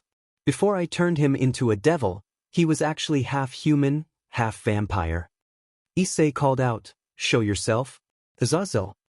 After his shout, a small chuckle sounded, and Azazel emerged from behind a tree, arms crossed and an amused smile on his face. Should have figured that you would detect me, Azazel said. Issei narrowed his eyes. I knew you were a fallen angel the moment I saw you. Zenobia held her sword tightly, ready to fight if the leader of the fallen tried anything. Kaneko and Asia got into fighting stances, while Saji summoned his sacred gear, resembling a black frog with purple eyes. Issei, did you just say that this dude is Azazel? As in the governor of the fallen angels. Saji exclaimed. Issei glanced at Saji. Does it matter if he's the leader of them? Amused, Azazel smirked, his eyes shining red as a golden aura enveloped him. A cold shiver ran down everyone's spines, and they felt their legs shake. This pressure. Asia stammered. What the hell? I can't move. Saji added. Azazel chuckled. None of you stand a ghost of a chance against me, well, all except for. He turned his attention back to Issei, who surprisingly was the only one unaffected by Azazel's aura, glaring back while emanating his own menacing purple aura. You're really the only one who could give me a real challenge, but I don't think Mickey would like it if I harmed her son. Issei's glare intensified at the mention of his mother's name. I swear if you did anything, Azazel raised his hands defensively. Whoa there, no need to get angry. I haven't done anything to your mother. Issei narrowed his eyes. It's true I haven't. I wouldn't dare bring any harm to her. You better not be lying. Azazel shrugged. Believe me if you want, but I only speak the truth if Mickey is involved. With that, Issei calmed down a little as the purple aura surrounding him slowly dissipated. He still didn't fully trust Azazel around his mother, but for now, he chose to believe him while keeping a watchful eye. Azazel looked around. Is the Holy Devil sword user here? No, Kiba isn't here. Issei replied, sighing. Not here. Talk about boring. Azazel noticed Gasper hiding behind a tree. Hey, vampire boy. Gasper flinched and slowly looked at Azazel. Forbidden Baylor view, you know that sacred gear will be dangerous if the user's capacity is low. Azazel then noticed the sacred gear on Saji's hand. Is that the absorption line? If you're practicing, try using that. Connect it to the vampire. If he invokes it while you're absorbing the sacred gear's excess, it would probably run less wild. Saji looked surprised. It can do that? Azazel raised an eyebrow. You didn't know. The absorption line holds the power of one of the legendary 5 dragon kings, the prison dragon, Vritra. That thing can connect to any object, and can scatter that power. If it's for a short time, it's possible to separate the line from the owner's side and connect it to someone else. Saji was even more surprised, realizing the potential of his sacred gear. Meanwhile, Issei was curious about 2 things. The fact that Saji had a dragon sacred gear, and why Azazel was trying to help them. It made no sense to Issei, especially since the summit was meant to bring peace between the 3 factions. Although, there is another way that could help you, Azazel said, gaining everyone's attention with a smirk. If he drinks Issei's BLD, it should be an easy way for him to control his power. This surprised everyone, and Issei narrowed his eyes at Azazel, who noticed and smirked wider. Well, I've said all I needed to say. He turned to leave. Gotta go later. Issei watched him go, his eyes glowing faintly. A little while later, Issei considered Azazel's suggestion. He and the others were in the school gym. Issei held a volleyball, looking at Saji, who was ready with his sacred gear connected to Gasper, who was wearing a Kuo Academy gym uniform. As strange as it was, Issei had to admit that Gasper looked cute. He shook his head, trying to dismiss those thoughts. Suddenly, a screen appeared before him. Notice, player is A. Issei punched the screen, sending it flying into a wall. Shut up, system. He turned to Gasper. All right, Gasper. Here it comes. Issei threw the ball normally, but Gasper got scared and vanished from view. Where did he go? Saji asked, blinking in surprise. Issei pinched the bridge of his nose, frustrated. Kaneko soon returned, dragging a scared Gasper by the back of his shirt. Found him hiding in a corner, Kaneko said. Issei looked at Saji. Saji, you think you can take a little more of his energy? You got it, Saji replied, and the line on his sacred gear glowed pink, starting to take some of Gasper's power. Issei's sweat dropped, thinking, what the? Later, at the old school building, Issei and Ria stood in front of Gasper's door. Gasper, please come out. I want you to know that I never wanted you in here, Ria said. Issei looked at her. Sorry to bother you while you were in a meeting. It's okay. This means a lot to me that you're trying so hard to help him, Rias replied. Issei nodded. Gasper had been scared of the volleyballs, disappearing to random corners. Issei considered following Azazel's suggestion of giving some of his BLD to Gasper, but Gasper surprisingly hated the taste of BLD, saying the smell made him want to puke. This led to Kaneko calling Gasper the worst vampire ever, which made him cry and lock himself in his room, refusing to come out. Gasper, I don't want to leave. It's too scary outside. Issei sighed. Issei, well, looks like we made things worse. Rias, knowing his past, there's only so much that we can do. This caught Issei's attention as he looked at the crimson-haired devil girl. Issei, his past. Care to explain? Rias nodded and began to tell Issei everything about Gasper's past. It turns out that Gasper was born to a vampire lord named Vladi and a human mother, who died shortly after giving birth. Gasper was born as a mass of darkness, which accidentally caused the death of his mother and several servants. Due to the fear of his true form, his uncontrollable sacred gear, and people's prejudice towards him as a half-breed, Gasper grew up in isolation and faced abuse. Rias explained that she found him while he was on the run from vampire hunters. She managed to save his life, but the trauma from his past left him with severe agoraphobia. After Rias finished explaining, Issei remained silent, his hair covering his eyes. Rias could see glimpses of purple through the gaps in his hair, indicating his anger. Rias, you're angry, aren't you? Issei slowly nodded. Rias, yeah, I can't blame you. She wore a sad expression and let out a small sigh. Rias, what kind of king am I? I can treat them with love, but I can never help them with their pain. She clenched her hand into a fist. Rias, I'm so pathetic. Issei gently placed a hand on Rias's shoulder, causing her to look up at him. Issei, you're a great king, Rias. The others know that and they love you for it. He then looked towards the door. Issei, you head off, I'll talk with Gasper. Rias, are you sure? He nodded. Issei, yeah, I'll see if I can at least try to break through that shell of his. Rias, okay, Issei. Thank you. Issei gave Rias a warm smile. Issei, don't mention it, I'll always be happy to help. Rias smiled back and gave him a kiss on the cheek before walking away, leaving Issei alone in front of the door. He soon approached the door, sat down next to it, and rested his head against the wall. Issei, hey Gasper. Do you want to hear a story? Gasper, what kind of story? A small smile spread across Issei's face. Issei, how about a story of a person who was given a second chance at life? With that, Issei began to tell Gasper the story of his transformation from a weak nobody to who he is today. He recounted how he was once a regular teenage boy who was completely unaware of the supernatural world. Despite his flaws, Issei deeply cared for his mother, who faced immense stress daily after his father mysteriously disappeared. He expressed his longing to support her, unable to bear seeing her return home exhausted. Issei shared his encounter with the supernatural, recalling the time he met a appealing girl named Yuma, who turned out to be a fallen angel sent to kill him. The pain he felt in those moments was not just from the betrayal but from the thought of leaving his mother alone. However, just before he was about to perish, Issei was rescued by the system, which transformed him and kept him alive until he reached the hospital. He recounted the challenges he faced, such as being chased by giant centipedes after failing a quest, and his first dungeon experience where he battled Steel Fang wolves and earned his first boss reward, a dagger. As Issei continued his narrative, Gasper listened intently, absorbing every detail of Issei's hardships and the individuals he encountered, including Rias and others.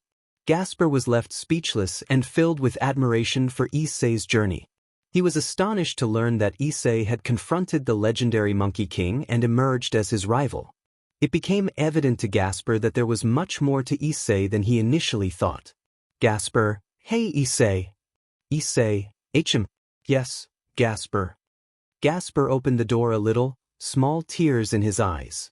Gasper, why don't you leave? I've only caused more trouble for you. Issei, why?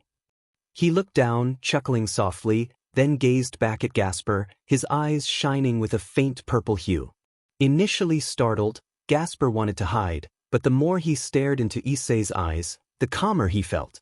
Issei, I haven't left because you remind me of myself. Gasper's eyes widened. Gasper, I do. Issei nodded. Issei, yes, like I said in my story, I may have been flawed, but that was only a mask to hide how scared I was for my mother's health. He pointed at Gasper. Issei, you're scared too, scared that the same thing that affected your mother will happen to Rias and the others. Gasper fell silent as Issei's words echoed in his mind. It was true, he was scared of losing his new family. But he felt powerless against his cursed power. Gasper, I. Issei watched as tears streamed down Gasper's face, unable to hold them back any longer.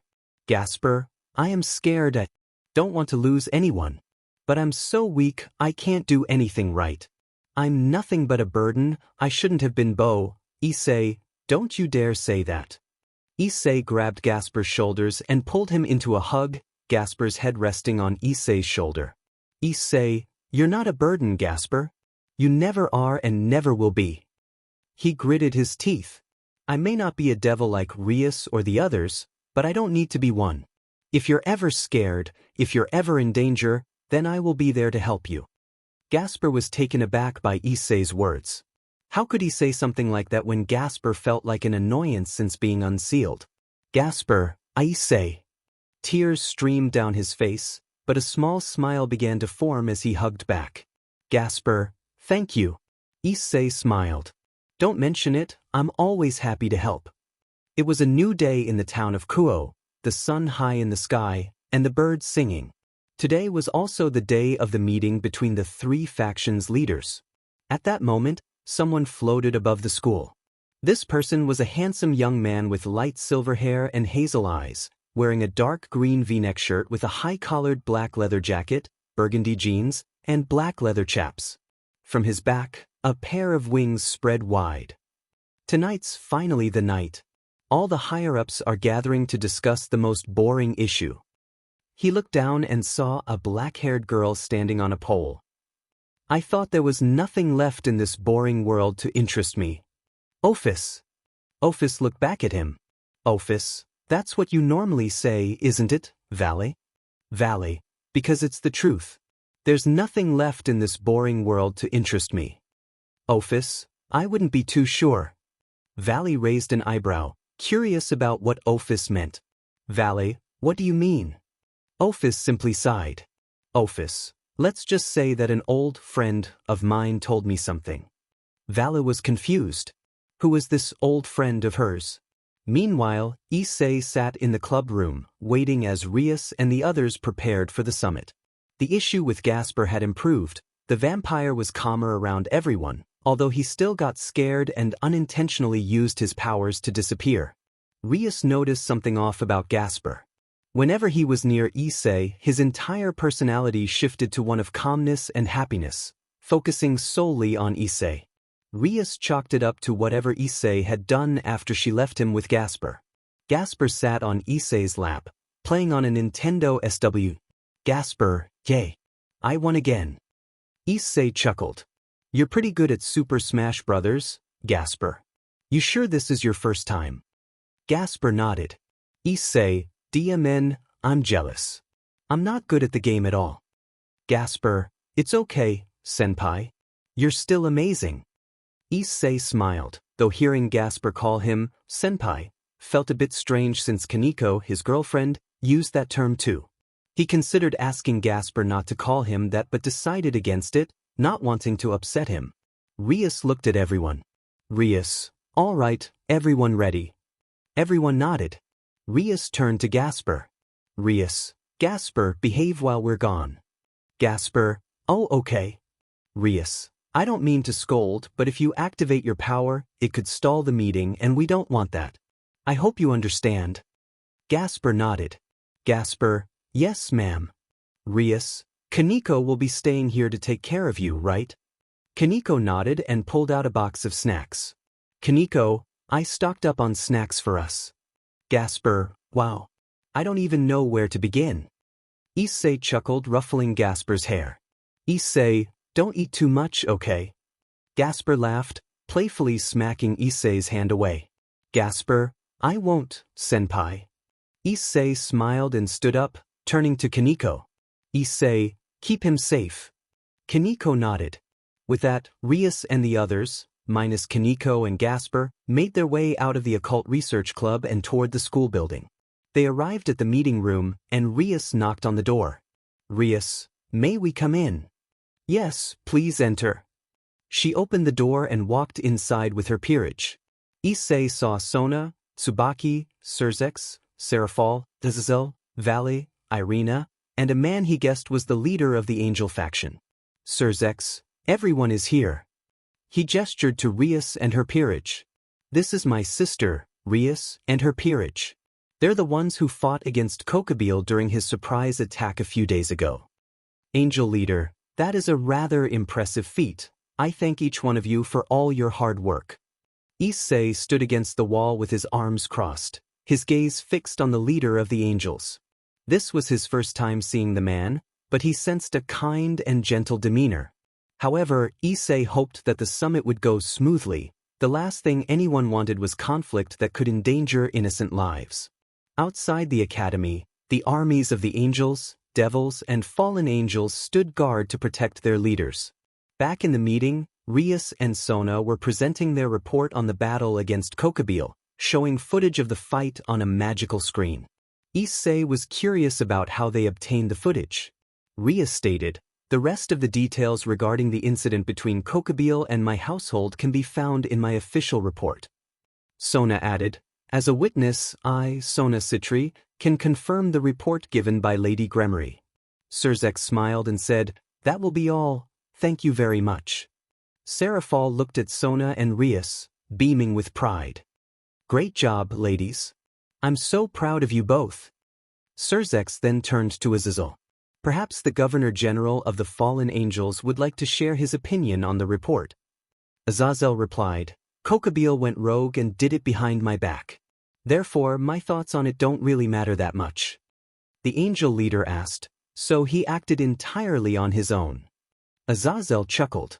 Well, he never had my permission if that's what you're asking. But something tells me he wouldn't have tried to destroy the whole town if he knew I was here. I've grown quite fond of this place. Surzex sighed, maintaining a straight face. Try to stay on topic if you please. Azazel continued, I had sent the White Dragon Emperor in to resolve the issue, but he didn't get to do much since Kokobile was killed by the time he arrived. He glanced at Issei, smirking as Issei narrowed his eyes back at him. The angel leader noted, what I find most troubling about the attack is his motivation. It seems he was dissatisfied with the status. Azazel nodded. Yeah, the war ending halfway through really bothered him. What he really wanted was perpetual combat. But at this stage, I have no interest in starting a war. Serafal remarked, the seeds of discontent. Azazel responded, that behavior isn't exclusive to my faction. Surzex interjected, Again, I ask that we stay focused on the matter at hand. After all, that is why we're here. Azazel replied, let's just make peace and be done with it. That's the purpose of this grand summit, isn't it? Everyone was taken aback, while Issei stared at Azazel with narrowed eyes. There was something off about him. It seemed he wanted to conclude the summit quickly. Initially, Issei thought it was arrogance, but he sensed there was more to it. Azazel continued, our little three-way deadlock is getting old and isn't doing this world any favors. I assume we're all in agreement on that. The angel leader stated, both God and the devil king are gone. Our war generals have been annihilated. Azazel added, we have a complication. Not just our three powers, there are forces equally, if not more, destructive. He then mentioned, the White Dragon Emperor and our mystery boy, Issei. I want to hear their thoughts. Valis said, what I like is to fight someone who's as strong as me. He glanced at Issei, who returned the look. Azazel replied, yes, but you can find powerful opponents without having a war. Valley conceded, I suppose. Azazel then looked at Issei. Issei, any thoughts to share? Everyone turned to Issei, who stood with his arms crossed. He hadn't expected to participate but realized he needed to voice his thoughts.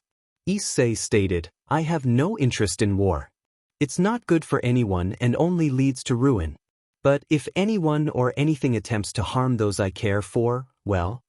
A chill ran down everyone's spines as Issei emanated a dark aura. He looked at them with a serious expression, one of his eyes glowing with a menacing hue. I'll stop them, he declared. Everyone silently gulped, sensing Issei's seriousness. Rias felt relieved that Issei was on their side. With his capabilities, he was formidable. Azazel was the first to recover, chuckling. Couldn't have said it better myself, kid. Rias placed a hand on Issei's shoulder, smiling at him. Suddenly, a pressure filled the room, and in moments, everyone but Rias, Kiba, Zenobia, Serafal, Irina, Azazel, the angel leader, Issei, Valet, and Surzex were frozen in place. What the hell? Issei exclaimed.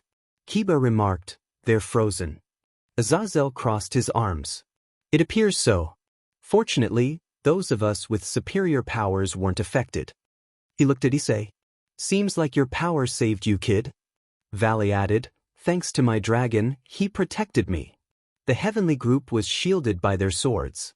Suddenly, an explosion echoed from outside, prompting everyone to look out the windows and see a massive gathering of cloaked figures. Magicians, Serafal exclaimed. Magicians? You kidding me? Issei replied, incredulous.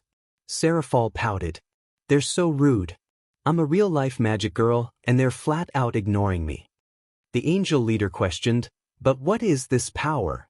Azazel responded, it's the half-vampire boy. He must have been forced into making balance breaker conditions for them. Surzex glanced at Azazel. He has the power to stop time. I think it's safe to say yes. Gasper has fallen into enemy hands. Rias gritted her teeth. Magicians dare take members of my household. They will pay with their lives. Azazel noted, looks like we've been cornered, wouldn't you agree, Michael?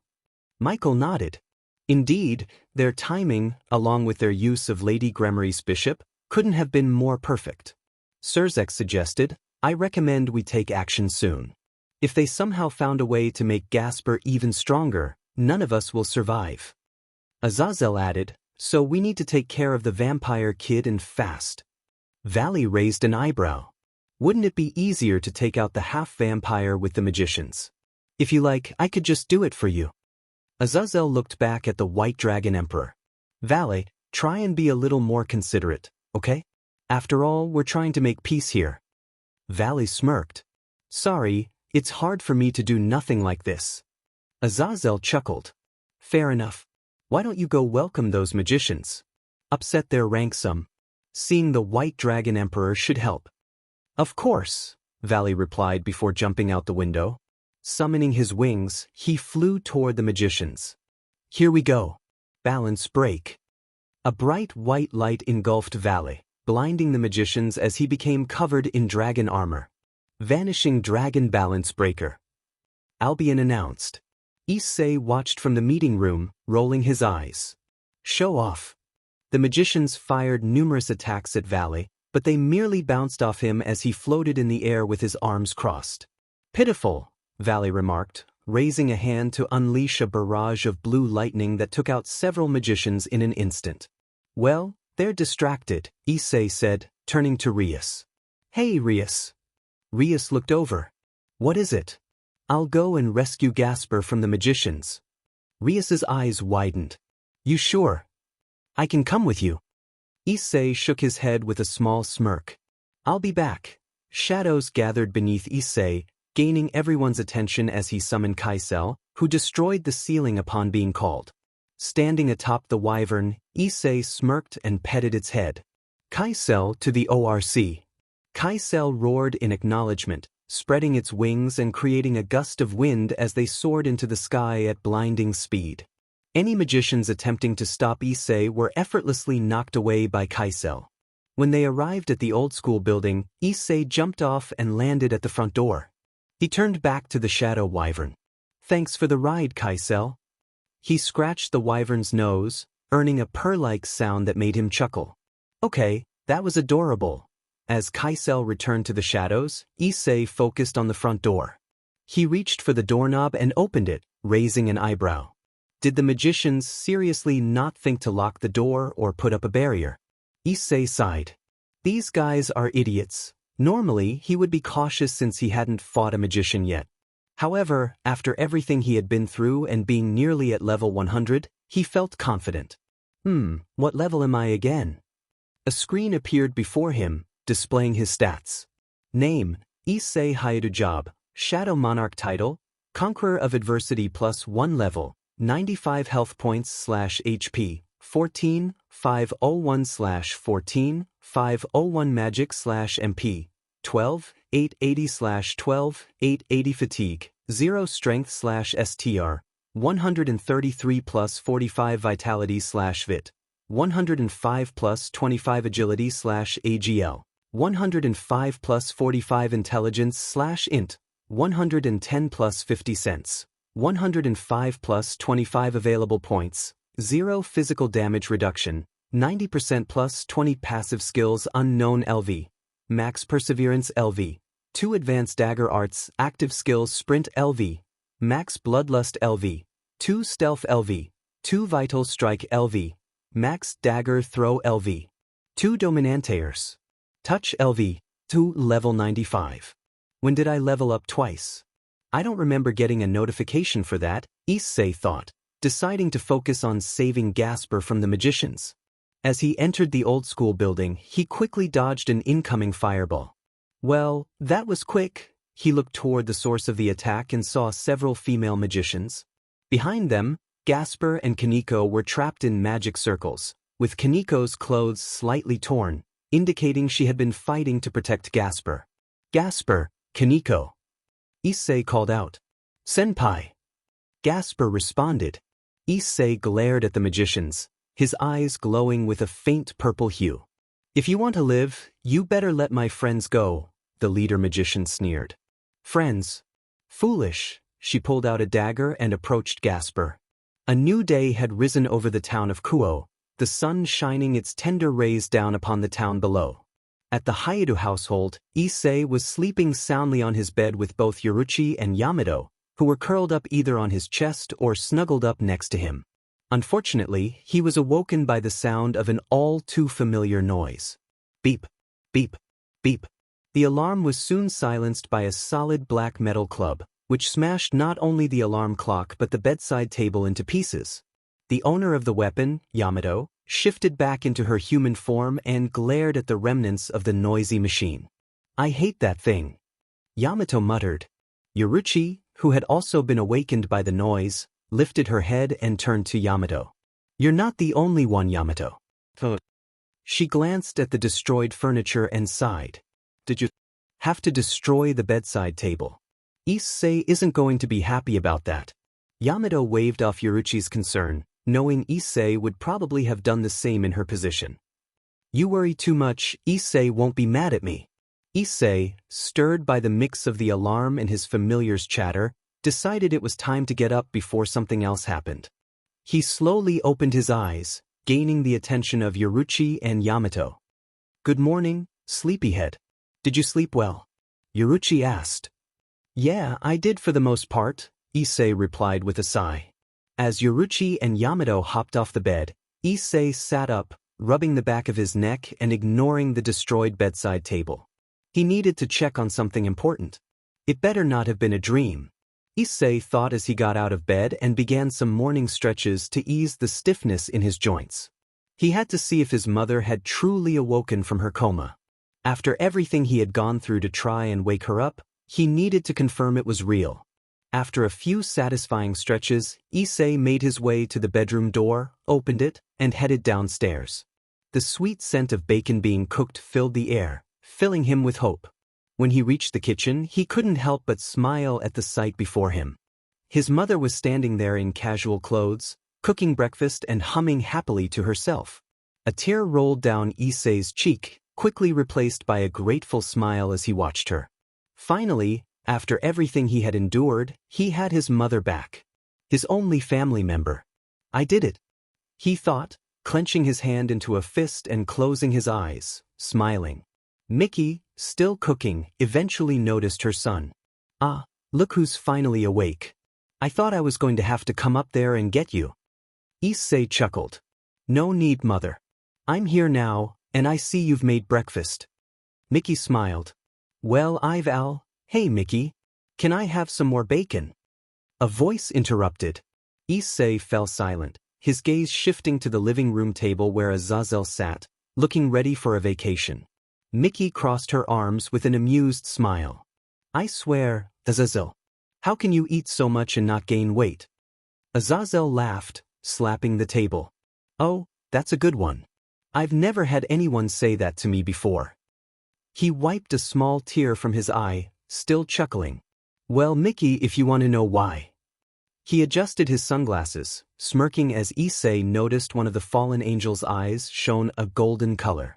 "I'm just too handsome to get fat." Mickey rolled her eyes in amusement. Meanwhile, Issei was glaring at Azazel, who finally noticed him. "Ah, look who's finally awake. Come sit, Issei. Enjoy your mother's delicious food."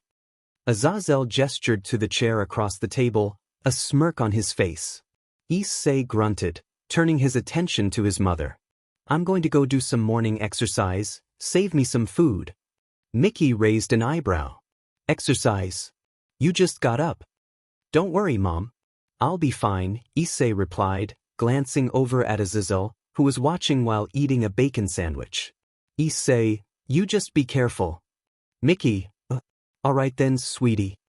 With that, Issei made his way past Azazel, intentionally bumping shoulders with the fallen angel as he walked to the front door. He grabbed the doorknob, opened it, and walked outside before closing the door behind him. "Mickey, Issei seems a little tense this morning." Azazel, can't really blame him. You were in a coma for a while, so there's probably still worry on his mind. Mickey sighed as she began to rub one of her arms. "Mickey, I know, he was left all alone. He probably had." "Azazel, don't you say that now, Mickey." Mickey looked at Azazel, who had stopped eating his sandwich and was looking at her with a serious expression. "Azazel, don't go saying that you're a terrible mother. You are anything but that." He pointed at her. "Azazel, you raised a strong-minded young man. You should be proud of yourself because you taught him everything he needed to know." "Mickey, but I still Lou, Azazel. So." He crossed his arms. "Azazel, Mickey, I don't have kids.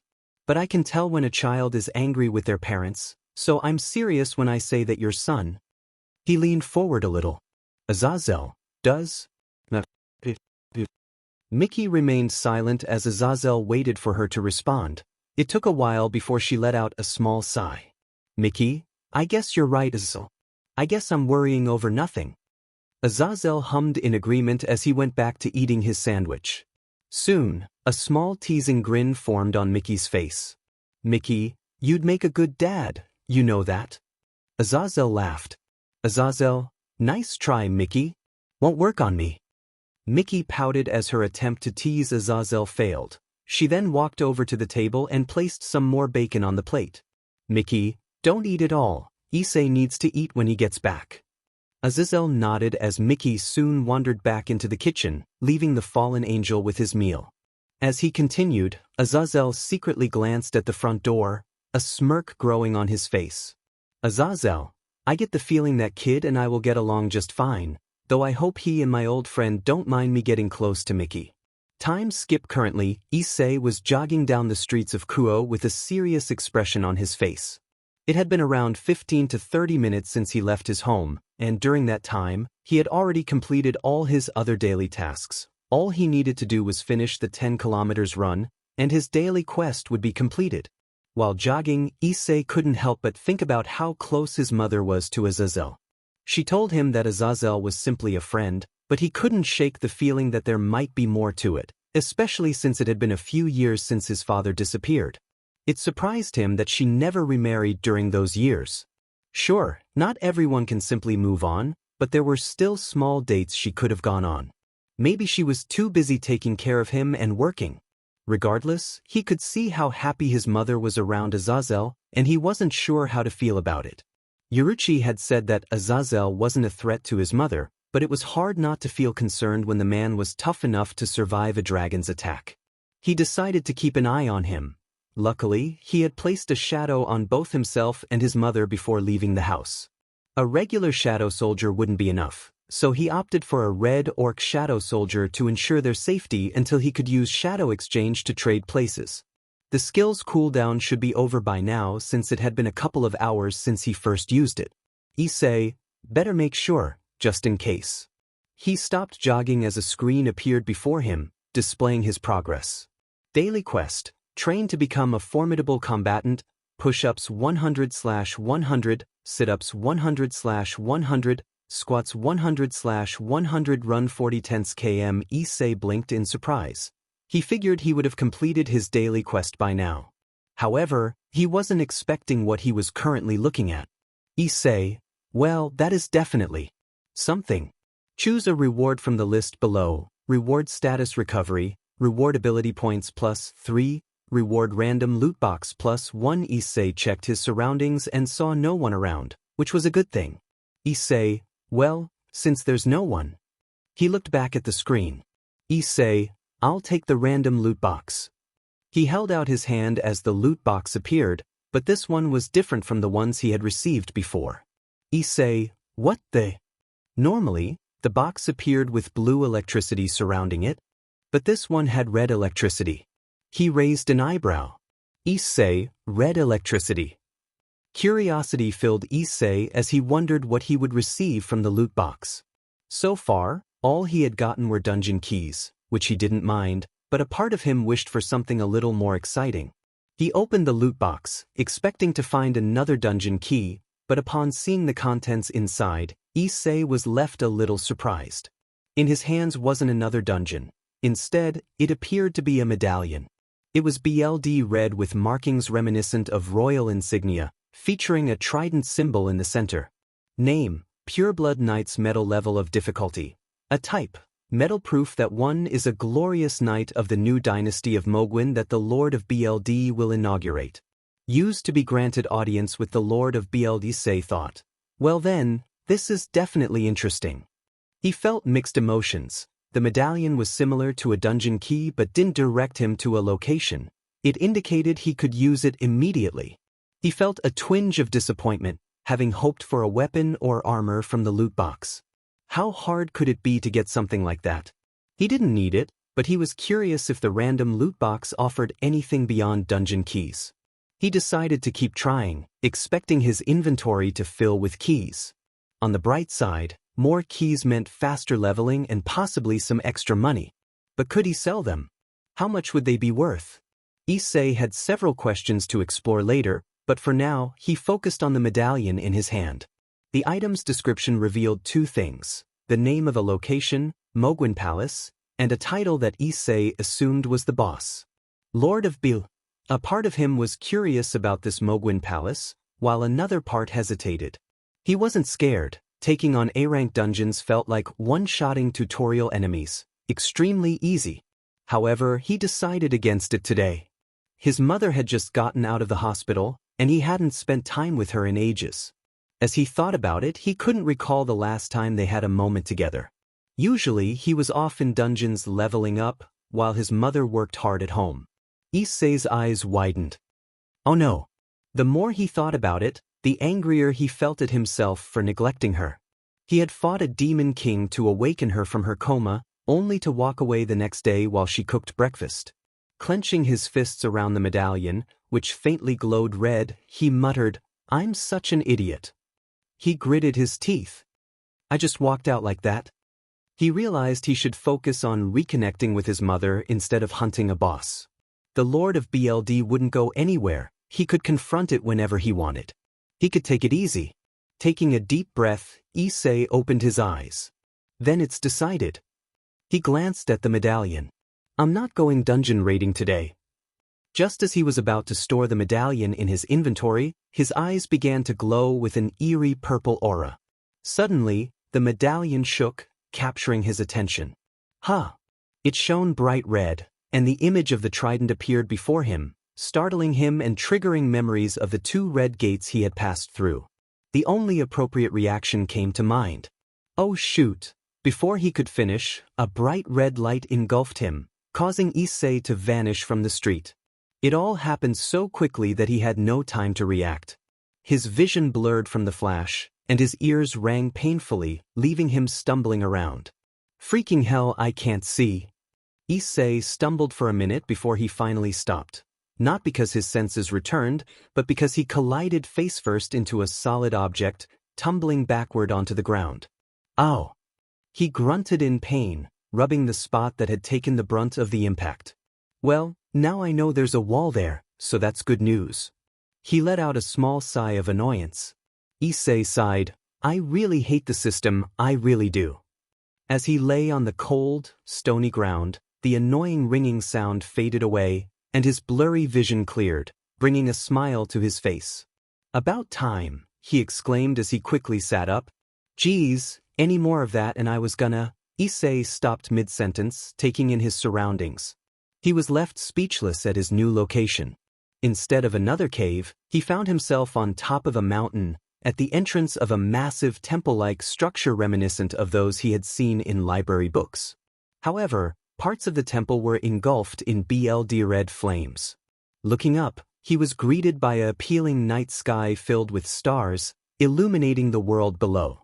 Whoa, he breathed, surprised but not complaining. Dusting himself off, he decided to explore, sensing he wouldn't be able to leave until he found the boss.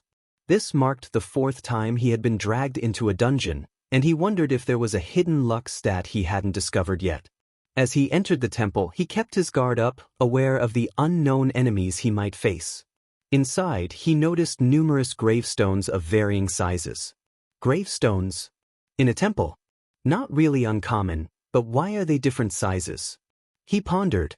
The medallion had mentioned a Lord of BLD, but that title offered little in terms of description. The boss could be anything from a warrior-type monster to a massive serpent-like creature. Issei gritted his teeth. Great, these gravestones have been so much help. He continued walking, his gaze shifting from the gravestones to a shrine ahead. He blinked in disbelief. Well, that isn't creepy at all. On the shrine sat a very large egg, and an unsettling sight caught his attention. A bloody arm was sticking out of it. An arm? Sticking out of an egg. He stared at it for a moment before pinching the bridge of his nose, letting out a small sigh. I swear if that is the boss. Turning to walk away, he couldn't shake the feeling of pity for whatever was trapped inside. Suddenly, he was hit by a wave of bloodlust that froze him in place. What the? His eyes darted around the temple, searching for the source but finding nothing. Sweat trickled down his face as he began to shake. Why was he feeling this way? He was level 93, he shouldn't be acting like this. The only other time he had felt such fear was when Sun Wukong appeared before him. As if in response to his thoughts, a warning screen appeared. Speak of the devil. Warning, Lord of BLD is coming. Issei's eyes widened. It's coming. So it isn't the egg.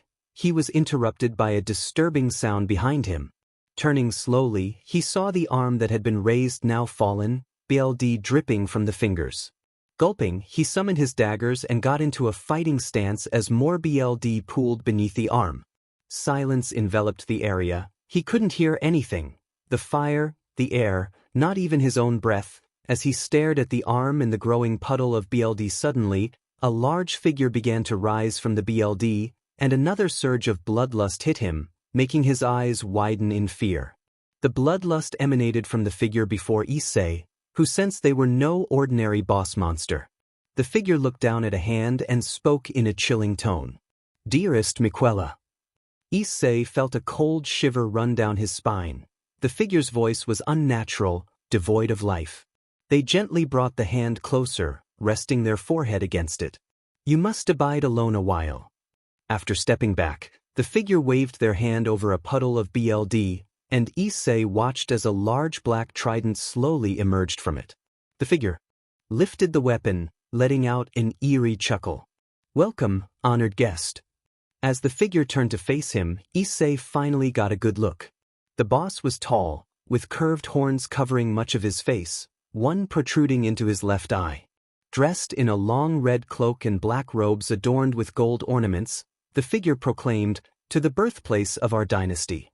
Issei's heart raced as he read the name that appeared before him, Lord of Bldmog. Panic washed over him. His name. It's in black. Issei slowly opened his eyes, finding himself in a familiar place he hadn't visited since his time in the familiar forest. He realized he was back in the same black void from before, hoping to see the two beings again. "I wonder what happened to this place," he mused, waiting patiently for their arrival. However, after a few minutes of silence, confusion settled in. Why hadn't they appeared? The void was eerily quiet, deepening his unease. "The hell?" He frowned, crossing his arms. "Where are those two? This is the same place as last time." As he pondered the situation, he failed to notice the extraordinary transformation around him. The void began to shift, morphing into stone brick walls, a cold ground, a high ceiling, and torches illuminating his new environment. Issei finally became aware of his surroundings when he felt the smooth stone beneath his feet. "Huh," he exclaimed, surprised to find a floor where there had been nothing moments before. Issei looked up, his confusion deepening as he surveyed the unexpected reality. What was happening? This had to be the work of the system. It couldn't be a coincidence. "All right, system. What's going on?" He called out but received no response. "System." Silence. "This isn't funny. What's going on?" Still nothing. Issei's frustration grew. "Hello. Status. Anything." The silence persisted, leaving him bewildered. Was the system ignoring him? Or could it not enter this new place? He felt a nagging suspicion that the void was trying to guide him, to show him something important. As he continued to explore, something caught his attention.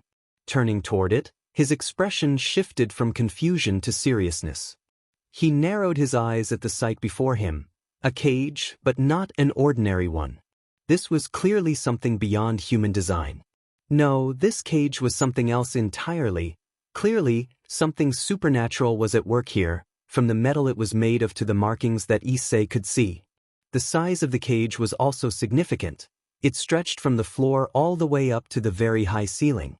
Issei had to guess, the cage was at the same level as Drake, maybe slightly bigger. Issei looked at the markings on the cage, noting their oddness. They were clearly not made by a human, and he sensed they weren't crafted by any known supernatural being either. "It feels." As he continued to observe the cage, Issei found himself unknowingly moving closer to it, captivated by its presence. Gazing upon the cage stirred a feeling within him, one that left him confused. Familiar. Issei walked through the streets of Kuo with his hands in his pockets, a serious expression on his face as his eyes glowed with a faint purple hue. The sky was covered in darkness, thunder roaring and lightning flashing in the distance. I remembered black skies. Images flashed through his mind, Sona, Rias and her peerage, his mother, Yoruchi, and Yamato. I remembered each flash. Shadows began to creep toward him, swirling around Issei as he remained unbothered. As time began to blur, numerous hands emerged from the shadows, pulling themselves up. That fate had finally found me. A small smile grew on Issei's face as he opened his eyes, seeing his shadow soldiers awaiting his command. And your voice was all I heard. His eyes glowed brighter as he summoned his barren daggers, turning his gaze toward the sky. That I get what I deserve. The title, Solo Leveling, appeared in the sky in a flash of purple light. So give me reason. Issei and Sun Wukong faced each other, weapons drawn, the Monkey King smirking. Ophis watched from a distance, amusement on her face, before turning to Guru, who wore a serious expression. To wash this memory clean. Draig let out a thunderous roar that shook the landscape. Issei was minding his business with Sun Wukong when Ra appeared with a flirty grin, startling him. Odin observed Issei alongside his son Thor, who soon changed focus to give Yoruchi hugs, much to her embarrassment.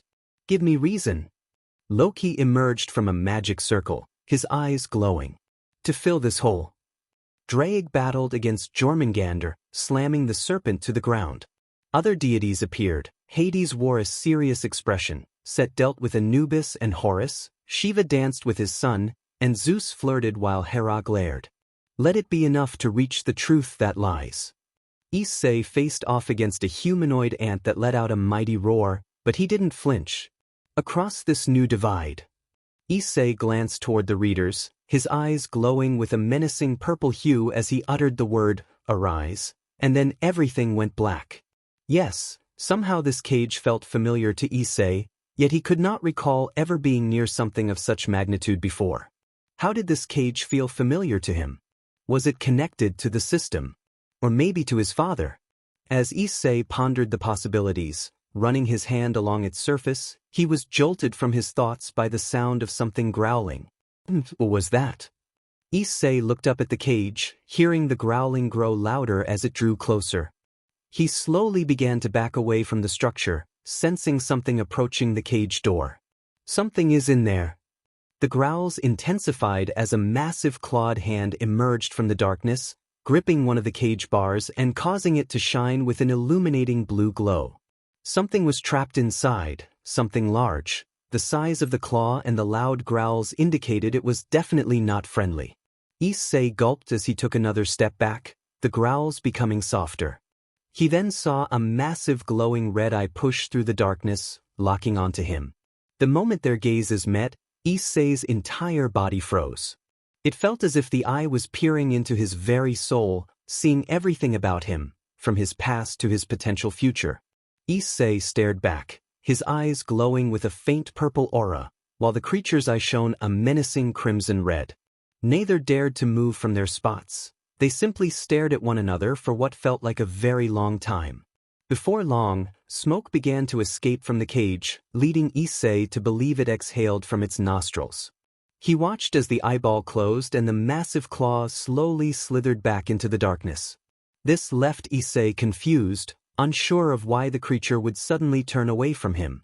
However, he didn't have time to ponder this as he soon heard something cracking.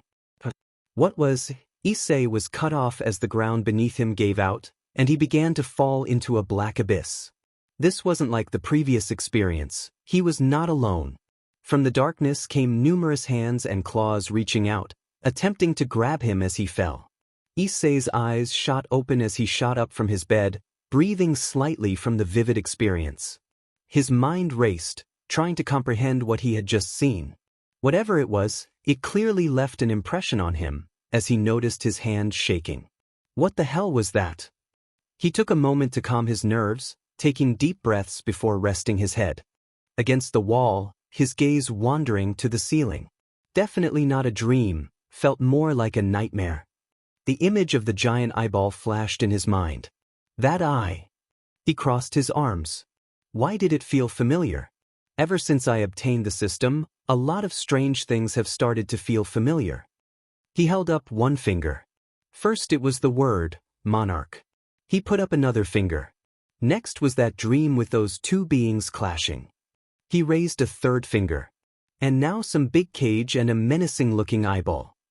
Feeling a small headache coming on, Issei pinched the bridge of his nose and let out a sigh. Yar days, what is going on with my life? Currently, Issei was making his way towards Kuo Academy with Rias and the others. Gasper was among them, and Issei was glad that the vampire boy was slowly becoming more accustomed to everything. He knew Gasper would still be shy around new people, but he was simply glad that Gasper was trying to improve. That was all Issei wished for him. However, it was still a little unusual that Gasper called Issei senpai whenever they talked. Issei hoped he was just imagining things. As the group continued toward Kuo, Issei was deep in thought about the dream, or nightmare, that he experienced. The image of the cage and the eyeball lingered in his mind, making his eyes narrow. What was their connection? Why were they familiar? Why was it happening now? Issei sighed to himself. No matter what I do, I always end up with more questions. Issei. Rias called, pulling him from his thoughts. Yes, he replied. Are you okay? You seem a little out of it. This gained the attention of the others, who looked at him with concern. Oh, I'm all right. Just thinking is all. He gave Rias a small smile. Don't worry about me. With that, Issei walked ahead of the group, hands in his pockets. The others exchanged worried glances, and Sona turned her attention to Rias. Something is definitely wrong with him, Sona said. Yeah, it's clear something is on his mind, Rias agreed. Indeed, but what? Sona wondered. Rias sighed.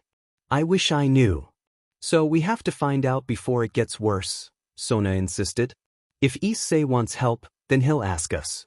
We just have to hope the system isn't responsible.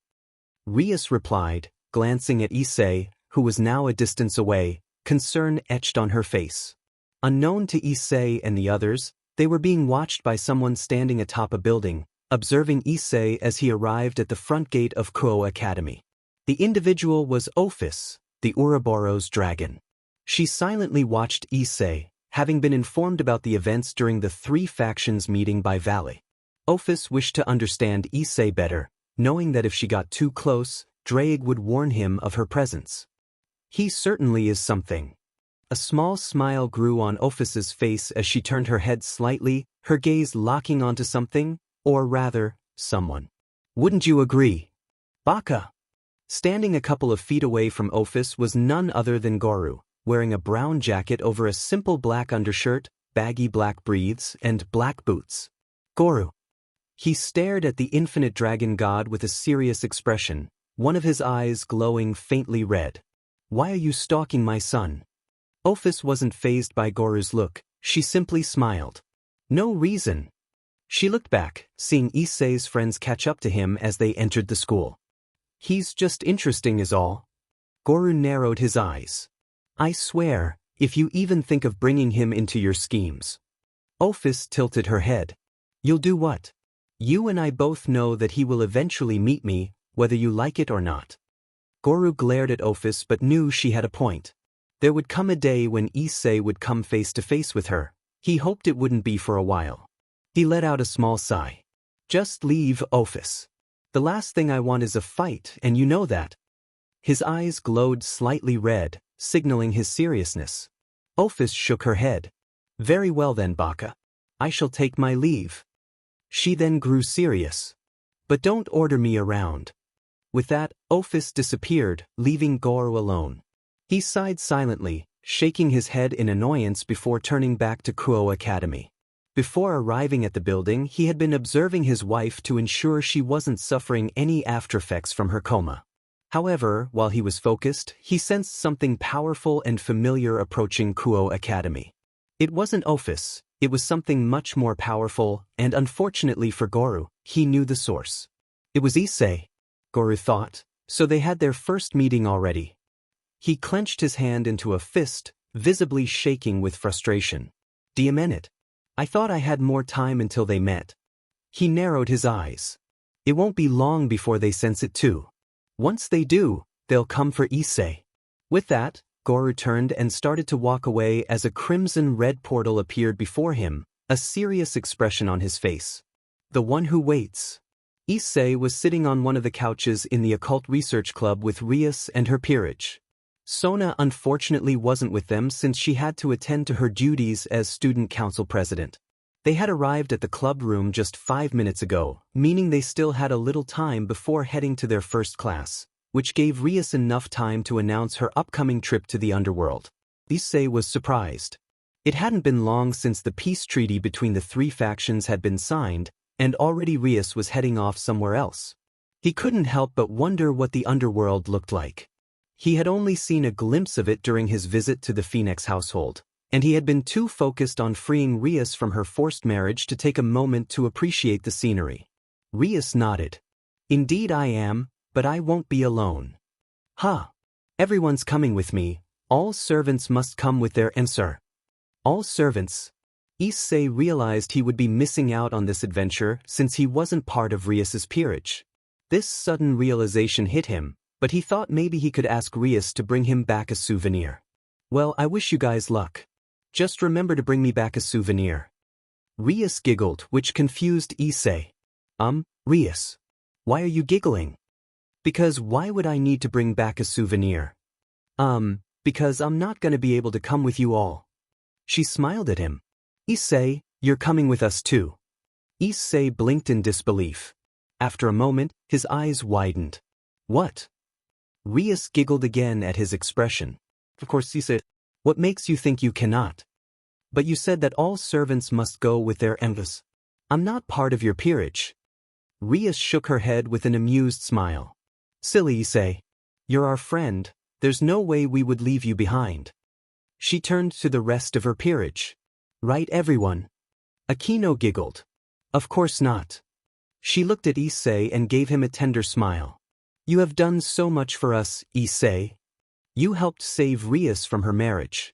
You helped defeat Kokobile, and you saved Gasper from those magicians.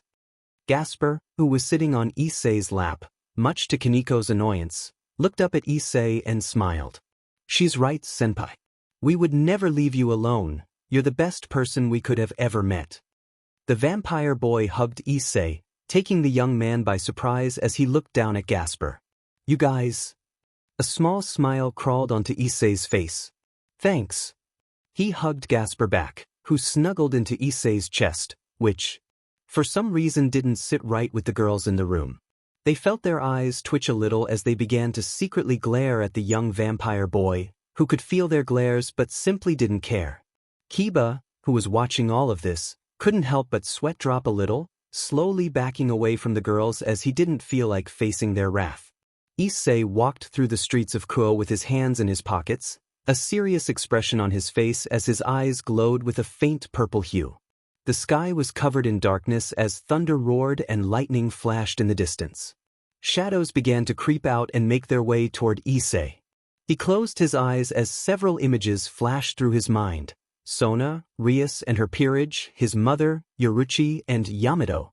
A small smile grew on Issei's face as he opened his eyes, looking around and seeing all of his shadow soldiers awaiting his command. His eyes started to glow more purple as he summoned his barren daggers, turning his gaze toward the sky. Issei continued to hug Gasper, his mind slowly wandering off as images of his dream appeared within his mind once again. He hadn't been able to stop thinking about it, even with Rias announcing that they were going down to the underworld. Gasper looked up at Issei, who was in deep thought. Senpai. Issei looked down at the vampire boy. Are you okay? You seem a little out of it. This gained the other's attention, but Issei simply gave Gasper a reassuring smile and gently patted him on the head. I'm alright, just thinking is all. Oh, okay then.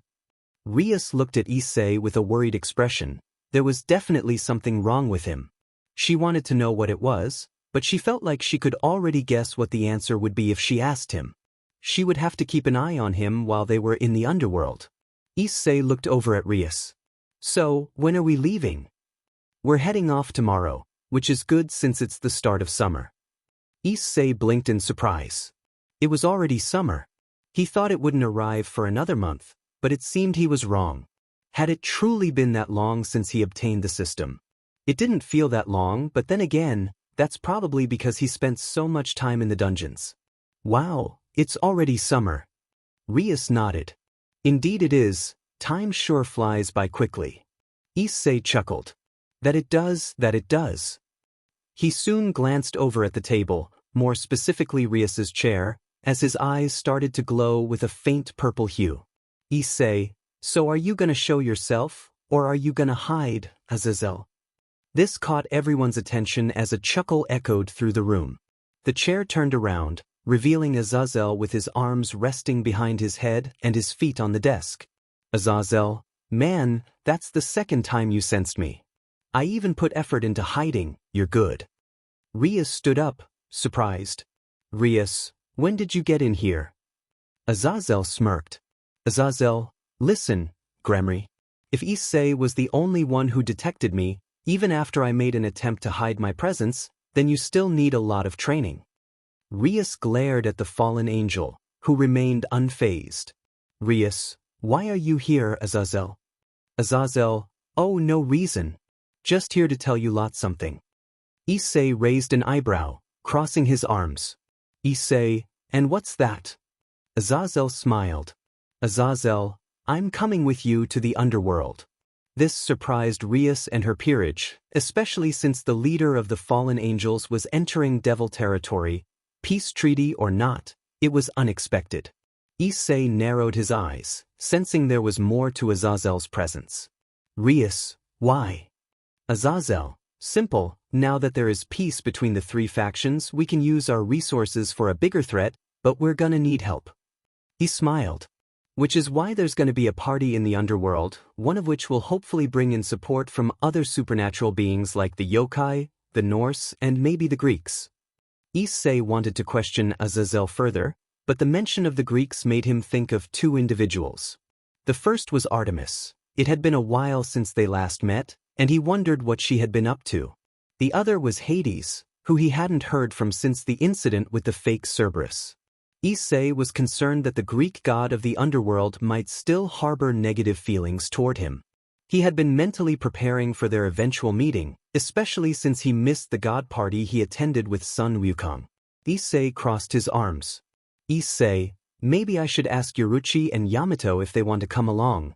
It's been a while since they got out. Rias looked at Issei and her peerage. Rias, remember to pack when you all return home and bring a book or something. It's gonna be a long trip, Azazel interrupted.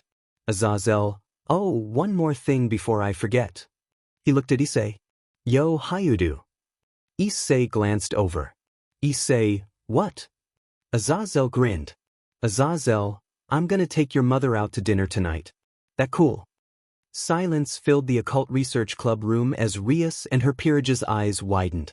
Azazel had just said he was taking Issei's mother out to dinner. Directly to his face. The atmosphere shifted as Gasper jumped off Issei's lap and ran to his box. Kaneko left the couch for Kiba's protection. Kiba silently prayed to survive Issei's wrath. Rias slowly looked at Issei, whose face was shadowed by his hair. She could see him visibly shaking, a finger twitching. Rias, Issei, you okay? Issei, I'm fine. Rias gulped. Rias, why you sure?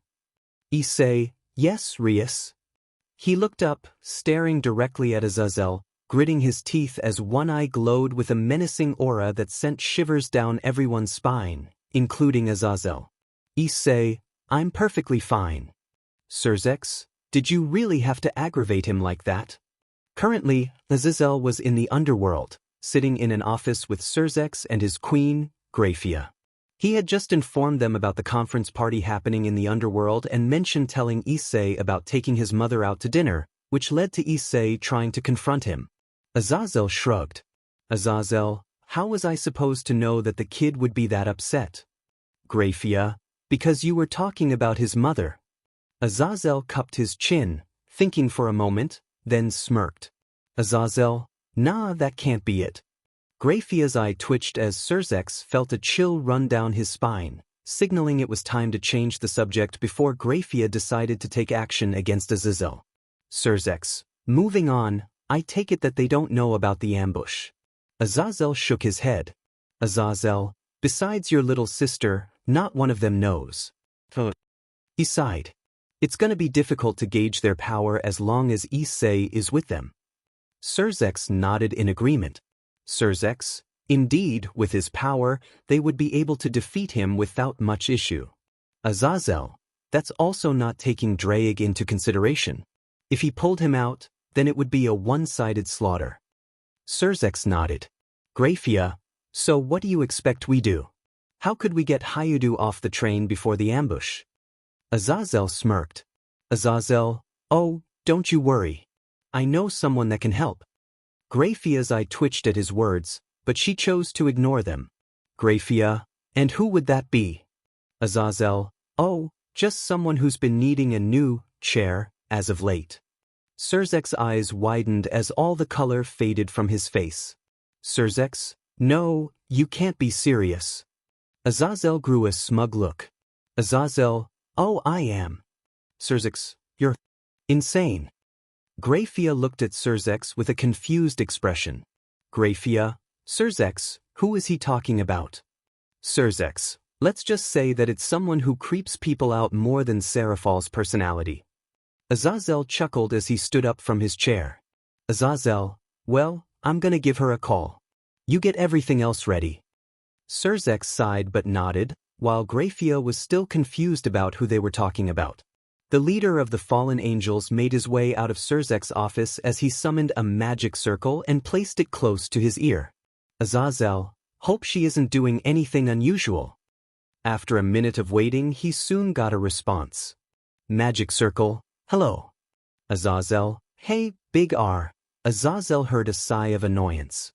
Magic circle, what do you want, Fallen? You better have a good reason to interrupt my fun time. Azazel, well, we need your help with something. He heard a scoff. Magic circle, and why should I, of all beings, help you? Azazel, oh, you're right, I shouldn't have wasted your time. A smirk grew on his face. It's not like I wanted your help with something involving Issei Hayudu. Silence. Magic circle, you have my attention now, Azazel thought. Oh, the kid is gonna hate me for life. End of chapter 5. Issei, hey Kiba. Kiba, yes, Issei. Issei looked at the blonde knight. Issei, if I ever say, I took a train to hell, please kill me. Kiba, say no more. Currently, Issei was hanging out with Kiba as the two were relaxing on a wall-mounted table. After Rias announced that they were going to be spending their summer in the underworld, Issei informed his mother that he would be spending the summer with some friends, which she was alright with. Mickey was glad that her son had managed to make some actual friends, proper ones and not the two troublemakers he used to hang out with. Mickey never really liked them, seeing them as bad influences on her son. This, unfortunately, brought some bad memories to Issei, who still blamed himself for their deaths. Either way, Mickey told Issei to have fun with his friends and stay safe while he was at it. He told his mother that he would, just as long as she didn't do anything foolish like spend time with a certain person who kept coming over to their house. Mickey knew that Issei was talking about Azazel. He never really trusted him when they first met. She understood that Issei was protective of her, especially since she had overworked herself in the past. But Azazel was a good friend, and she enjoyed spending time with him. He made her smile and laugh. Issei just needed to understand that. She believed that they both would get along eventually. Not long had passed since Issei, Rias, and her peerage had left the human world and begun their travel to the underworld, but they weren't taking any magic circles to get there. They were instead taking a train, a literal train.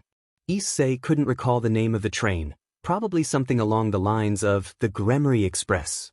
Either way, the name didn't matter because Issei had to admit, despite not meeting Rias's family, minus her older brother, he was starting to like them more and more. This train was pretty cool in his opinion. The room that he was currently in was very spacious.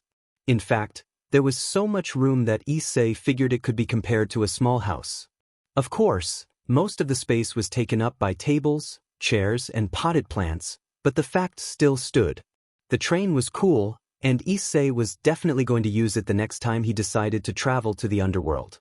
Maybe he would explore it a little to see if all the rooms were the same or if they were all different. Issei glanced over at Kiba and saw that he was reading some sort of book. Issei, hey Kiba. Kiba, Issei pointed at the book in his hands. Issei, what are you reading there?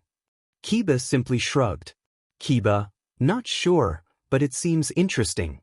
Issei, really? Kiba nodded. Issei, you think it's something I would read? Kiba shook his head and gave a small smile.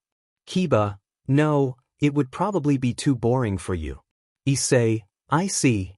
With that, Issei turned his attention towards the others to see what they were up to, much to Kiba's relief. Issei noticed Asia and Zenobia playing with some red cards. It looked like they were attempting to play a game, but the confused look on Zenovia's face made it clear she had no idea what she was doing. He should really teach her the rules of certain games someday. Nearby, Rias and Aquino were chatting while enjoying tea and biscuits that had been left out for them on the train. Gasper was glued to his video game, likely beating another opponent at Super Smash Bros. With Gasper's love of video games and anime, Issei thought it might be fun to take him to a Comic-Con someday. If he could get over his shyness, Gasper would probably thrive in that environment. However, Issei had a feeling that if he mentioned it, Gasper would drag him out of bed at dawn to go. He needed his beauty sleep, after all. Kaneko, on the other hand, caught Issei's attention. Normally, she would at least be eating some sweets, but today she was just staring out the window, lost in thought. Issei sensed something was wrong with her. He knew she was the quiet type, but her silence felt heavier than usual. Stubbornness often kept people from sharing their troubles, and Issei understood that feeling all too well. He was still haunted by what he had seen that night, and it plagued his thoughts. He wished he could talk to someone about it, but he couldn't risk their safety. It was a cliché, but with everything involving the system, he had to be cautious. The system was unpredictable, and he had already faced 2 red gates. He didn't want to encounter a third. Maybe when he reached level 100 he would find answers to his questions, about being chosen as a player, his father's disappearance, and the familiar word, monarch. Gasper looked over at Kaneko. Gasper, hey, Kaneko. How come I haven't seen you eat any sweets yet? Kaneko turned from the window to face him. Kaneko, I'm not hungry. Gasper tilted his head. Gasper, you okay? You seem a little out of it. Kiba, overhearing, looked up from his book. Kaneko, don't worry, Gaspy. She gave him a reassuring smile. I'm all right. Gasper wasn't sure if he should believe her. It wasn't like her to skip sweets. Gasper, you sure? Kaneko simply nodded. Kaneko, yes, I'll eat soon. Gasper, With that, Kaneko returned to staring out the window, and Gasper let out a small sigh before going back to his game. Issei shifted his glance towards Kiba. Issei, what's with her? Kiba, afraid I can't tell ya? Issei raised an eyebrow. Issei, not your place to say. Kiba nodded. Kiba, yeah, it's Kaneko's business. If she wanted to involve us, she would come to us when she's ready. He sighed, looking at Kaneko with a sad expression. But knowing her, she'll probably be stubborn. Kind of like I was a while back. Hearing that from Kiba was all that Issei needed to hear. He now had all the information he needed, and the fog had finally lifted. It was clear to Issei what was going on with his favorite chocolate bar-eating rook. She was reflecting on her past, the life she had before she met Rias and the others. Besides Kiba and Gasper's histories, Issei knew little about the others. However, he sensed that they too had endured intense hardships before joining the Gremory family. Perhaps her past experiences shaped Kaneko's reclusive personality. Maybe she had once been more open-minded and caring, always seeing the good in the world around her. Whatever she had gone through, Issei couldn't imagine enduring the same and emerging with his current mindset. It must have been terrible if she now preferred to be distant, pushing others away to the point that they feared her. While she was the cute mascot of Crow Academy, not everyone loved her. Before Issei gained the system, he learned that many students actually feared Kaneko due to her unnatural strength and her willingness to confront any pervert who dared to glance at her. This fear kept them from befriending her. They either kept their distance or left at the first sight of her. Some even spoke negatively about her behind her back, but they never dared to say it to her face for fear of serious consequences. Kaneko's life had been filled with unpleasant experiences, both then and now. Her reclusive nature only brought loneliness, trapping her in a never-ending loop. Issei understood that feeling. He too had once been trapped in a loop. But now he was free, living a different life. Maybe he could help her. Maybe he could break Kaneko out. He could break her loop. Kaneko.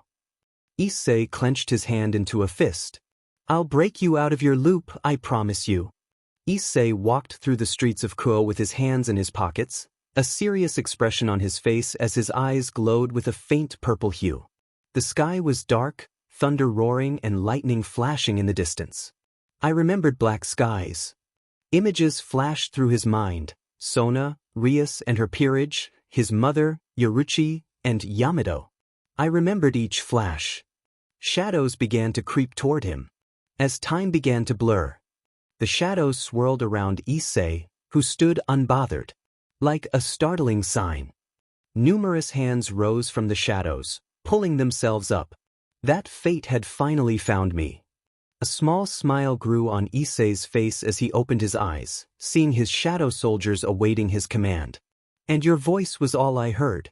His eyes glowed brighter as he summoned his barren daggers, turning his gaze toward the sky. That I get what I deserve. The title, Solo Leveling, appeared in the sky in a flash of purple light. So give me reason.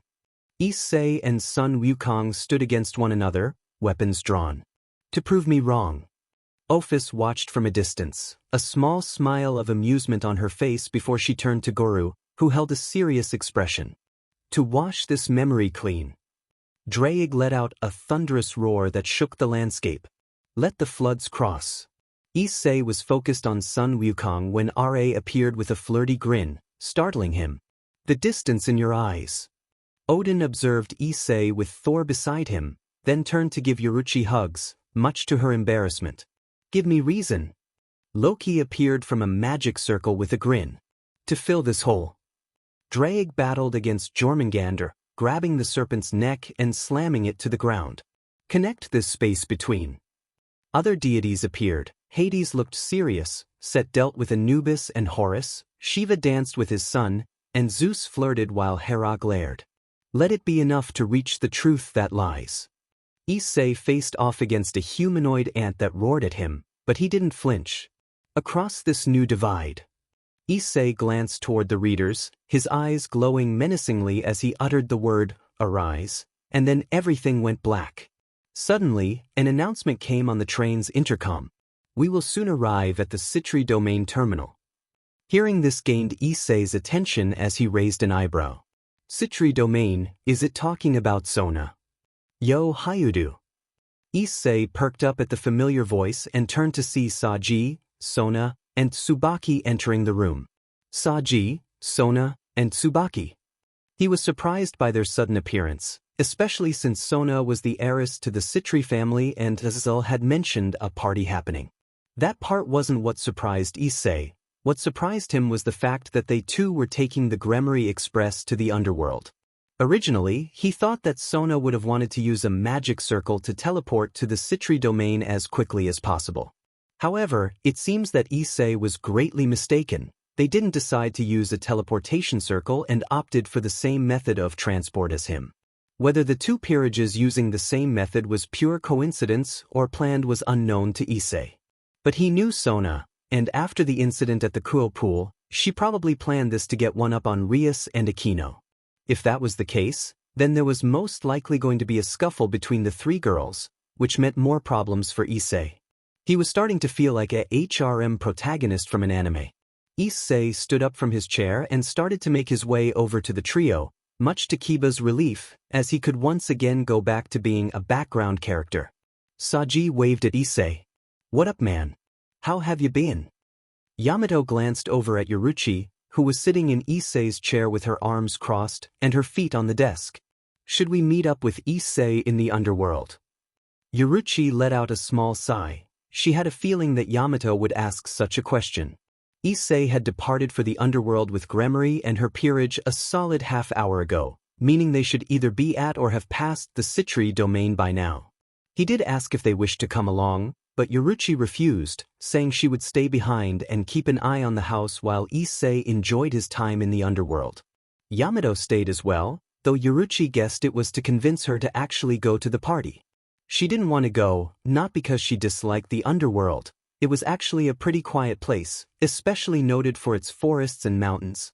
However, there were a few reasons why she chose not to. Firstly, neither she nor Yamato had revealed themselves to Rias and her peerage. The moment they did, it would cause Rias to ask Issei about his affiliation with them. Yoruchi did not hate the Gremmery. They were kind among the devil population and treated their members like family. She just knew that Rias wouldn't like that there were two mature women who had been close to Issei. Secondly, Issei had mentioned that there was going to be a party in the underworld, and many people had been invited. Yoruchi suspected that among those guests would be her so-called father, and she really didn't want to see him again for another 1,000 years.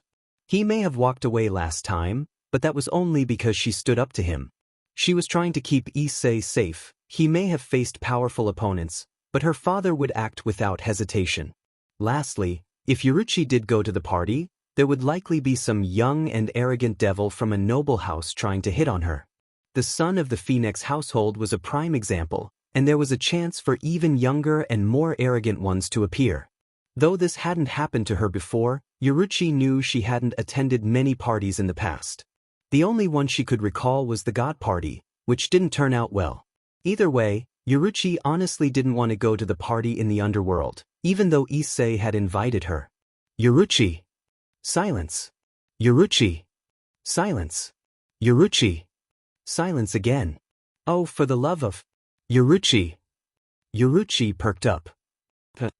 What? Yamato crossed her arms. You didn't respond to my question. I thought you were ignoring me. Oh, was I? She sighed. Sorry, I was just thinking to myself. This got Yamato's attention as she gave her friend a look of concern mixed with curiosity. She had a feeling she knew what Yoruchi was thinking about. Honestly, it was the only thing on her mind since they left the God Party.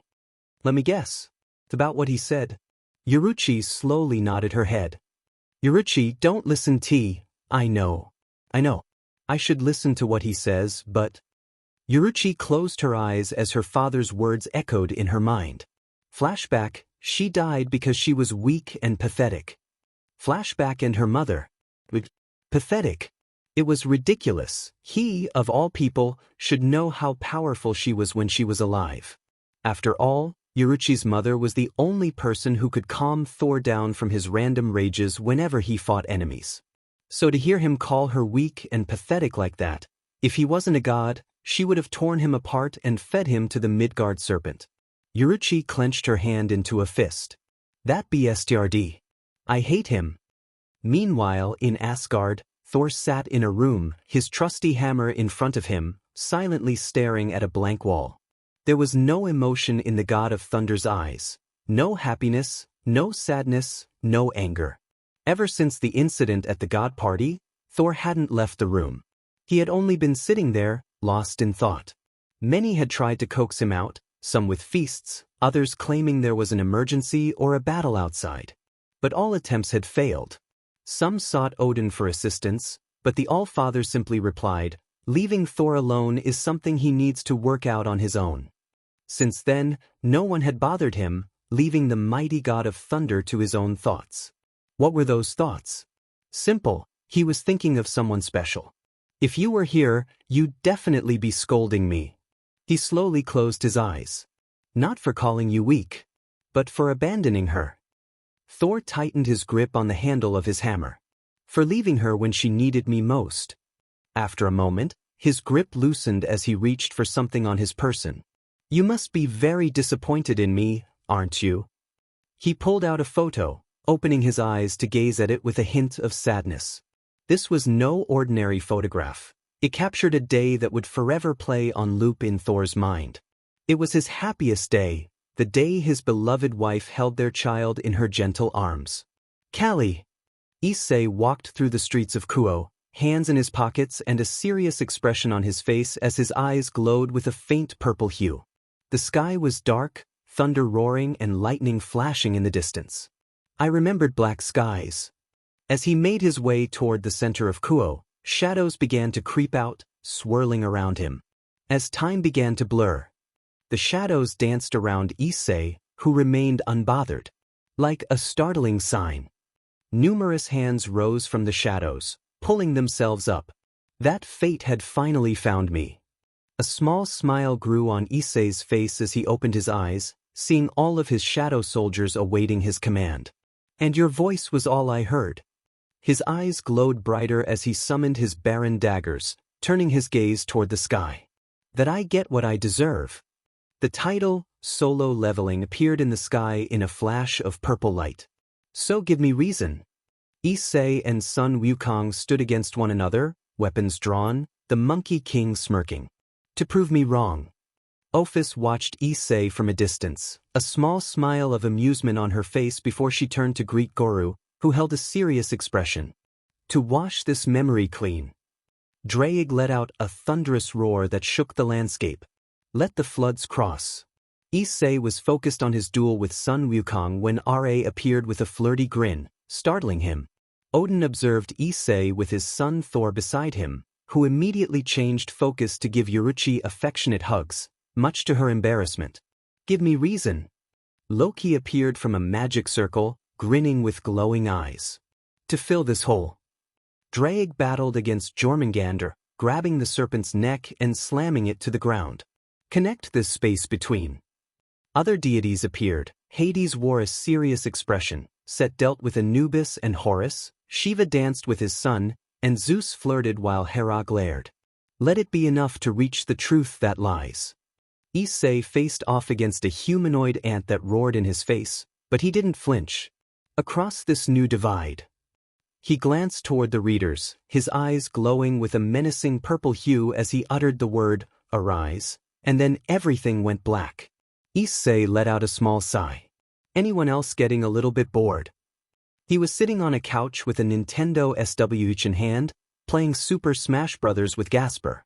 Both Asia and Aquino were with them. The former nun looked over Issei's shoulder, while Aquino enjoyed tea and biscuits.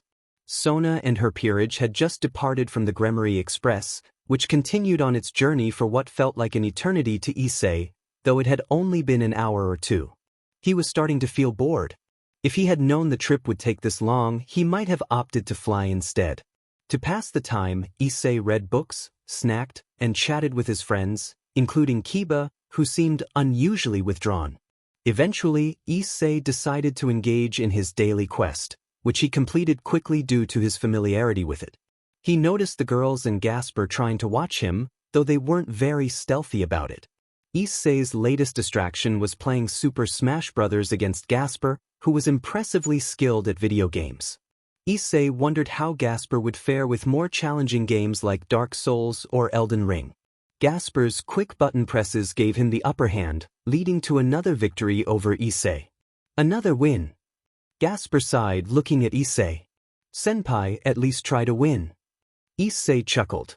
Sorry, Gasper. But I just can't help it. He turned to Aquino. How long has it been since we dropped off Sona and her peerage? Aquino sipped her tea and replied, roughly an hour or two. Issei's eyes widened.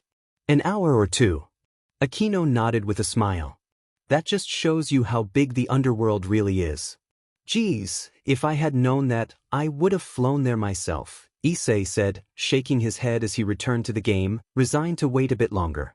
Suddenly, an announcement came over the intercom. We will soon arrive at the Gremory Domain Terminal. Issei blinked in surprise, losing once again to Gasper. Heh! Aquino giggled. Well, looks like you don't need to wait long, Issei. Are you kidding me? Issei exclaimed, prompting another giggle from Aquino. No, there's no need to be upset, she said, pointing out the window. Take a look. Issei turned to see the scenery outside had changed from the endless purple void to a clear blue sky, bringing him relief. However, that relief quickly turned to shock as he gazed down at the Gremory territory. Holy cow! Issei exclaimed, overwhelmed by the sight before him. He had known that Rias's family was significant among devils, but what he saw was beyond his expectations. There's no way, he muttered in disbelief. Zenobia and Asia, also looking out the window, shared his astonishment. Wait, are you saying that all that land? Zenobia started. Aquino smiled.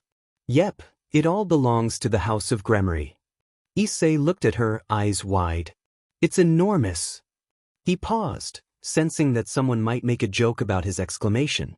Just then Kiba approached, finally stepping out of the background.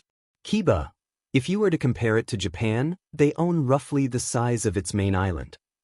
Issei's jaw dropped. Issei, what the… Unfortunately, he didn't get the chance to finish his sentence as the Gremory Express came to a sudden halt, causing him and Rias's peerage to be propelled forward, forcing them to grab onto things to stabilize themselves. Issei, unable to grab onto anything, crashed back first into a nearby wall, letting out a groan of pain as he slid down onto the train floor. Issei, ow. Aquino looked at him. Aquino, you okay? Issei let out another small groan. Issei, besides my sudden back injury. He raised one hand and gave an okay sign. Never been better. Zenobia groaned and shook her head. Zenobia, why did we stop all of a sudden? Announcer, the emergency brake has been activated. Issei, still on the floor, raised an eyebrow in confusion. Issei, the emergency brake. Why would someone stop the train? Just then a door opened, and both Azazel and Rias walked into the room. Azazel, a few of the VIPs will be gathering here soon, maybe the stop was a security precaution. He noticed Issei laying on the floor. Azazel, you okay? Issei deadpanned at him. Issei, yeah, I just decided to lay on the ground because it looked comfortable. Azazel held his hands up. Azazel, okay. I get it, the floor's comfy. Issei sighed. Issei, you're an idiot. Azazel chuckled. Azazel, just call me Gojo. Issei deadpanned again. Issei, no, Gojo is good looking. You're just not the brightest. Azazel let out a fake gasp, placing a hand on his chest. Azazel, how cruel. Rias shook her head as she helped Issei up from the floor, letting him dust himself off. Rias, you okay? Issei, I'm fine. He looked at Rias. So who are these VIPs? Rias, just some representatives from other factions like the Norse, Greek, and Egyptian. Issei's eyes widened. The moment he heard Egyptian, sweat started to run down his face. He hoped to whatever god or devil was listening that he wasn't coming to the party. Issei, did you just say Egyptian? Rias, I did. What? Issei gulped. Issei, does that mean? You got that right, cutie. I'm here. Issei immediately froze, all the color draining from his face, which shocked Rias. She had never seen him act like this before. Normally calm and collected, he now looked terrified. Issei slowly turned his head in the direction of the voice, silently praying. Issei, oh no. Unfortunately, when he turned, his fear only increased as he faced none other than the sun god. Ra smiled. Ra, hey, cutie, I'm so glad to see you again.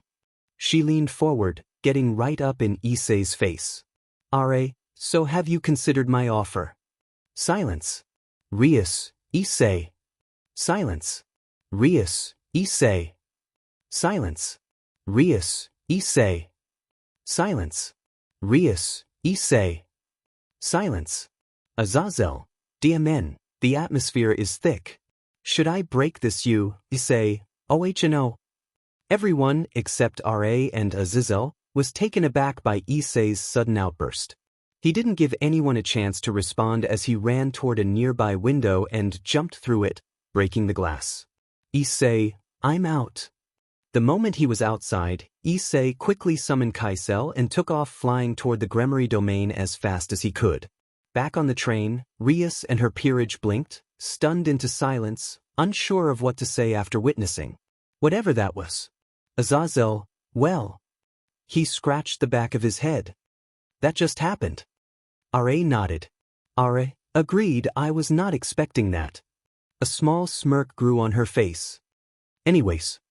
She turned toward Rias and her peerage, who finally snapped out of their shock. Ra, who wants to be the chair for my big fat butt? Silence. A hand slowly raised up. Rias, Aquino no.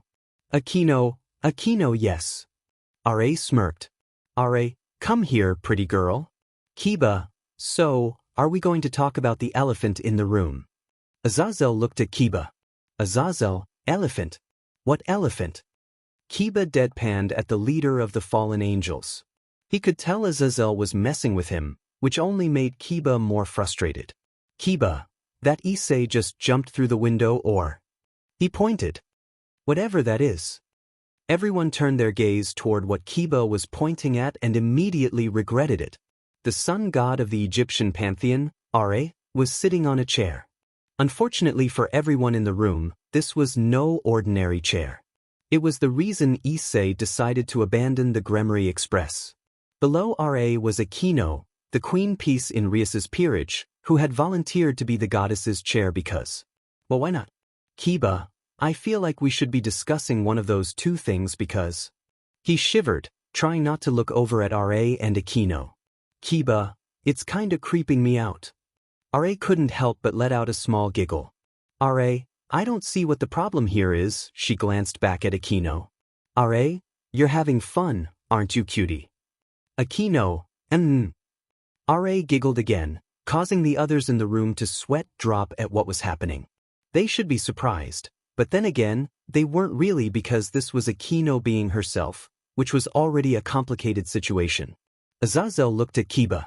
Azazel, if you wish to talk about it, then be my guest. He crossed his arms.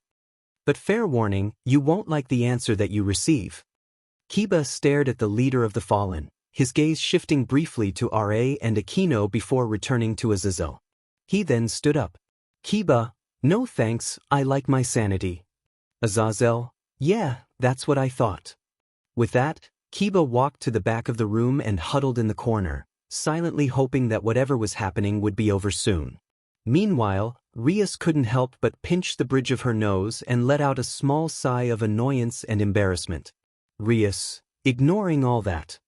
She turned towards Ra, I take it that you're here to represent the Egyptian pantheon for the conference. Ra nodded as she shifted in her chair and crossed her legs. Ra, I am indeed, but I won't be the only one joining from the Egyptian pantheon. Azazel crossed his arms. Azazel, who else is gonna show up? Ra cupped her chin and began to think for a moment. Ra, let's see. She looked down at her hand and put up one finger. There will be Iris. She put up another finger. Osiris. Another went up. Horus. Another one.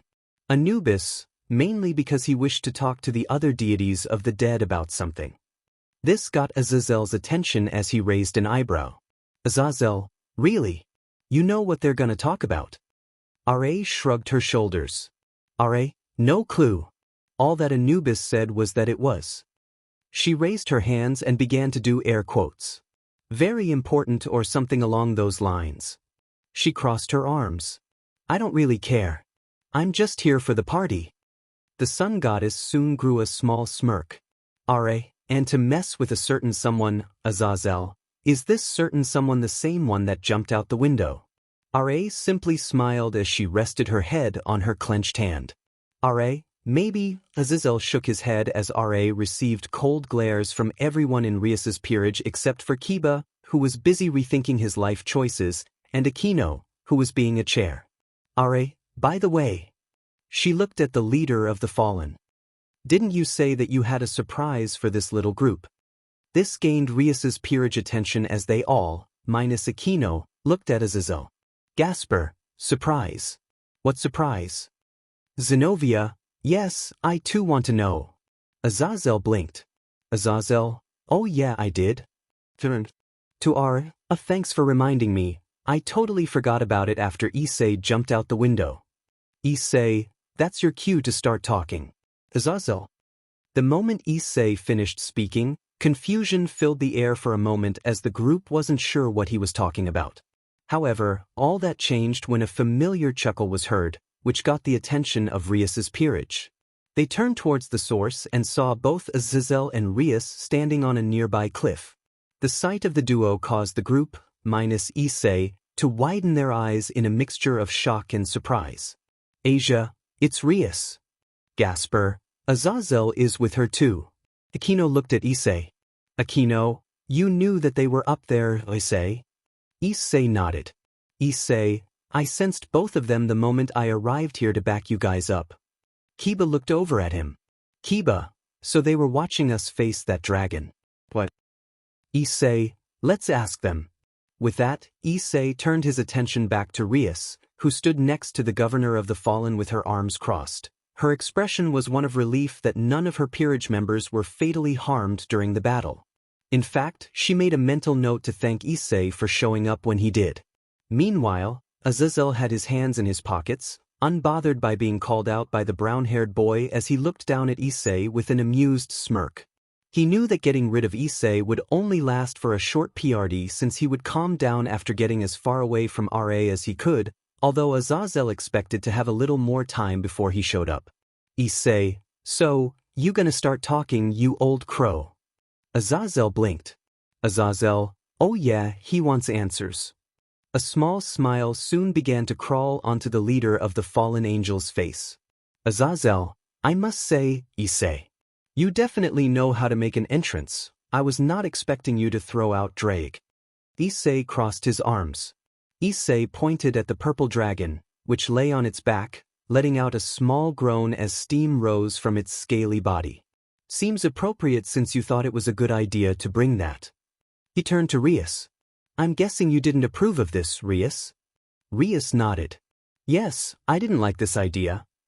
She sighed and shot a cold glare at Azazel. But unfortunately, there was little I could say in the matter. Azazel waved it off. Yeah, send me the bill. Issei watched as Azazel stepped forward and jumped down, landing perfectly without a scratch. Rias, on the other hand, sprouted her devil wings and glided down from the cliff toward her peerage. Rias! Gasper exclaimed, and she smiled as she hugged him. Hello, Gasper. I'm glad you're okay. She looked at the rest of her peerage. I'm glad you all are okay, and I'm sorry you had to go through something like that. It's okay, Rias. None of us were harmed, Zenobia reassured her.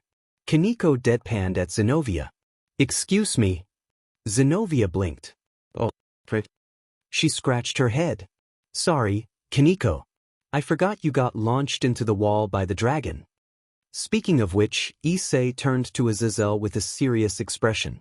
Who is that dragon? Azazel smiled. Why don't you ask him yourself? He turned his attention to the purple dragon, still lying on the ground. Hey, big guy. Quit laying on the job. Another groan was heard as the dragon slowly sat up, placing one clawed hand on its head. You say that, crow?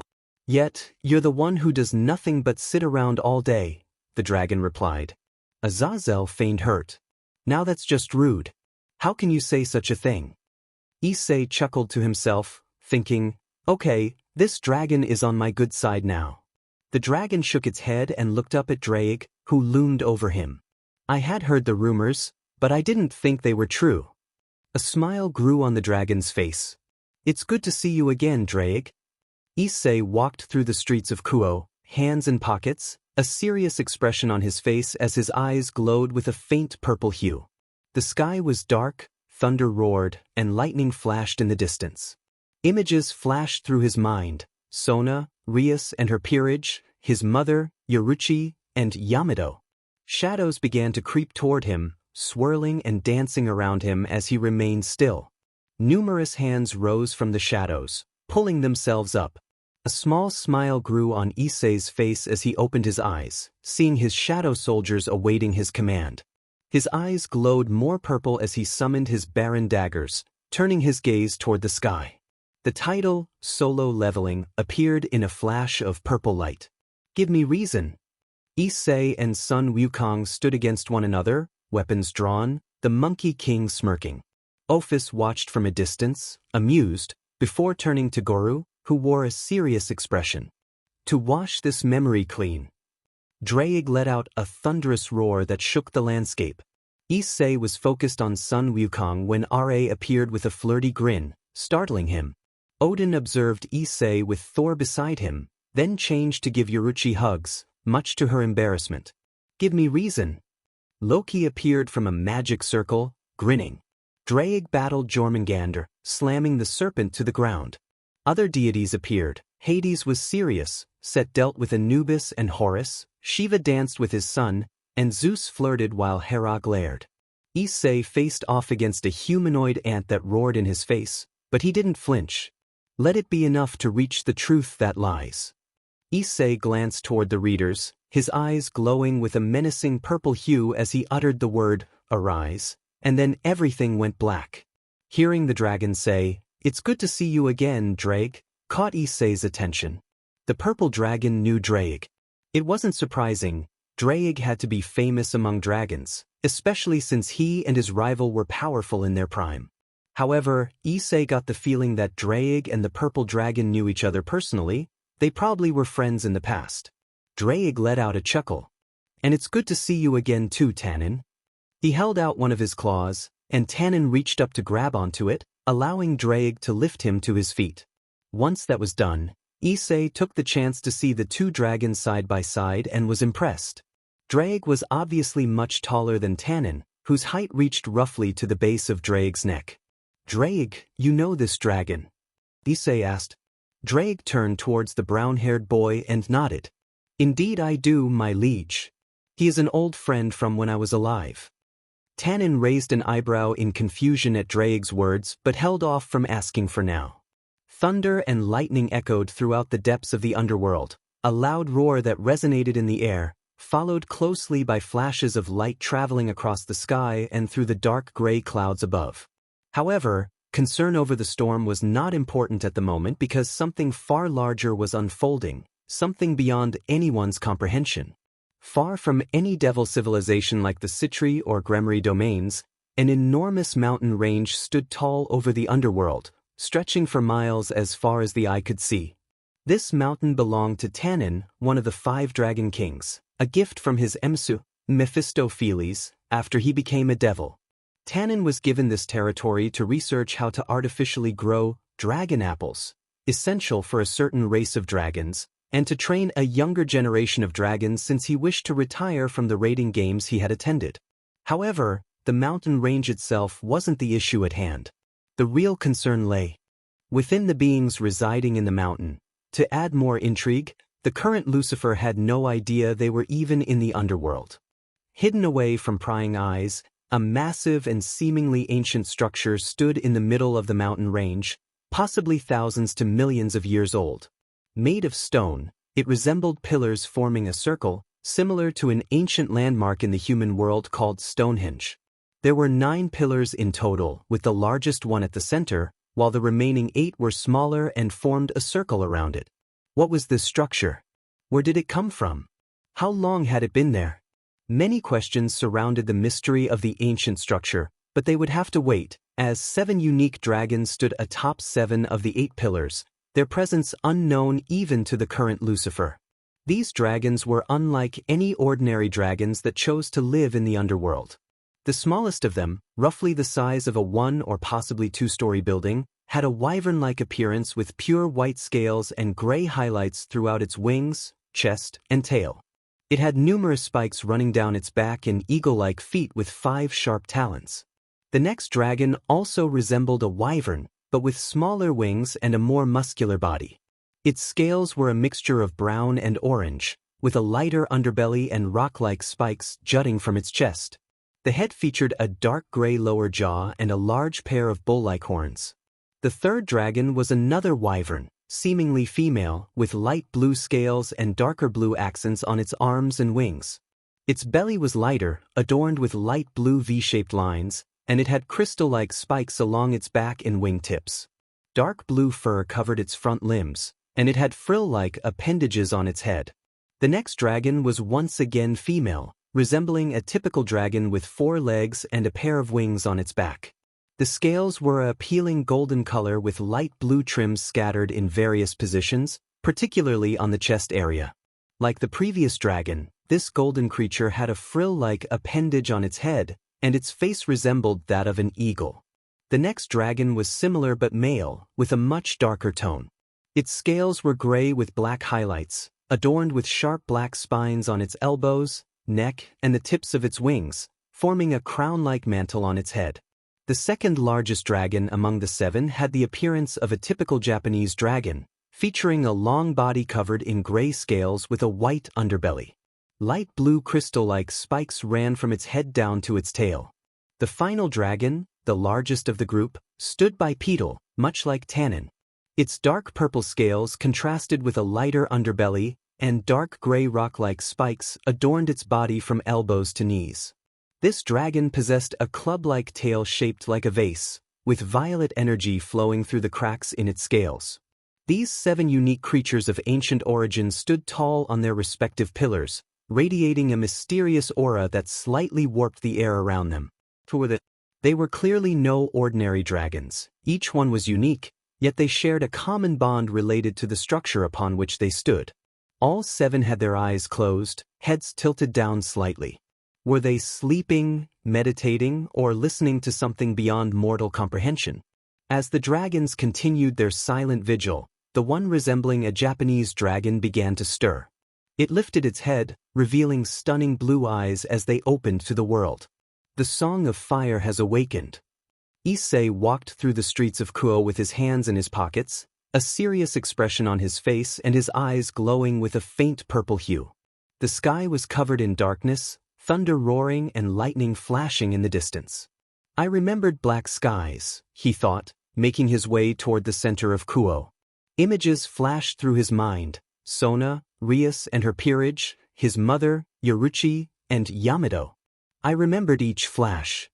Shadows began to creep toward him, swirling and dancing around him as he remained unbothered. As time began to blur, numerous hands rose from the shadows, pulling themselves up. A small smile grew on Issei's face as he opened his eyes, seeing his shadow soldiers awaiting his command. "And your voice was all I heard." His eyes glowed brighter as he summoned his barren daggers, turning his gaze skyward. "That I get what I deserve." The title, Solo Leveling, appeared in the sky in a flash of purple light. "So give me reason." Issei and Sun Wukong faced each other, weapons drawn, the Monkey King smirking. Ophis watched from a distance, amused, before being greeted by Goru, who wore a serious expression. "To wash this memory clean." Draig let out a thunderous roar that shook the landscape. Issei was focused on Sun Wukong when Ra appeared with a flirty grin, startling him. "The distance in your eyes." Odin observed Issei with his son Thor, then turned to give Yoruchi hugs, much to her embarrassment. "Give me reason." Loki emerged from a magic circle, grinning with glowing eyes. "To fill this hole." Draig battled Jormungandr, slamming the serpent to the ground.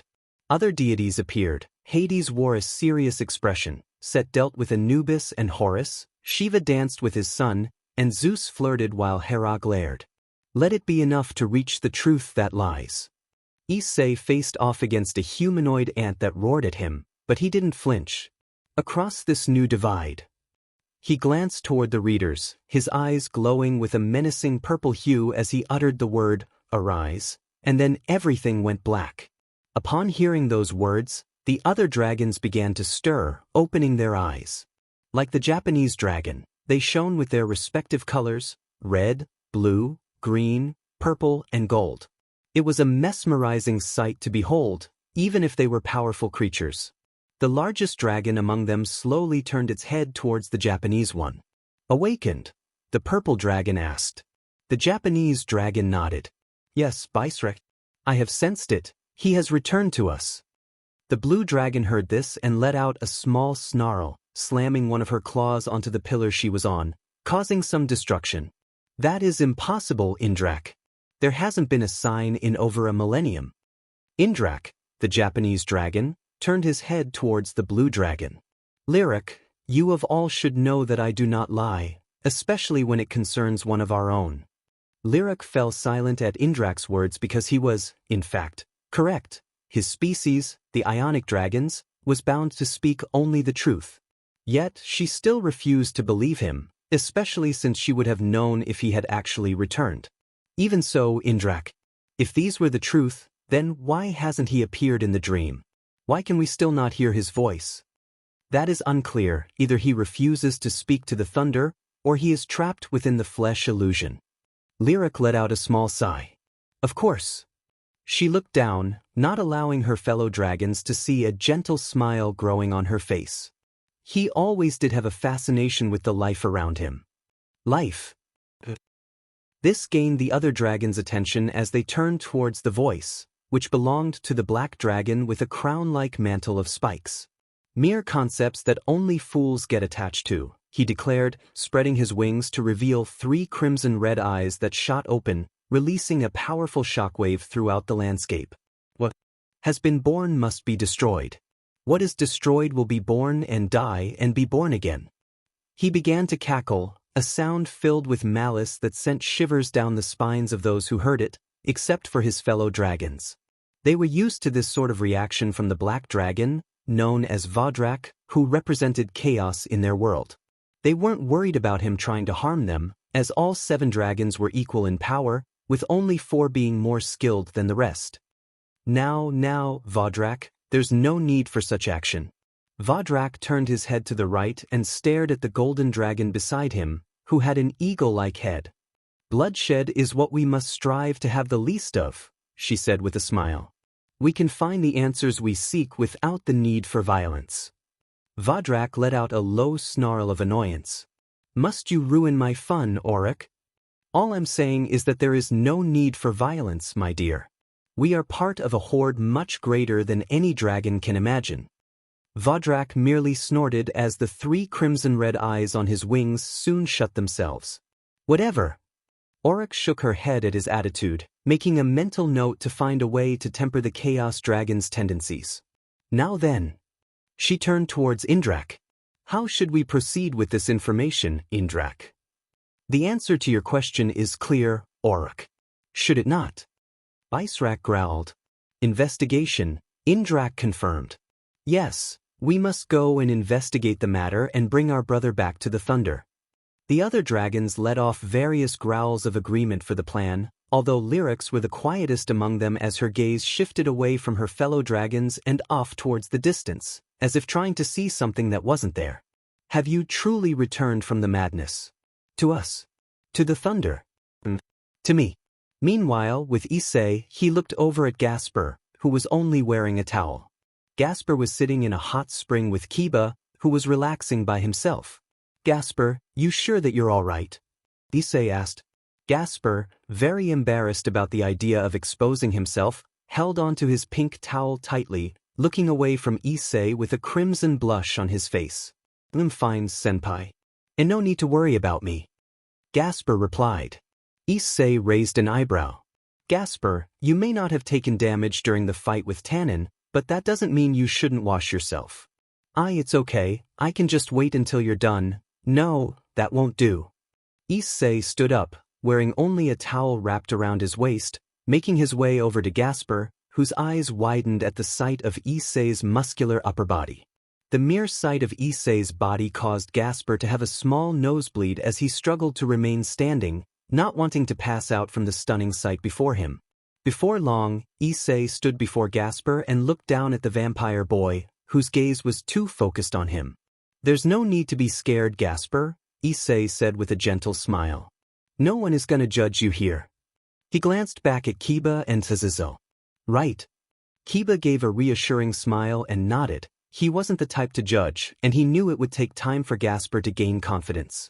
Azizel, the governor of the Fallen, simply waved off any concern.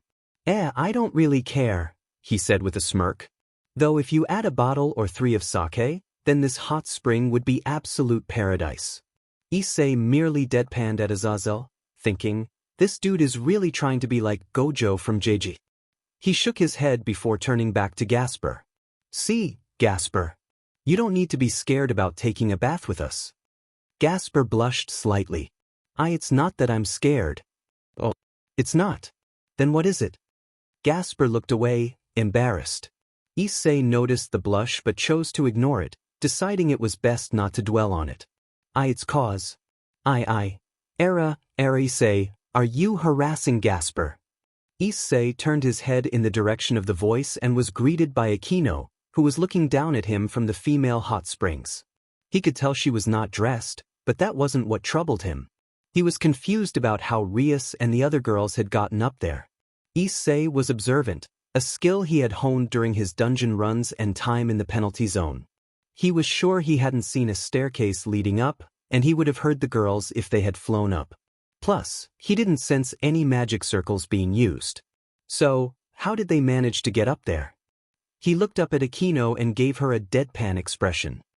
Aquino, does it look like I'm harassing him? Aquino giggled. I don't know, you tell me. Issei pinched the bridge of his nose and sighed. Well, I'm afraid to inform you, Aquino, but there is none of that Gasper. Issei turned to the boy. Why your towel? Issei looked down, not expecting anything. Unfortunately, the towel came undone and fell into the hot spring water, leaving him completely exposed. Aquino gasped, covering her mouth. Oh my! Gasper's eyes widened as BLD erupted from his nose, causing him to fall backward, unconscious. Are you okay? Issei exclaimed, looking down at Gasper, whose face was bright red, BLD dripping from his nose. Senpai. Massive. Issei sweat dropped at Gasper's words. He glanced back at Kiba and Azazel, wondering what they thought of his current situation. Kiba merely blinked, while Azazel raised an eyebrow. Well, that just happened. Azazel smirked. Now I've got an interesting story to tell Mickey when I see her, and Issei interrupted him with a swift blow to the man's face, sending him crashing into a nearby wall. Keep my mother's name out of your mouth. Issei glared at Azazel. Kiba let out a small sigh. Yar days, this is gonna be a long summer. Issei looked at Kiba. Welcome to my life. End of chapter 1. In an unknown location deep within the underworld, two figures were present. One was floating with an aura around their body, while the other lay on the ground. The first person, a handsome young man with an athletic build, radiated an energy reminiscent of a popular anime. He had short black hair and brown eyes, and he wore ancient red Chinese armor with golden outlines, reminiscent of the Three Kingdoms PRD. The young man, Biko, had a confident smile as he looked down at the one below him, who let out a small giggle. You're late, Biko, she said.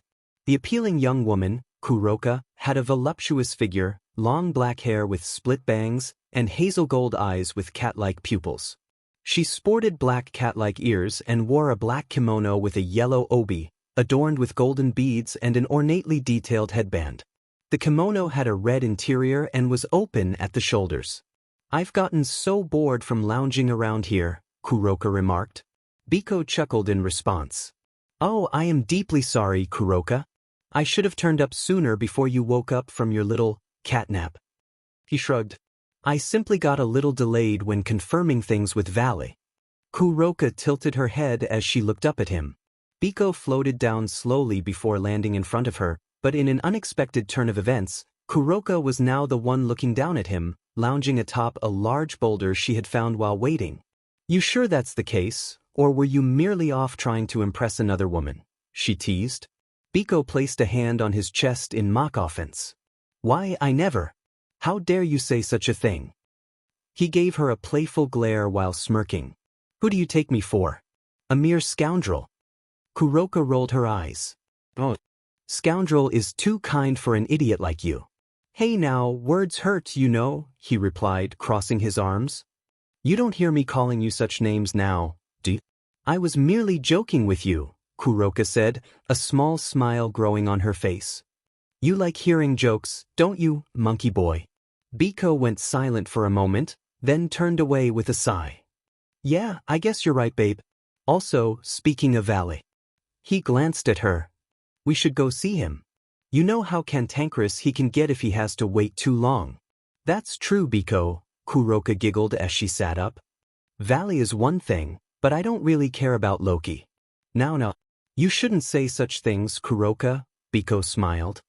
Just think of this as part of the job. Kuroka rolled her eyes again. She was more focused on something far more important than a trickster deity.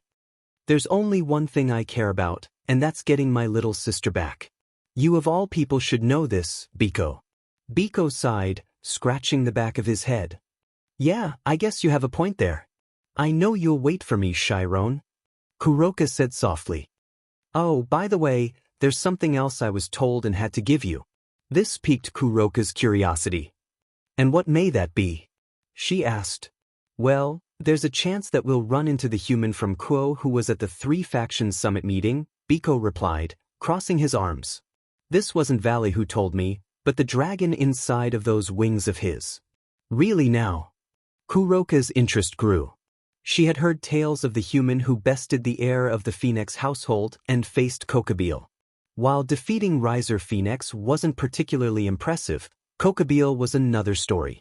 He had battled against both the god of the Bible and the previous devil king, Lucifer. Kuroka was strong, but compared to Kokabeel, it wasn't even a competition. The thought that a mere human could defeat such a formidable opponent was terrifying. Yet, it also piqued her curiosity for other reasons. Tell me, Biko, what did the overgrown reptile have to say? She asked. He said under no circumstances are we allowed to bring harm to the human known as Issei Haidu. Kuroka raised an eyebrow. Kuroka, really? He doesn't want us to harm him. Biko, yeah, Vala didn't like it either because you know how battle-hungry he can be. Kuroka nodded in agreement. Biko, after that, Albion said one last thing that kinda crept me out. Kuroka, and what's that? Biko turned and looked directly into Kuroka's golden cat-like eyes. Biko, we all should obey the will of the monarch. Issei walked through the streets of Kuo with his hands in his pockets, a serious expression on his face as his eyes glowed with a faint purple hue. I remembered black skies. He made his way toward the center of Kuo, the sky covered in darkness as thunder roared and lightning flashed in the distance. The lightning all around me. Issei closed his eyes as several images flashed through his mind, most notably Sona, Rias and her peerage, his mother, Yoruchi, and Yamato. I remembered each flash. Shadows began to creep out and make their way toward the brown-haired boy. As time began to blur, the shadows swirled and danced around Issei, who remained where he stood, unbothered by what was happening. Like a startling sign. Numerous hands began to rise up from the shadows, grabbing onto the ground and slowly pulling themselves up. That fate had finally found me. A small smile grew on Issei's face as he opened his eyes, looking around and seeing all of his shadow soldiers awaiting his command. And your voice was all I heard. Issei's eyes started to glow more purple as he summoned his barren daggers, turning his gaze toward the sky. That I get what I deserve. The title, Solo Leveling, appeared in the sky in a flash of purple light. So give me reason. Issei and Sun Wukong stood against one another, their weapons drawn as the Monkey King smirked. To prove me wrong. Ophis watched Issei from a distance, a small smile of amusement on her face before she turned and was greeted by Goru, who held a serious expression. To wash this memory clean. Draig let out a thunderous roar that shook the very landscape itself. Let the floods cross. Issei was minding his business with Sun Wukong, but Ra soon appeared out of nowhere with a flirty grin, startling the brown-haired boy. The distance in your eyes. Odin observed Issei with his son Thor standing next to him, only to immediately change and start giving Yoruchi lots of hugs, much to her embarrassment. Give me reason. Loki appeared from a magic circle with a grin as his eyes glowed. To fill this hole. Draig battled against Jormungandr, grabbing onto the serpent's neck and slamming it to the ground. Connect this space between. Other deities appeared. Hades had a serious expression, Set was busy dealing with Anubis and Horus, Shiva was dancing with his son, and Zeus was busy flirting while Hera glared. Let it be enough to reach the truth that lies. Issei faced off against a humanoid ant that let out a mighty roar directly in Issei's face, but he didn't even flinch. Across this new divide, Issei glanced toward the readers, his eyes glowing with a menacing purple hue as he uttered the words, "Arise," and then everything went black. Issei, holy CRP. His eyes widened in a mixture of shock and awe as he couldn't believe the sight before him. He honestly thought he was dreaming because there was absolutely no way that what he was currently looking at was true. Standing before him was a humongous mansion that was at least 5 or probably 6 stories tall. It had light gray walls that seemed to be cut off at the bottom by a much darker gray that stretched along the entire bottom of the structure, roughly at the same height as Issei himself. The building also had some golden trims in various parts, such as near the roof and down by the dark gray part as well. There were so many windows on the front that Issei honestly wasn't sure how to properly measure something of such caliber. He had seen his fair share of large things in the past. Draig easily towers over the mansion without much difficulty because he is a dragon. Though Issei was surprised because he had only ever seen buildings like this online. Not once did he ever expect to come face to face with one. Then again, he probably wasn't expecting the supernatural to be real either, and look where he was now, the underworld. He was currently standing in front of the towering building with Rias and her peerage, minus Azazel, which brought great relief to the brown-haired boy because he was still upset with the fallen angel for what he did. Zenobia, wow, this place is enormous. Asia looked over at Rias. Asia, this is where your family lives. Rias looked at the blonde and gave her a gentle smile. Rias, aha. Issei, I said it once, I'll say it again. Holy cow. He turned and looked at Rias. Issei, Rias, I know you're from a rich family. But seriously. Rias couldn't help but giggle. Rias, it's not that bad, Issei. Issei deadpanned at her. Issei, if you showed me a photo of this and Kuo Academy. He pointed at the mansion in front of him. Issei, I would believe that this was a school from how large it is. Just then, the front door of the mansion opened, catching everyone's attention as they looked to see Graphia standing at the door. Issei, Graphia. The silver-haired nun looked at Issei and smiled a little. Graphia, hello, Issei. I'm glad to see you here. Issei, well, you know me. Can't seem to get enough of the supernatural even on my summer break. He then pointed at Rias. Issei, plus, Rias decided to invite me, and I couldn't say no to her. If I did, she would have broken out the pouting face. Rias, hey. She playfully punched Issei's shoulder, though he barely felt it, and pouted at him. Rias, I don't pout. Issei chuckled. Rias insisted she didn't pout, yet her expression suggested otherwise.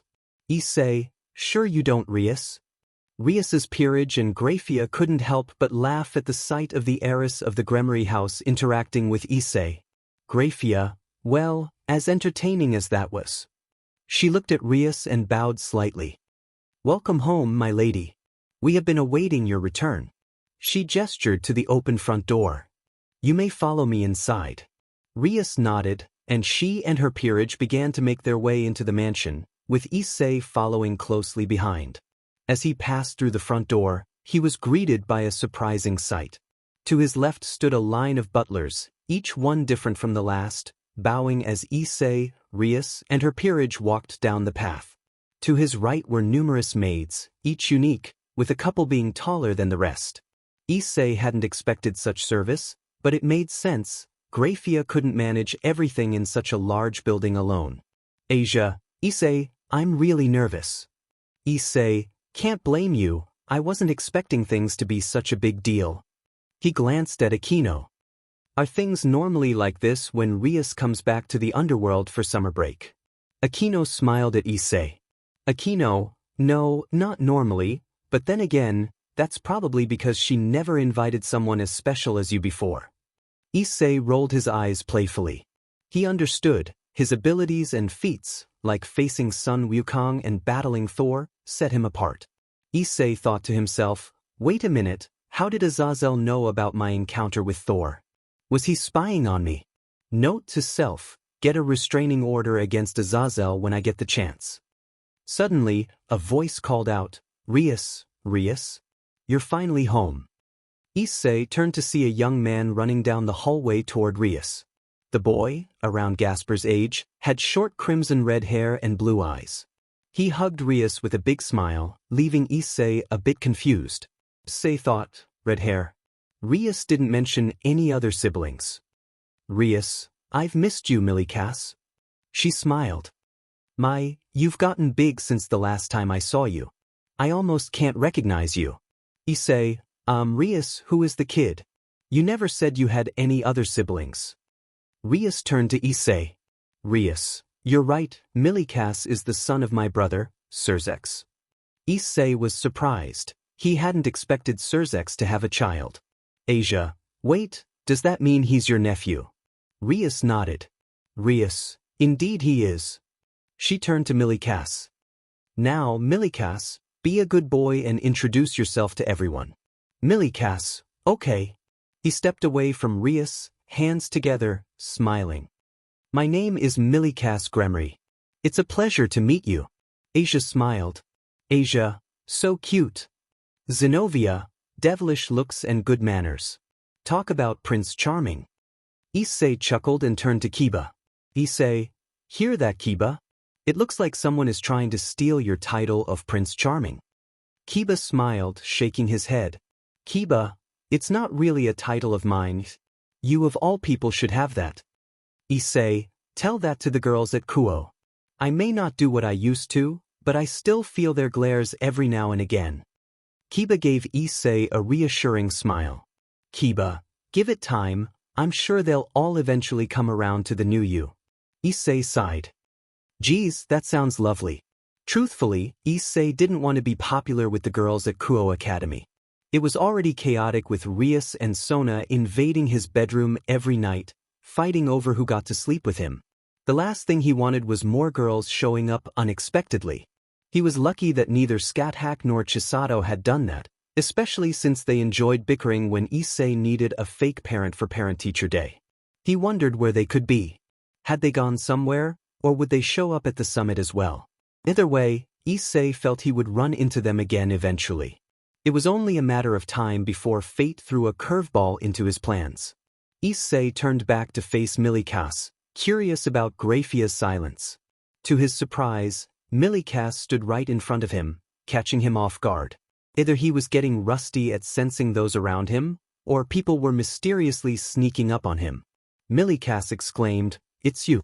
I knew it was you." A smile spread across the young devil's face. I can't believe I'm meeting you face to face. Issei blinked and glanced at Rias, seeking assistance. Rias merely giggled. Would you look at that, Issei? It seems you have a fan. The word fan took Issei by surprise. Did she really just say that? Milikas eagerly grabbed Issei's hand. I saw the fight between you and Riser. It was so awesome. Sweat began to bead on Issei's forehead. Thanks. Milikas, I'm glad you enjoyed the fight. He shot a pleading look at Rias, silently asking for help. But Rias had other plans and was clearly enjoying the moment. Hey, Milikas, Rias said, drawing his attention. How big of a fan are you of Issei? Issei's eyes widened as Milikas beamed, the biggest smile Rias had ever seen on him.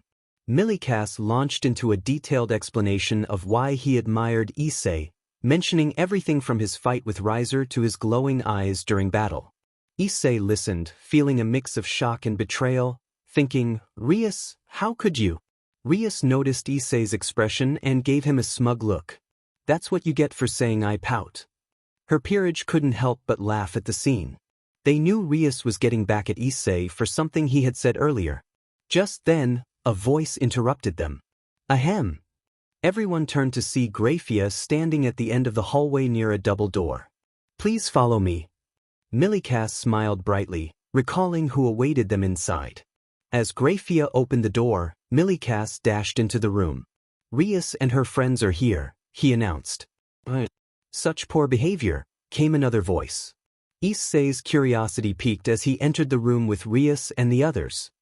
He was greeted by the sight of Milikas hugging a young woman who resembled Rias but had brown hair and violet eyes. Issei pointed at the woman. Hey Rias, is that your mother? Because if you had a sister, I'm sure you would have told me. The woman giggled, letting go of Milikas. You think I'm Rias's sister?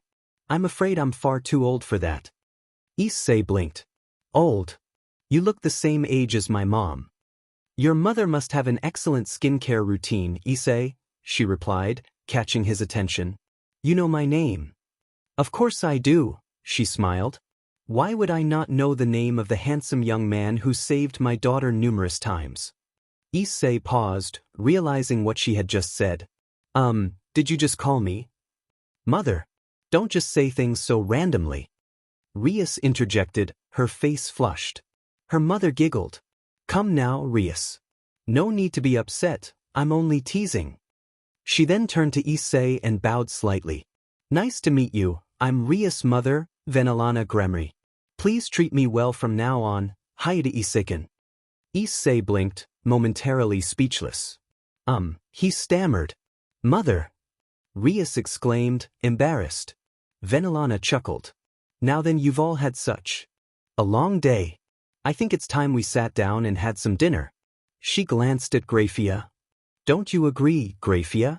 Grafia nodded. Grafia, indeed, Lady Gremry. Venelana, come now, Grafia. None of that. She smiled. You're a part of the family, so please call me Venelana. Grafia, as you wish, Venelana. Issei silently sighed to himself. He could already tell that this summer break was going to be one he wouldn't forget for a long time. Whether it would turn out good or not, he wasn't sure. With his luck, something was bound to happen. Problems seemed to be attracted to him like a magnet. Issei thought, I hope nothing bad happens. A voice interrupted his thoughts. Pretty sure that is called a jinx, Issei. Issei perked up at the familiar voice. He turned towards the doorway and saw someone leaning against it. His eyes widened in shock and awe. Issei, no way. Wukong. Sun Wukong chuckled, smiling. You miss me.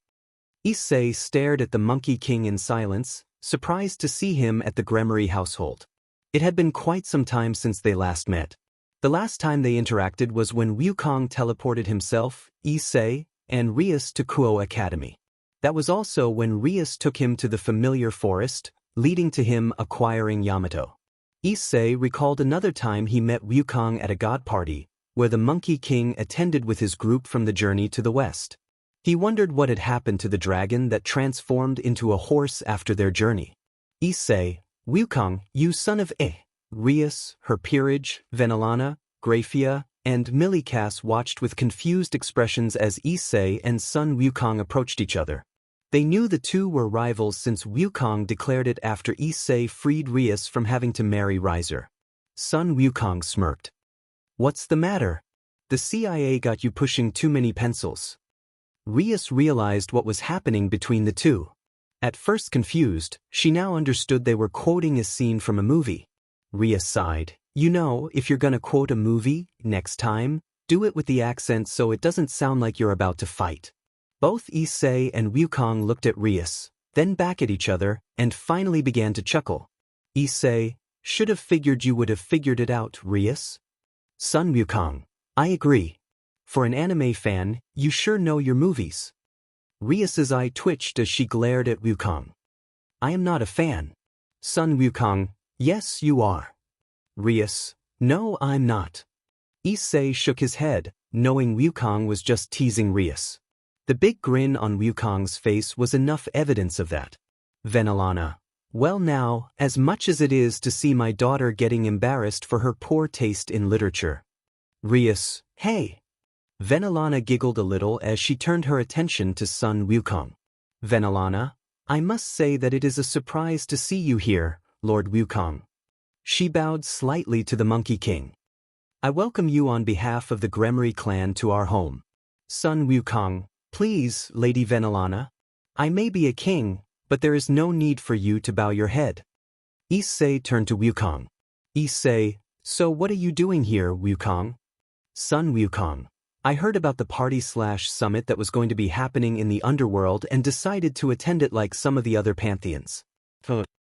He gave Issei a side glance and smiled a little. I heard rumors from a certain bird that my rival would be coming down to the underworld and, well, Issei, you decided to drop by and give me a visit. Wukong nodded. Yep, and I'm glad that I did because it's good to see you again, Issei.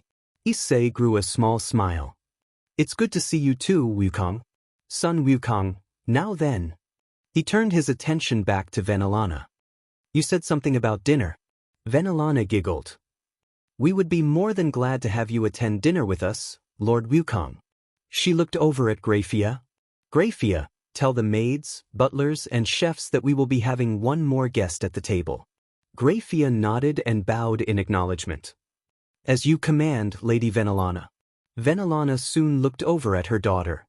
Rias, would you be a dear and lead your friends and Lord Wukong to the dining room? Rias, very well, mother. As you wish. Son Wukong threw his hands up in celebration, a big grin on his face. Let's eat. Issei chuckled a little while Rias simply shook her head and sighed. Rias, Lucifer, help me. Issei walked through the streets of Kuo with his hands in his pockets, a serious expression on his face as his eyes glowed with a faint purple hue. I remembered black skies. He made his way toward the center of Kuo, the sky covered in darkness as thunder roared and lightning flashed in the distance. The lightning all around me. Issei closed his eyes as several images flashed through his mind, most notably Sona, Rias and her peerage, his mother, Yoruchi and Yamato. I remembered each flash. Shadows began to creep out and make their way toward him. As time began to blur, the shadows swirled and danced around Issei, who remained where he stood, unbothered by what was happening. Like a startling sign, numerous hands began to rise from the shadows, pulling themselves up. That fate had finally found me. A small smile grew on Issei's face as he opened his eyes, looking around at his shadow soldiers awaiting his command. And your voice was all I heard. Issei's eyes glowed more purple as he summoned his barren daggers, turning his gaze toward the sky. That I get what I deserve. The title, Solo Leveling, appeared in the sky in a flash of purple light. So give me reason. Issei and Sun Wukong stood against one another, their weapons drawn as the Monkey King smirked. To prove me wrong. Ophis watched Issei from a distance, a small smile of amusement on her face before she turned and was greeted by Goru, who held a serious expression. To wash this memory clean. Draig let out a thunderous roar that shook the very landscape. Let the floods cross. Issei was minding his business with Sun Wukong, but Ra soon appeared with a flirty grin, startling Issei. The distance in your eyes. Odin observed Issei with his son Thor standing next to him, only to immediately change and start giving Yoruchi lots of hugs, much to her embarrassment. Give me reason. Loki appeared from a magic circle with a grin as his eyes glowed. To fill this hole. Draig battled against Jormungandr, grabbing onto the serpent's neck and slamming it to the ground. Connect this space between. Other deities appeared. Hades had a serious expression. Set was busy dealing with Anubis and Horus, Shiva was dancing with his son, and Zeus was busy flirting while Hera glared. Let it be enough to reach the truth that lies. Issei faced off against a humanoid ant that let out a mighty roar directly in Issei's face, but he didn't flinch. Across this new divide. Issei glanced toward the readers, his eyes glowing with a menacing purple hue as he uttered the words, "Arise," and then everything went black. Welcome everyone. Issei was currently sitting on a nice and comfy chair at a long dining room table. To his right were Rias and her parents, Venelana and Xiaticus. To his left were Sun Wukong and Rias's peerage, who were patiently waiting for the food prepared for them. Xiaticus, I humbly welcome you to my home. While you're all here, please think of it as your home away from home. He then looked over at Sun Wukong. I must say though, I am surprised to see you here, Lord Wukong. I thought you would have been back at your mountain. Wukong chuckled a little. Normally I would be, but when I heard that my rival was going to be here. He pointed at Issei. I just had to drop by and give him a little visit. After all, it had been a significant amount of time since we last saw each other. He glanced over at Issei, who was sitting with his arms crossed. Sun Wukong, ain't that right, Issei? Issei nodded. Xiaticus bowed slightly to the Monkey King. It is a great honor to have you here today. The crimson-haired man then turned his attention to the others at the table and smiled. Now then, let us commence with our dinner. With that, Xiaticus sat down, and everyone began to enjoy the delicious food prepared for them. Issei, who wasn't accustomed to the formalities of a fancy dinner, held his tongue. He found the multiple spoons and forks unnecessary and thought to himself, if I could, I would travel back in time and change that. He sighed silently, feeling the pressure of the system looming over him. Suddenly, a screen appeared in front of Issei, much to his annoyance. Daily quest, train to become a formidable combatant, push-ups 0 out of 100, sit-ups 0/100, squats 0 out of 100, run 0/10 km. Caution. If the daily quest remains incomplete, penalties will be given accordingly. Issei sighed again. Even during summer break, this thing won't leave me alone. He didn't understand why the system insisted on assigning him daily quests, especially since he was close to reaching level. Would it finally stop then, or would it continue to nag him? He felt like he had done more exercise in a few months than most people do in years. The penalty for not completing the quests didn't concern him much anymore, given how much he had leveled up since his journey began. Another screen appeared. Notice, player seems annoyed. Issei glared at the screen, his eyes glowing with a faint purple hue. Finish that sentence, I dare you. He smirked, thinking of how he could make the system suffer in return. Another screen popped up. Notice, player has gone insane, they too will suffer. Issei chuckled. Oh, I know that I will. But I'll have the satisfaction of knowing I made you suffer, system. After a moment of silence, another screen appeared. Notice, player's words have been considered, and system shall back off. Issei smirked at the screen. Yeah, that's what I thought, but he was cut off by another notification. Notice, player still needs MF. His right eye twitched as the screens disappeared. Sometimes he hated the system. While it helped him grow stronger, it also annoyed him to the point of wanting to confront it. He knew that would make him look insane, trying to argue with something invisible. Speaking of which, Zeoticus interrupted, I've been meaning to ask you something, Issei. Issei perked up. What is it? How's your mother feeling? I heard from Rias that she was in the hospital. Oh, she's doing much better now. I've told her to take it easy, I don't want her to have another accident. Zeoticus smiled. I'm glad to hear that. He gestured to Venelana, who sat beside him. I hope that at some point you could introduce my wife and me to her. We would love to meet her. I guess I can do that, Issei replied. Venelana looked at him and smiled gently. That's wonderful. I can't wait to meet the woman who raised such a handsome young man. Issei felt a bit embarrassed but hoped she wouldn't keep calling him that, as he didn't want the system to have more ammunition against him. I'm sure you and she will get along quite well, he said. Zeoticus added, maybe while we talk to her, we can discuss the idea of upgrading your home. Issei was taken by surprise, nearly choking on his food. Did he hear that correctly? Did Rias's dad just suggest that he and Venelana talk to Issei's mom about upgrading their house? Issei exclaimed, upgrading my house. Zeoticus replied, of course, Rias has been saying for a while now how much she wishes to live with you. Rias's face turned bright red. Father. Zeoticus chuckled. Though your house isn't big, I was thinking of discussing with your mother about upgrading it to a mansion or maybe a castle. Issei's eyes widened. A castle. Indeed, Zeoticus continued. I'm also hoping she goes with the castle because I could send over 50 maids to keep it nice and tidy. If Issei were his old self, he would have been thrilled at the thought of 50 maids. However, he had changed and thought differently now. Yar days, Lord Zeoticus. You're going to give me and my mom a heart attack with those words. Zeoticus simply chuckled. If you'd ever like to meet them, just let me know, okay, Issei? Issei sighed. Sure. He shook his head and turned back to the food in front of him. Just as he was about to eat, he noticed something that caught his eye. It was Kaneko. Similar to on the train, something seemed off about her. She looked spaced out, simply staring at her plate. Issei realized she hadn't touched her food since they sat down, and that worried him. What was going on with her?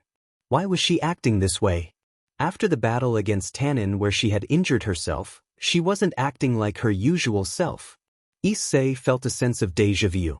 While Issei was focused on Kaneko, a black and purple shadow began to silently slither out of the dining room undetected. It moved quickly down the halls of the Gremory household, fast enough that it seemed like the wind. Not even the butlers or maids noticed it, either too busy with their duties or simply not paying attention. The shadow occasionally slipped into other shadows, remaining unnoticed. Eventually, it reached the front door of the Gremory household and slipped out. Once outside, the shadow darted off in a random direction with great speed, heading toward a specific destination. It zoomed past trees and rocks, traveling away from the Gremory household for a good while. Time seemed irrelevant to it as it continued moving. After what felt like a long time, the shadow finally stopped in a wide-open area near a small river. It began to grow larger, a massive claw rising from the darkness and slamming onto the rocky ground, causing a small tremor. As the shadow expanded, it became clear who had ventured away from Issei without his knowledge: Draig, the former Welsh dragon. Draig surveyed his surroundings. This area seems quite secluded. He let out a puff of smoke. I traveled quite a bit from my liege. Hopefully, he doesn't notice my sudden disappearance. Narrowing his eyes, Draig sensed something. But if what I sense is true, then my liege's life could be in danger. A small yet powerful snarl rose from his throat. I didn't expect them to be here, in hell of all places, during my liege's summer break. The massive shadow dragon swung his tail toward the ground, destroying numerous trees in the process. Why are they here? They couldn't have all decided to come back to this world just because they felt like it. He swung his tail again, causing more destruction. Draig growled, "It doesn't make sense. They do not get attached to the flesh illusion like other species, yet I can feel their presence in the underworld. So why? What are they planning? Why are all of them gathered in one place? Did he order them to come back? Is this some sort of plan to destroy the three factions? Do they know about my return?" Draig shook his head. "Doesn't matter if they know or not. If they plan on harming my liege, then they shall become my enemy." He halted as he sensed a presence nearby, one he recognized. It was familiar, a presence he hadn't felt in a long time, dating back to the Golden Age when he was feared and respected by all supernatural beings. "I must say, I wasn't expecting you to come to me," Draig remarked, breaking the silence. "I had to see if the rumors were truly correct," came a voice. Draig chuckled softly. "Well, tell me, now that you are face to face with me, do you believe the rumors now?" He turned his head and saw a dragon with a wyvern-like appearance. "Lyric," he acknowledged. "It's been quite some time since we last saw each other, hasn't it?" Lyric asked, and Draig nodded slowly. "It has indeed. Then again, we were never the kind to fully grasp the fundamental value of time." Lyric giggled. "That is true. We are unlike the rest of our kind who are merely chained to the flesh illusion they spawned with." She walked closer, the ground shaking with each step. Draig watched her with glowing purple eyes as she approached the small river. "I am glad to see that you are looking well," she said, glancing back at him. "Though I can't say I'm a huge fan of the sudden change in color. I preferred your original one." Draig grunted, steam escaping his nostrils. "My appearance is none of your concern. Unlike you and the others, I gladly accept change."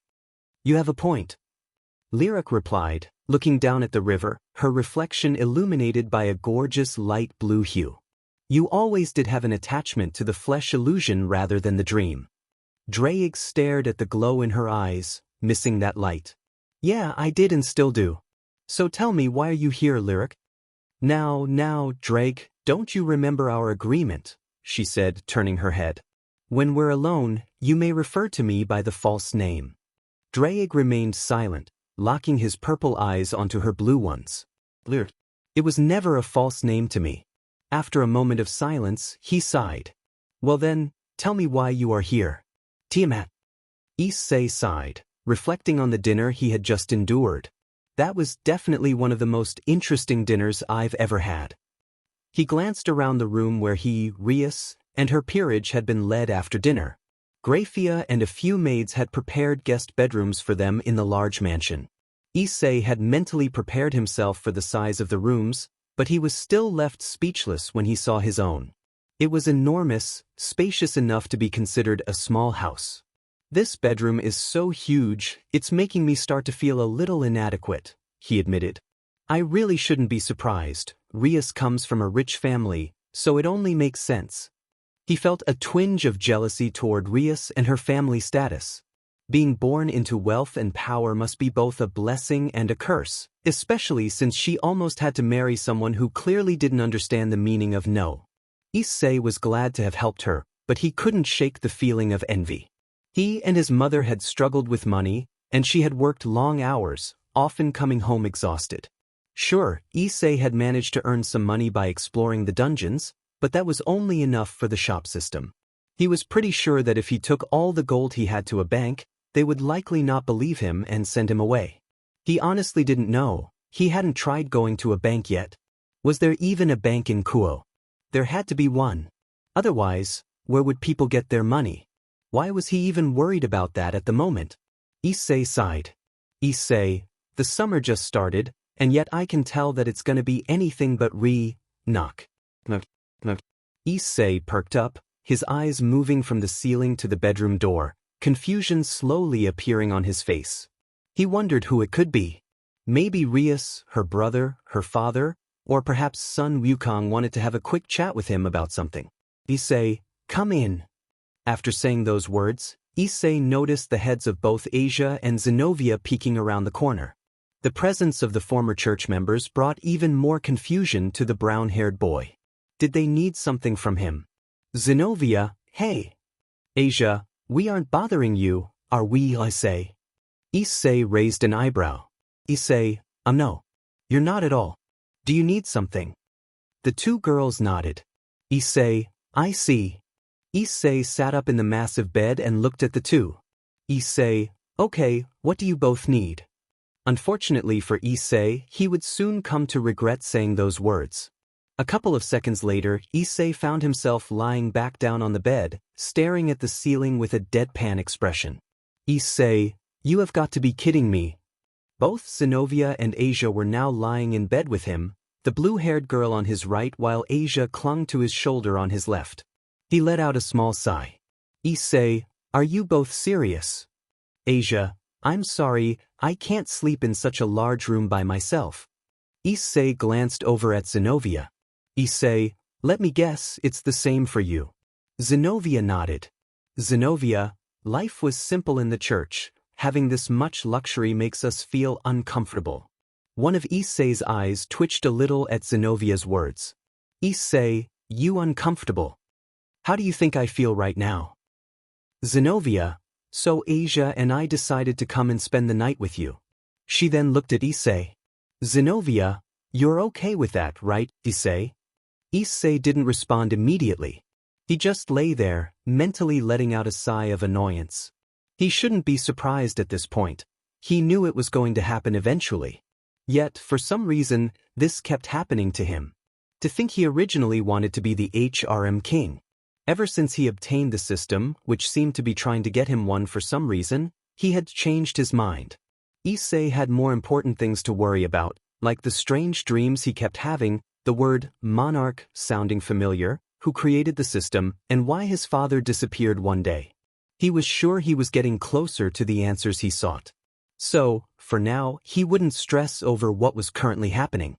Besides, now he understood how those HRM protagonists felt, and if he could go back in time, he would slap his past self silly. Issei let out a small sigh. Issei, I'll let it slide for now, but don't make a habit of this. Zenobia, unfortunately, I won't be able to make any promises on that. Issei simply pinched the bridge of his nose and let out another sigh, feeling a small headache coming on. Issei, yar days. Zenobia, you keep saying that. What does it mean? Issei, I'll tell you some other time. Zenobia pouted.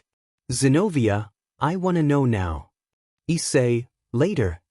He moved his gaze away from Zenobia and back to the ceiling above.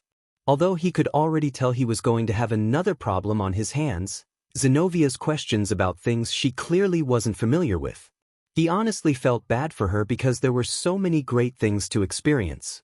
Maybe one day he would introduce her to them, but for now, it was time to get some shut-eye. Issei walked through the streets of Kuo with his hands in his pockets, a serious expression on his face as his eyes glowed with a faint purple hue. The sky was covered in darkness as thunder roared and lightning flashed in the distance.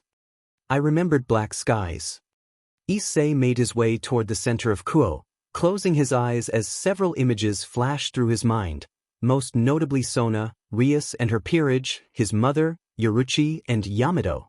I remembered each flash. Shadows began to creep out and make their way toward him. As time began to blur, the shadows swirled and danced around Issei, who remained where he stood, unbothered by what was happening. Like a startling sign, numerous hands began to rise from the shadows, grabbing onto the ground and slowly pulling themselves up. That fate had finally found me.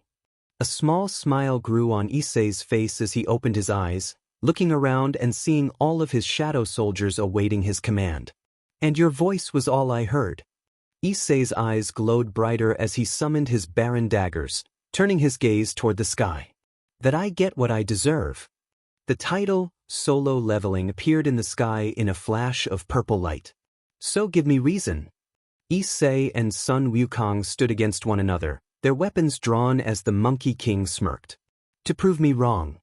Ophis watched Issei from a distance, a small smile of amusement on her face before she turned and was greeted by Goru, who held a serious expression. To wash this memory clean. Draig let out a thunderous roar that shook the very landscape itself. Let the floods cross. Issei was minding his business with Sun Wukong, but Ra soon appeared out of nowhere with a flirty grin, startling the brown-haired boy. The distance in your eyes.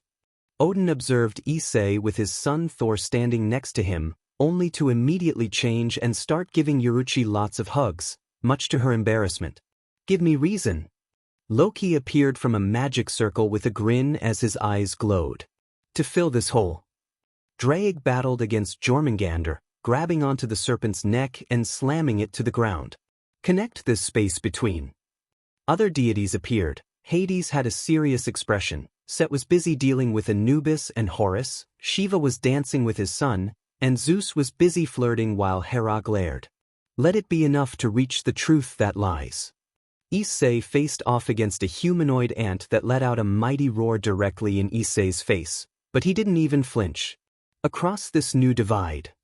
Issei glanced toward the readers, his eyes glowing with a menacing purple hue as he uttered the words, "Arise," and then everything went black. Draig stared down at the water dragon before him with narrowed eyes, which glowed with a faint purple hue. Her name was Lyric, and she was an extremely powerful dragon, comparable to Draig in his prime. Issei was not in a good mood at the moment because of something that Azazel had done.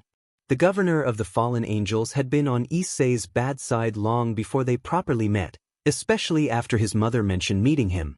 Azazel often brought up Issei's mother, suggesting outings that would never happen as long as Issei was around. It felt like Azazel was actively trying to annoy him, despite knowing Issei's capabilities and background. Meanwhile, Issei stood outside the Gremory household with Rias and her peerage.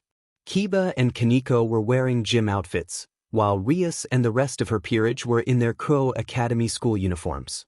Issei wore his usual dungeon raiding attire, a white t-shirt with a gray trench coat, long black jeans, and black combat boots he had secretly bought.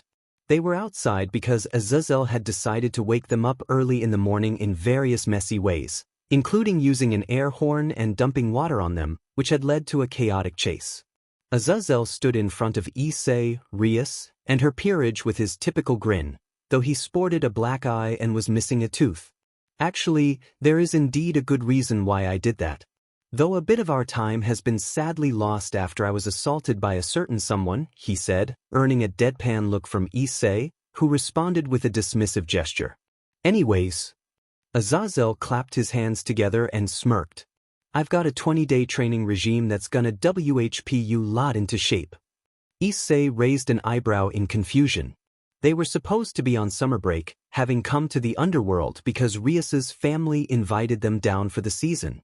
So you're telling me that you woke us up at? Issei glanced at Kiba. Kiba, what time did he wake us up? 1 o'clock, Kiba replied. Thank you, Kiba. Issei turned back to Azazel, who now appeared unscathed. You woke us up at 1 o'clock in the morning because you wanted us to train over our summer break. Yes I did, Azazel replied. One of Issei's eyes twitched slightly as they began to glow with a dark purple hue. Azazel noticed and raised both his arms defensively. But you don't need to worry about any of this because you're not part of the training regime I have planned. This caught the attention of Issei, Rias, and her peerage, who looked at Azazel with various expressions of confusion. Akino, Issei isn't going to be joining us in training. Azazel shook his head. Azazel, he isn't. Asia, why though? Rias stepped forward a little, crossing her arms as she looked at the governor with a serious expression. Rias, indeed, why is that the case, Azazel? Azazel let out a slight chuckle. Azazel, a couple of reasons actually. He raised one finger. Azazel, 1, he is already quite powerful. Issei, will you stop calling me that? Azazel looked at Issei with a smug expression. Azazel, no, I will not. He then looked back at Rias and her peerage, raising another finger. Azazel, there's no way to physically measure his powers since he's skilled with and without his summon ability. He raised a third finger. Azazel, this training is meant to help you devils learn to handle yourselves when Issei isn't around to lend a hand because you rely on him too much. Issei didn't want to admit it, but he actually agreed with Azazel's statement. It was a painful thing to acknowledge, and he would never let the fallen know that he agreed with him. But it was true that Rias and the others relied on him in previous battles. Issei was the one who defeated that powerful opponent and freed Rias from her arranged marriage. Anyways, the point was that Issei had been the one to defeat him. Rias and her peerage had put up a decent fight, but ultimately, they needed his assistance.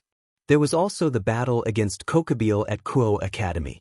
Rias and her peerage couldn't do much against the fallen angel. They managed to take down the fake Cerberus alongside Issei, but he knew those were weak compared to the real threat he had faced. From what Issei gathered after the battle, he was the one who ultimately defeated Kokabeel. Even during the leader summit, Rias and her peerage didn't do much against the magicians that attacked the school. He would give Kaneko and Gasper a pass because they ended up getting captured, and the white-haired girl did her best to keep Gasper safe. As for the others in the peerage, Rias didn't really contribute much. Overall, Azazel was right. Rias and her peerage needed serious training if they were going to fight alongside him in the future. Then again, Issei had his own plans while in the underworld, dungeons to raid and answers to uncover. Issei, I hate to say this, Rias, but... He looked at the crimson-haired girl. Issei, Azazel kinda has a point there. You and the others do need a bit of training. Rias let out a small sigh. Rias, I guess you're right, Issei. She then turned her attention toward Azazel. Rias, all right, when do we begin? Azazel merely smirked. Azazel, right now. Issei walked through the streets of Kuo with his hands in his pockets, a serious expression on his face as his eyes glowed with a faint purple hue. The sky was covered in darkness as thunder roared and lightning raged off in the distance. Issei closed his eyes as several images flashed through his mind, most notably Sona, Rias and her peerage, his mother, Yoruchi, and Yamato. Shadows began to creep out and make their way toward him. The shadows swirled and danced around Issei, who remained where he stood, unbothered by what was happening. Numerous hands began to rise from the shadows, slowly pulling themselves up. A small smile grew on Issei's face as he opened his eyes, looking around at his shadow soldiers awaiting his command. Issei's eyes started to glow more purple as he summoned his barren daggers, turning his gaze toward the sky. The title, Solo Leveling, appeared in a flash of purple light. Issei and Sun Wukong stood against one another, their weapons drawn as the Monkey King smirked. Ophis watched Issei from a distance, a small smile of amusement on her face before she turned and was greeted by Goru, who held a serious expression. Draig let out a thunderous roar that shook the landscape. Issei was minding his business with Sun Wukong when Ra appeared with a flirty grin, startling him. Odin observed Issei with his son Thor standing next to him, only to immediately change and start giving Yoruchi lots of hugs, much to her embarrassment. Loki appeared from a magic circle with a grin as his eyes glowed. Draig battled against Jormungandr, grabbing onto the serpent's neck and slamming it to the ground. Other deities appeared. Hades had a serious expression, Set was busy dealing with Anubis and Horus, Shiva was dancing with his son, and Zeus was busy flirting while Hera glared. Let it be enough to reach the truth that lies. Issei faced off against a humanoid ant that let out a mighty roar directly in his face, but he didn't even flinch. Across this new divide, Issei glanced toward the readers, his eyes glowing with a menacing purple hue as he uttered the words, "Arise," and then everything went black. Azazel's voice echoed, "Question, are you the brains or the bronze of the team?" Rias was in the Gremory household library, sitting at a table with a stack of books beside her, wearing reading glasses. This was part of her training that Azazel had planned to help her become a better leader. Answer: a good king is both and neither because they know when to fight and when to lead. Realizing the difference comes from using your pieces to their fullest. After finishing the book she was reading, Rias closed it and placed it down before reaching for the next one. She had a lot of work to do, so she better get started to grow stronger. Meanwhile, the rest of Rias's peerage was also undergoing their training, each specifically designed to help them improve. Aquino stood on a rocky mountain, clouds moving below her, her face set in a look of anger directed at a middle-aged man before her. "Why are you here?" she demanded. The man, with a rugged appearance and muscular build, replied, "It's been a while, Aquino." Aquino glared at him. "I'd rather you didn't say my name. You are a fallen angel. You have to come to terms with that, and once you claim Dems over your heritage, you'll finally be able to create true lightning," he said. Aquino narrowed her eyes. "You didn't answer my question." With a sigh, he responded, "I cannot disobey a direct order from the Governor General. He asked me to come train my daughter, so here I am." Aquino's school uniform glowed brightly, transforming into the outfit she had worn in her battle with Tanin. "It's my way to show the world that I renounce everything you represent because..." She stared at the man, her father, with disdain. "You are no father of mine." The man remained calm, knowing she hated him and why. He hoped that one day she would let go of her anger and accept him, but he sensed it would take a long time. Azazel's voice returned, "Hone your balance breaker. Once you've whipped it out, keep it up for as long as you can." Kiba stood in a shallow pond, his holy demonic sword in hand, focusing on increasing the time he could maintain his balance breaker.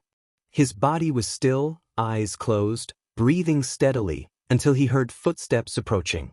Azazel's voice continued, "Originally, I had a teacher for you assigned. But that went out the window because Mr. Op, I will stab you, I swear to your dead god," Issei interrupted. Azazel resumed, "Had someone better in mind to assist in furthering your swordsmanship." Kiba opened his eyes and turned to see one of Issei's shadow soldiers, Igris, standing before him.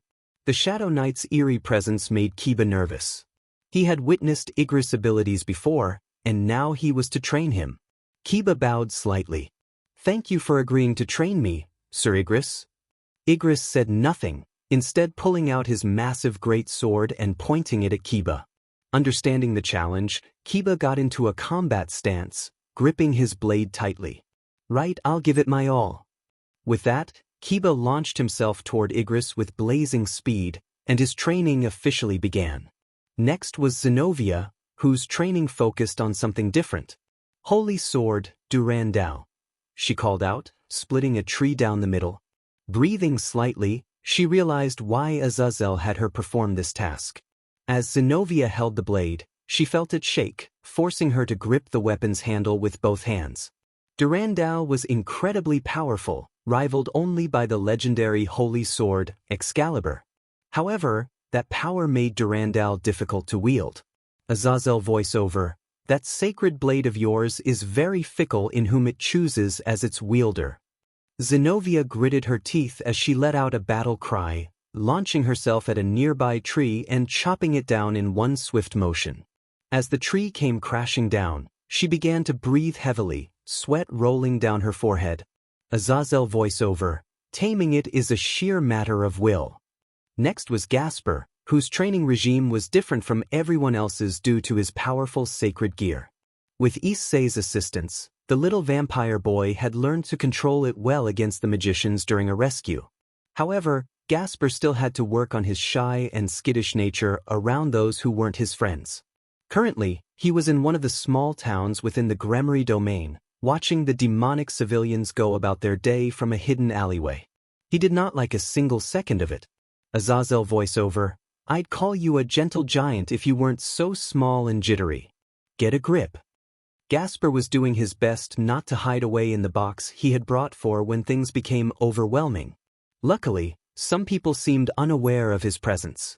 Azazel voiceover, seriously, while you may think you lack talent, it's actually your timid nature that's holding you back.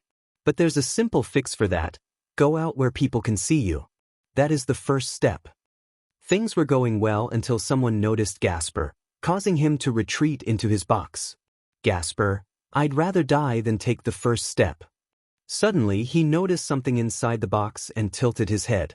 Azazel voiceover, I have a feeling you're going to get spooked, so I have something that should calm you down. Gasper picked up the object and saw it was a photo, feeling confused until he realized he was holding it backward. Azazel voiceover, just don't ask questions and don't let the kid find out that I gave it to you. I'm already on thin ice with him, and I don't want to give him a reason to turn me into a bucket of chicken. When Gasper turned the photo around and saw the image, his eyes widened, and a deep blush appeared on his face. Gasper, a senpai. It's a picture of senpai. At that moment, a chain reaction occurred, causing various reactions among the others. Rias, Sona, and the other girls felt a surge of jealousy. Kiba felt relieved to be a background character while running from Igris, who was chasing him. Azazel felt a shiver run down his spine, and Issei felt a strong urge to confront someone for their foolishness. Now it was time to see what Kaneko was doing for her training. Azazel had something planned for her, but she was stubborn and refused help from the Fallen, opting to train on her own. Before she left, Azazel had given her some advice. Currently, Kaneko was in one of the training rooms, wearing a Kuo Academy training uniform. Her eyes narrowed as she punched and kicked a punching bag, deep in thought. Azazel voiceover, if you wish to release the power you have sealed away. Kaneko delivered a powerful roundhouse kick, sending the bag flying off its chain and crashing into nearby gym equipment. Azazel voiceover, stop playing cat and mouse with your identity, that's the only way you'll get stronger. Kaneko breathed slightly, sweat rolling down her face, dark bags under her eyes indicating a lack of sleep. She clenched her fist tightly, gritting her teeth as she glanced at the pile of punching bags she had destroyed during her training. Kaneko, ugh. Finally, it was time for Asia, the last member of the Gremory peerage. She was in a dark cave, her only light source a hole in the ceiling. Kneeling on the rocky ground, she held her hands tightly together as if praying, despite knowing that her god had been killed during the Great War long ago. Yet, she continued this practice, familiar from her training at the church. Azazel voiceover, you're skilled in hand-to-hand combat, but you're lacking when it comes to your sacred gear. Asia took a deep breath and exhaled, her eyes closing as she focused. Azazel voiceover, here's the thing about Twilight healing. It completely depends on the user's ability. If you're skilled enough, you can release the aura from your entire body and heal your friends even from a distance. Asia began to concentrate, a faint green glow emanating from her hands as a ring appeared on one of her fingers. The glow intensified, enveloping her entire body. Asia, I'm gonna do my best. Meanwhile, Issei was engaged in his own activities, not needing to train like Rias and the others.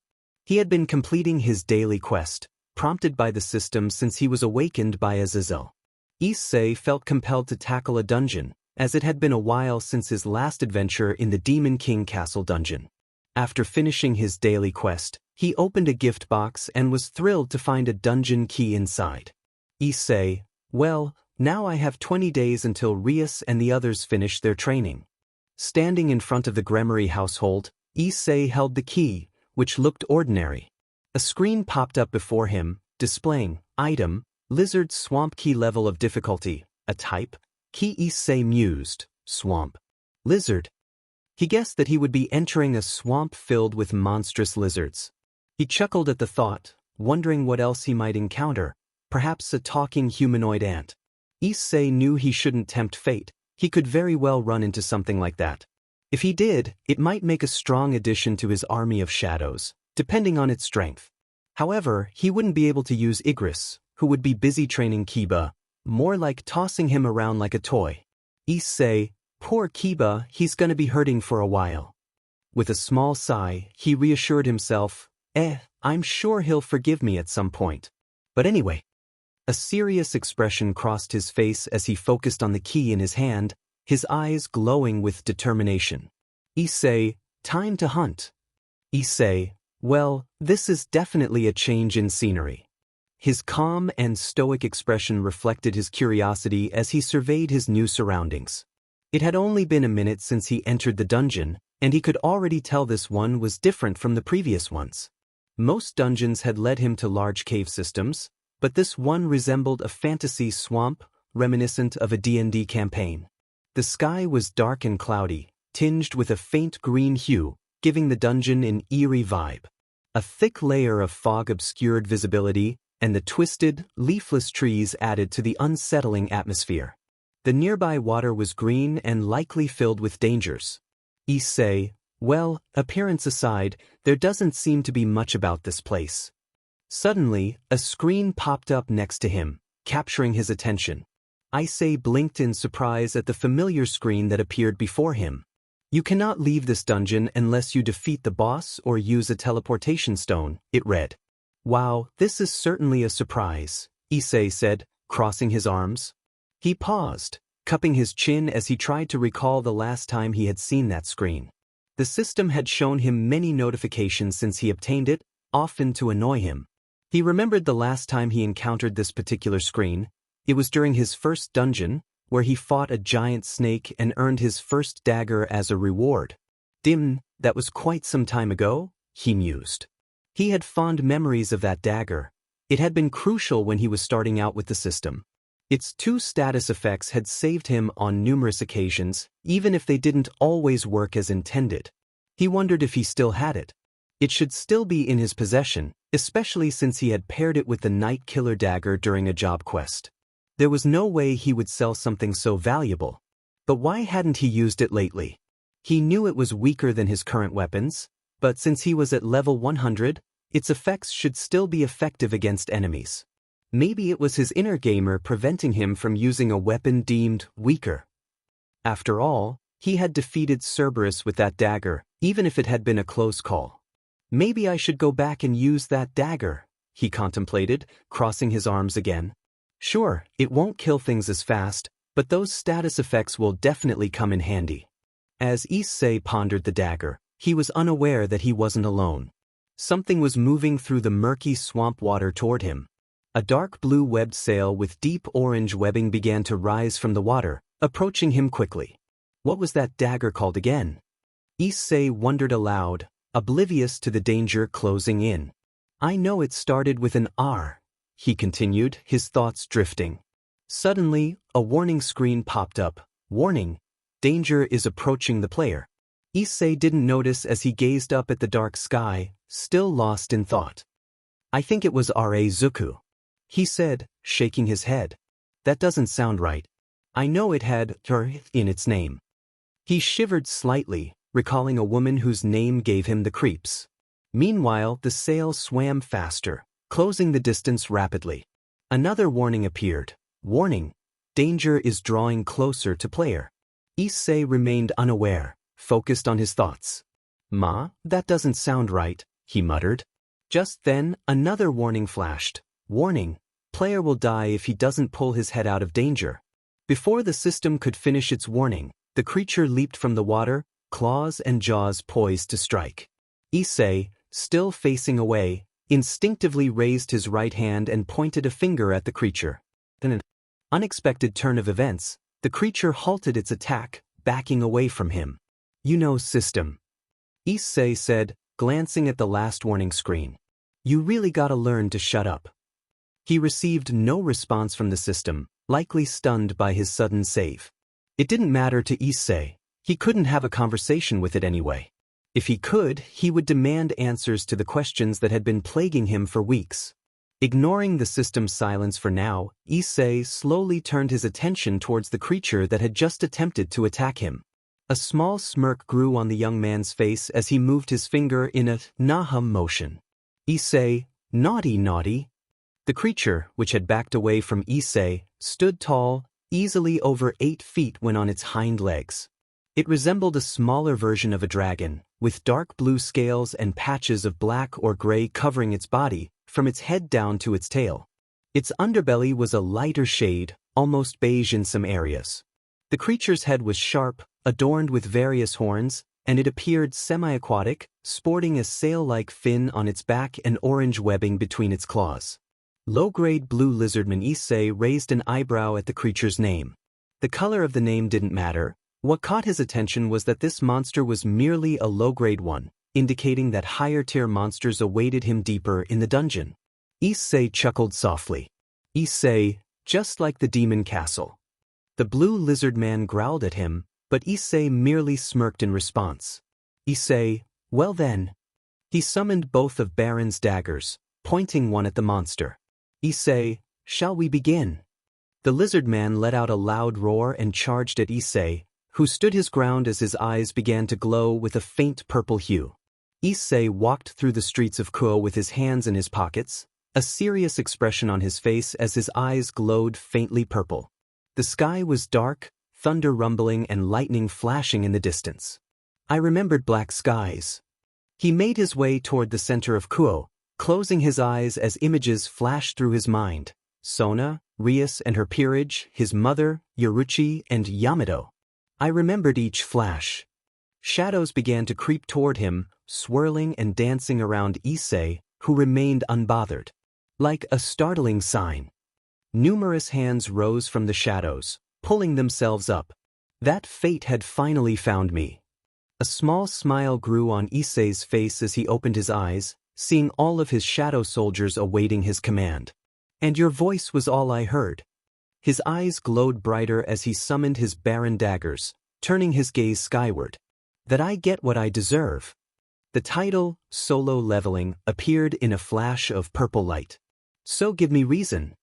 Issei faced off against Sun Wukong, weapons drawn, as the Monkey King smirked. To prove me wrong. Ophis watched from a distance, a small smile of amusement on her face, before being greeted by Goru, who wore a serious expression. To wash this memory clean. Draig let out a thunderous roar that shook the landscape. Let the floods cross. Issei was engaged with Sun Wukong when Ra appeared with a flirty grin, startling him. The distance in your eyes. Odin observed Issei with his son Thor beside him, then turned to give Yoruchi a hug, much to her embarrassment. Give me reason. Loki emerged from a magic circle, grinning with glowing eyes. To fill this hole. Draig battled against Jormungandr, grabbing the serpent's neck and slamming it to the ground. Connect this space between. Other deities appeared. Hades wore a serious expression. Set dealt with Anubis and Horus, Shiva danced with his son, and Zeus flirted while Hera glared. Let it be enough to reach the truth that lies. Issei faced off against a humanoid ant that roared in his face, but he didn't flinch. Across this new divide. Issei glanced toward the readers, his eyes glowing menacingly as he uttered the word, arise, and then everything went black. Draig, I didn't expect to find myself back here of all places. Back in the underworld, Draig and Lyric, whom Draig preferred to call Tiamat, had traveled far from the Gremory household to a secretive location hidden from even the great Devil Kings. The entrance to the cave they found was massive, dwarfing Draig, and despite its unremarkable interior, he felt a sense of nostalgia being in its presence. He knew this cave and the secrets that lay within very well. It was his cave, after all, his home. This was the place Draig returned to often when he had a physical body. It looked just as he left it all those years ago, the day he and his arch-rival, Albion, fought fiercely, forcing the 3 factions, the God of the Bible, and the original Lucifer to work together. Though they managed to defeat both Draig and Albion, the Shadow Dragon understood that they would never recover from the significant losses all 3 sides suffered. 2 had lost their great leaders, while the fallen merely mourned their troops. Azazel took the brunt of the battle and even knocked out 2 of Draig's teeth, a feat the dragon thought impossible. Yet, he shouldn't have been surprised by the Governor-General's incredible strength. Draig knew exactly who granted Azazel his power, and he couldn't help but wonder if they would become involved again in the future. Draig said, "To think that after so many years since I died, no one has managed to find this place." Lyra couldn't help but smile as she glanced up at her companion. Even if they did, they would have to go through me first if they wanted to claim it. Draig chuckled in amusement. "I expect nothing less from you, Tiamat." Lyra wore a smug expression. Of course, it would be foolish for anyone to try and tangle with the thunder. Draig nodded, understanding her meaning, though he preferred not to discuss the thunder and those associated with it. He was relieved that none of them, other than Tiamat, had sought him out. Encountering anyone else would have led to trouble. As Draig continued to gaze at the open entrance of what was once his home, he began to pick up a strange scent in the air. Despite being undead, he retained some aspects of his former life, including an incredible sense of smell. As he sniffed the air, a confused look crossed his face.